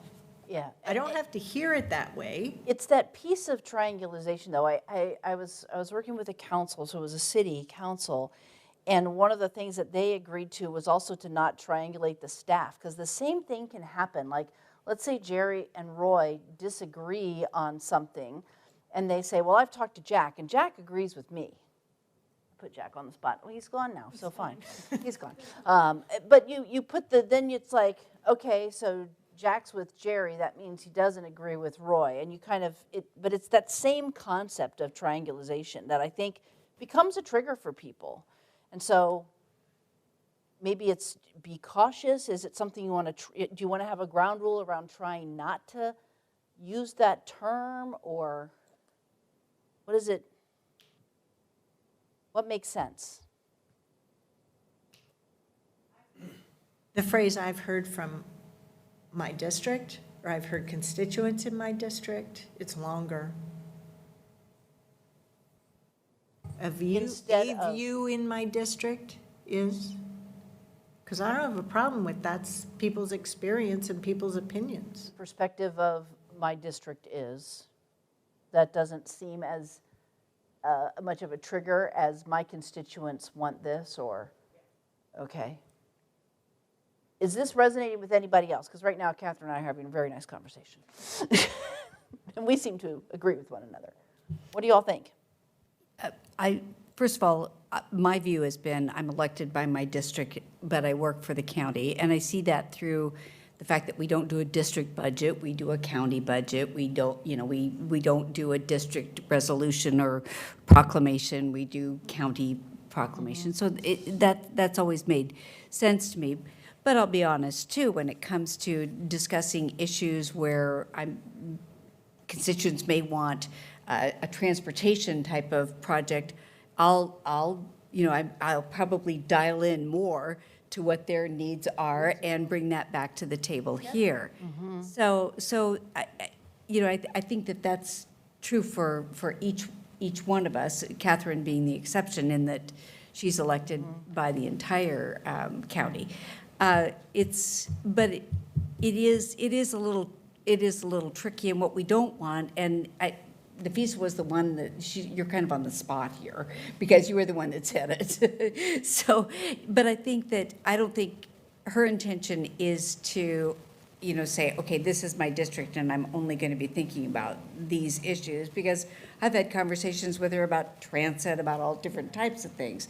So it's really more like you say, Catherine, the vernacular, and just being aware that it might be, triggers always seems like such a strong word, Yeah. Almost like a PTSD type of response. But it does, we want to make sure that we're sending the right messages to all constituents as well. So if I'm only speaking about my constituents, somebody in Roy's district that may have an issue, that I don't want that to be a negative to them either. Yeah. So I'm just laying One that out there. of the things that's really unique about county commissions like you all, or city councils, where there's kind of this commission manager, administrator, council manager type of government, is that you are elected to become part of a governing body. And that is a term that's not associated with other levels of government. We don't talk about the state legislature as being a governing body. They're a legislative body. Now, you all do both. You pass legislation, but you also govern together. And I think that's why we hear that term. I mean, we expect, in fact, perhaps our Congress folks or state legislators to say, but my district, and then it's different. And so sometimes it's that distinction that makes it kind of, okay, I can get why the language is different here, because we're a different type of political body than these others. So Pam said you were on the spot, Nafisa, and I see you're ready to talk. It's so I'm also, gonna shut it's up. also the fact that we're nonpartisan. That reinforces that concept as well. Yeah. Thank you, Pam. Yeah, no, I think I can definitely get past the semantic barrier and be sensitive to the chair's sensitivity around that, and can use my district constituents. But they are my constituents. District 1 is the people that, and the emails they send says, as your constituent, Commissioner Fye. I pay yours. You I know, put you so I think I can use my district constituent when the chair is around, and I can use my constituent when I'm talking to my constituent. Okay. All right. The one thing that I'm also reminded of is that there are some district sensitivities when we talk about different things. The percentage of urban unincorporated areas is much different for these two than it is for the rest of us.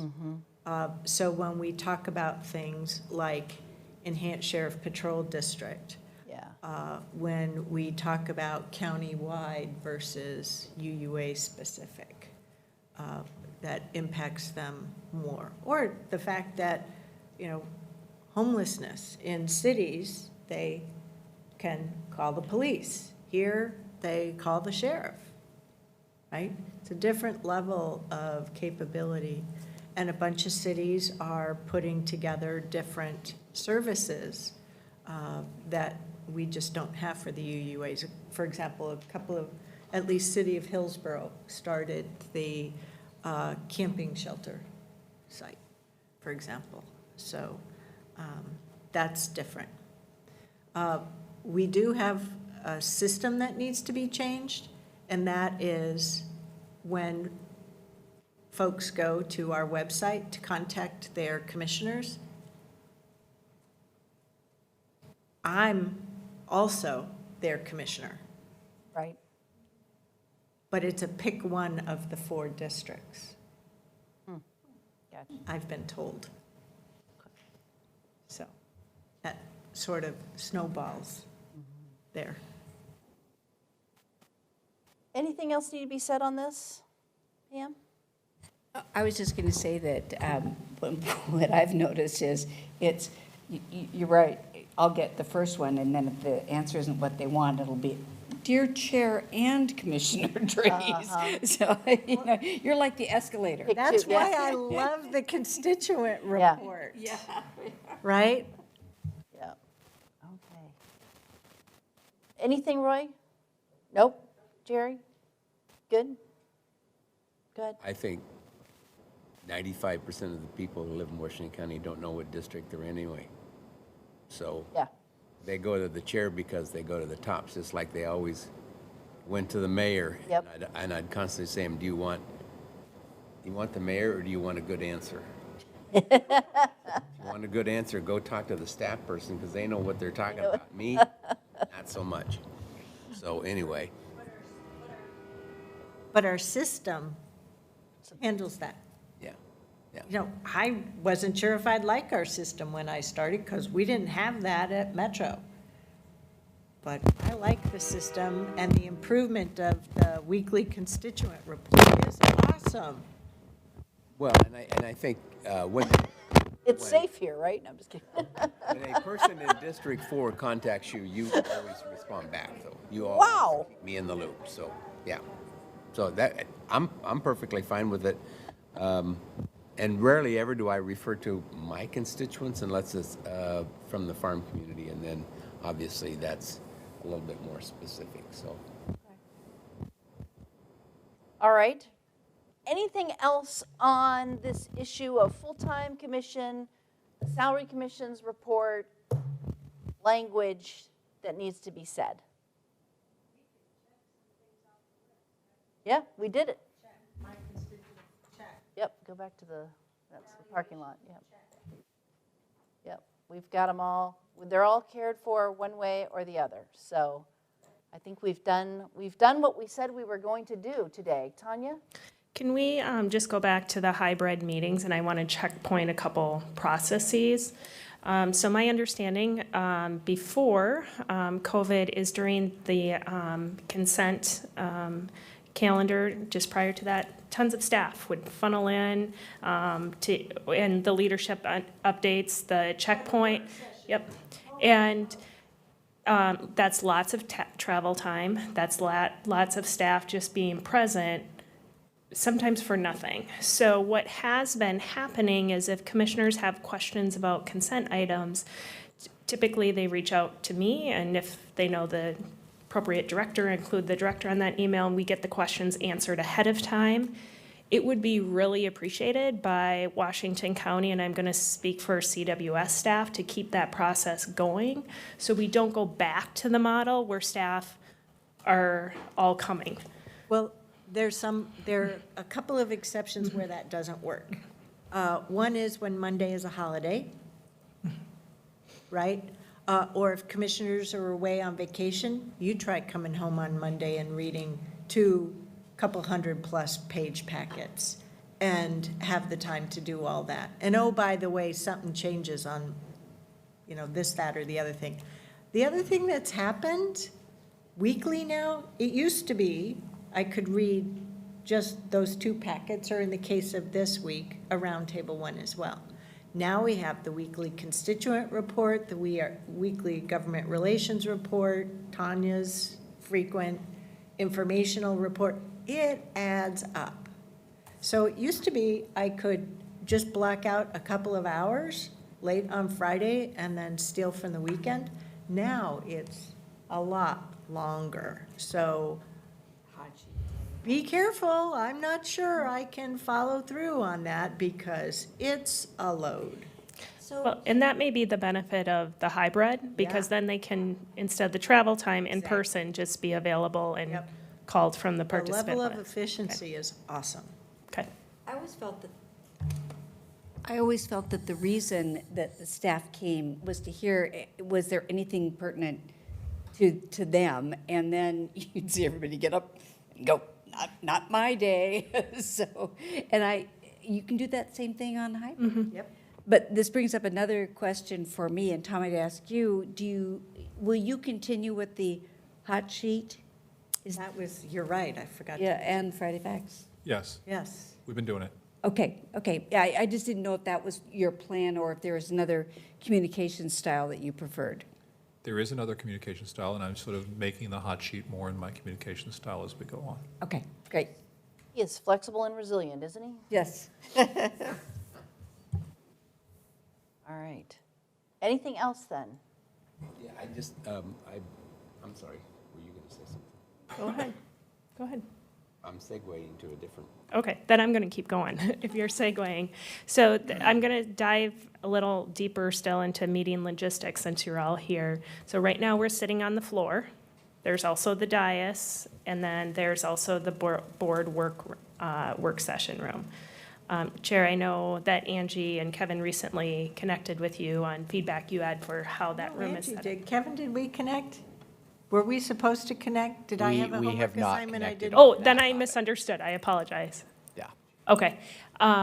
So I guess the question is, do you like sitting on the floor? Do you like to be at the dais? Do you like the work session room? Because we're in this transitionary period before September. So what we knew before COVID is, well, like after 2 months of us talking as a board in 2019, we didn't like the fixed table room because we couldn't see one another, right? And having us all on one side facing the audience in the work session room meant we weren't talking to one another. we were talking to an audience out there, and it's like, wait a minute. So we just shifted around the table, because that was our workaround. That's the best we could do. So I shared that. I mean, I had shared that with Bob. I shared that with Stephen Rhodes, shared it again with Angie. So would we like to have a different table set up? Absolutely. We talked about a U. We talked about a V. So this is nice because it's, while it's adhered to the physical distancing, right? Yeah, you have to look a little bit more. But we still get to see one another. When it comes to this room, I have mixed emotions because I do feel like sitting at the dais kind of separates you. But at the same time, when I'm here, I can't, if this room were full, I can't see people very effectively. So there is an advantage to sitting here during board meetings.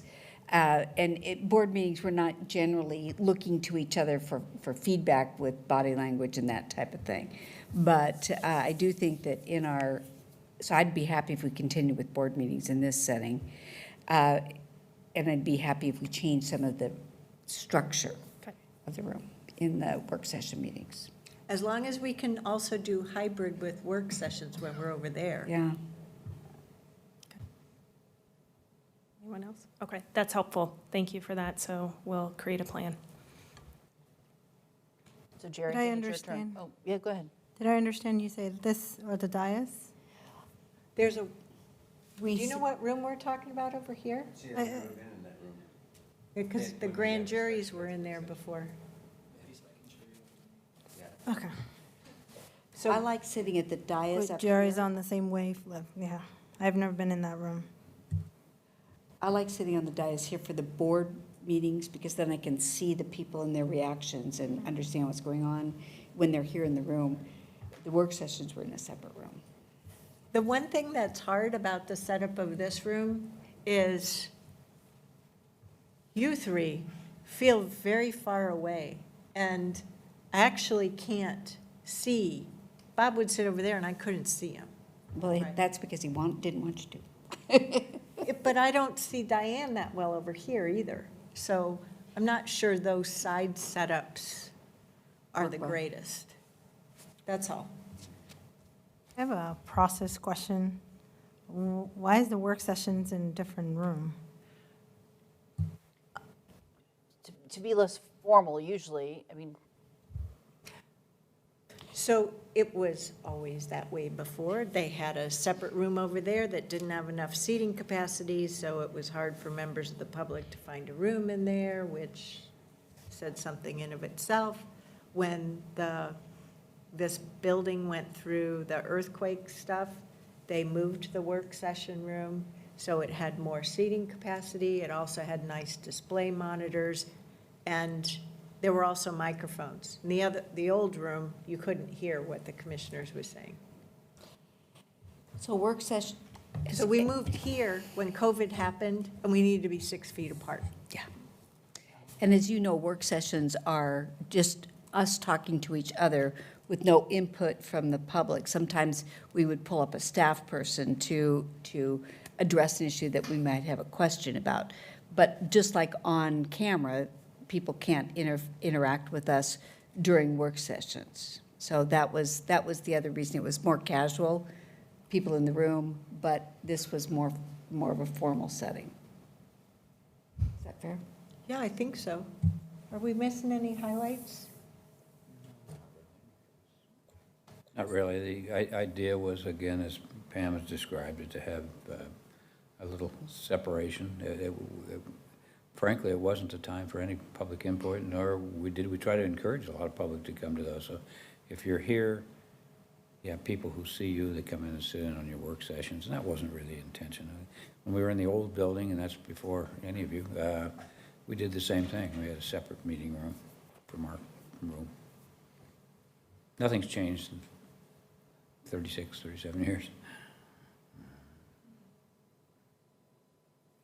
anything else on room setups? All right, Jerry, segue away. Well, this is just kind of a personal FYI, our next roundtable is actually August 5th. Yeah. So it's in a couple of weeks. I will not be here for that. So, but I also am looking at there's no agenda items on here, so I don't know. So the agenda items are not in the rolling agenda, they're in the roundtable plan, Oh, okay. so I which need to look is at- in your roundtable packet. Okay. And then on August 10th, in the afternoon, we have a safety walkthrough. And that time also conflicts with a 3-hour forestry HCP update that I'd like to sit in on. So I need to find out a little bit about what you think my priority should be. That'll be a Zoom meeting, so I can do that one from home, but I will miss the second hour of the safety walkthrough, so. What that item is actually a board training on safety, follow-up, and logistics in this room. We can, if you need to leave early, staff can follow up with you and provide you with the rest of the context. Yeah, because I'd really like to sit in on that 3-hour Department of Forestry update, recap on those things. So I will not be, I'll only be for the first hour of that, and then I'll just go upstairs and do my Zoom call with forestry. So this is a good time to make sure all 5 of us are on the same page. The CAO works with her staff on the rolling agenda. We each have input into it, but I'm out of that business. I have been out of that business. If you have conflicts, out of office stuff, have your policy assistants work with Ms. Angie on that. If you want to checkpoint it or share some thoughts, issues, whatever, yeah, of course, bring it up in our work sessions, our roundtables. Sharing is good. The reason why the roundtable plan is not in the rolling agenda is because the intention is roundtables is directive from us, our time, and not staff. If it's there, then staff starts negotiating about when we talk about, no, hands off. So, that's all. All right, then our time together is coming to an end. So I'm going to just invite you all, to close the meeting. I usually like to do that, just a parting thought, how you feel about how the day went, and invite the chair to go last, if that works for you. So we'll just go around. Pam, I hate to pick on you, but there you are on the right hand of the chair. So just a parting thought on the day. Thank you. I think this has been a really productive meeting. I think that it's been good to come back together. It's been good to share angst about things like revenue and what our budget situation is, about how we project what's going to happen in the future. It's been good to listen to different perspectives about how we view parts of our working day. And I think it's been especially good that you both were here. You've done a great job, and I would encourage us to continue to consider, this into the future. Maybe it's twice a year, something like that. But I do feel that this approach has been very good for us. So that's my feeling. And thank you very much. Thank you. And you are amazing when it comes to taking notes. Yeah, she's good. Right? It's not what I went to school for. Nafisa. Yeah, this was really a great roundtable discussion. I really appreciate your facilitation and your facilitation approach and skills. You did a really great job. I was wanting to have this conversation, so this was really good for me. I always wondered, I have my own sort of like a strategic plan or like things that I want to do with my term and while I'm here, and I've always, wanted to have the conversation, what are we as a board trying to accomplish? What are on our minds and hearts in terms of like, how do we approach these big conversations? So this was really good and very productive. I feel like I have a sense of, direction of where each commissioner is heading and what is sort of on top that bubbles up. So this was very good. I appreciate it, and thank you for the frank and honest conversations that we've had today. Great, thanks. Diane?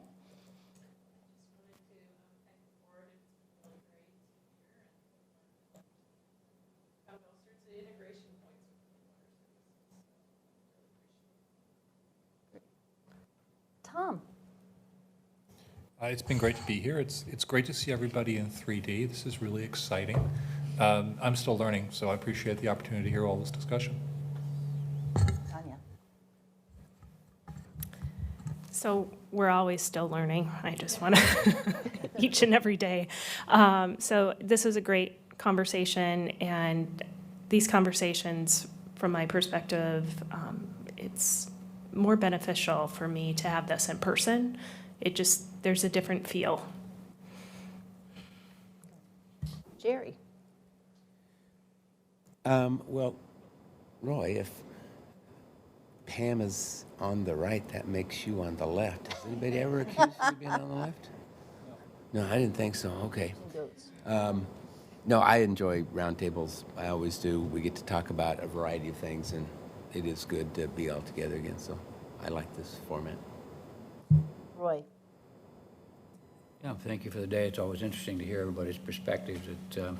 Whenever I see large bodies of work, it always reminds me that we have to come to some understanding at some point as a board that not that we have to limit it, but maybe we have to trust one another to get assignments done and then discuss those at the board. So trying to get everybody involved in these discussions around topics is very difficult, but yeah, I thank you for your facilitation. I've been to the jillion of these, and they're always interesting to hear people.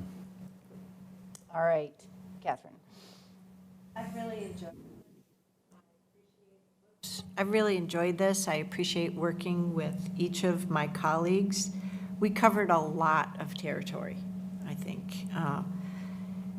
I have really enjoyed the in-person aspect of it, the spontaneity for us to mention things and at least capture them. I've really appreciated having the opportunity to participate and not have to worry about capturing something or, did I capture it right? I could just listen, I could reflect, and not have to worry about other responsibilities towards the meeting. And so that was very freeing. So thank you to each of you. All right.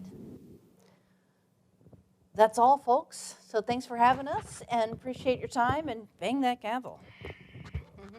There we go. Thank you for reminding me.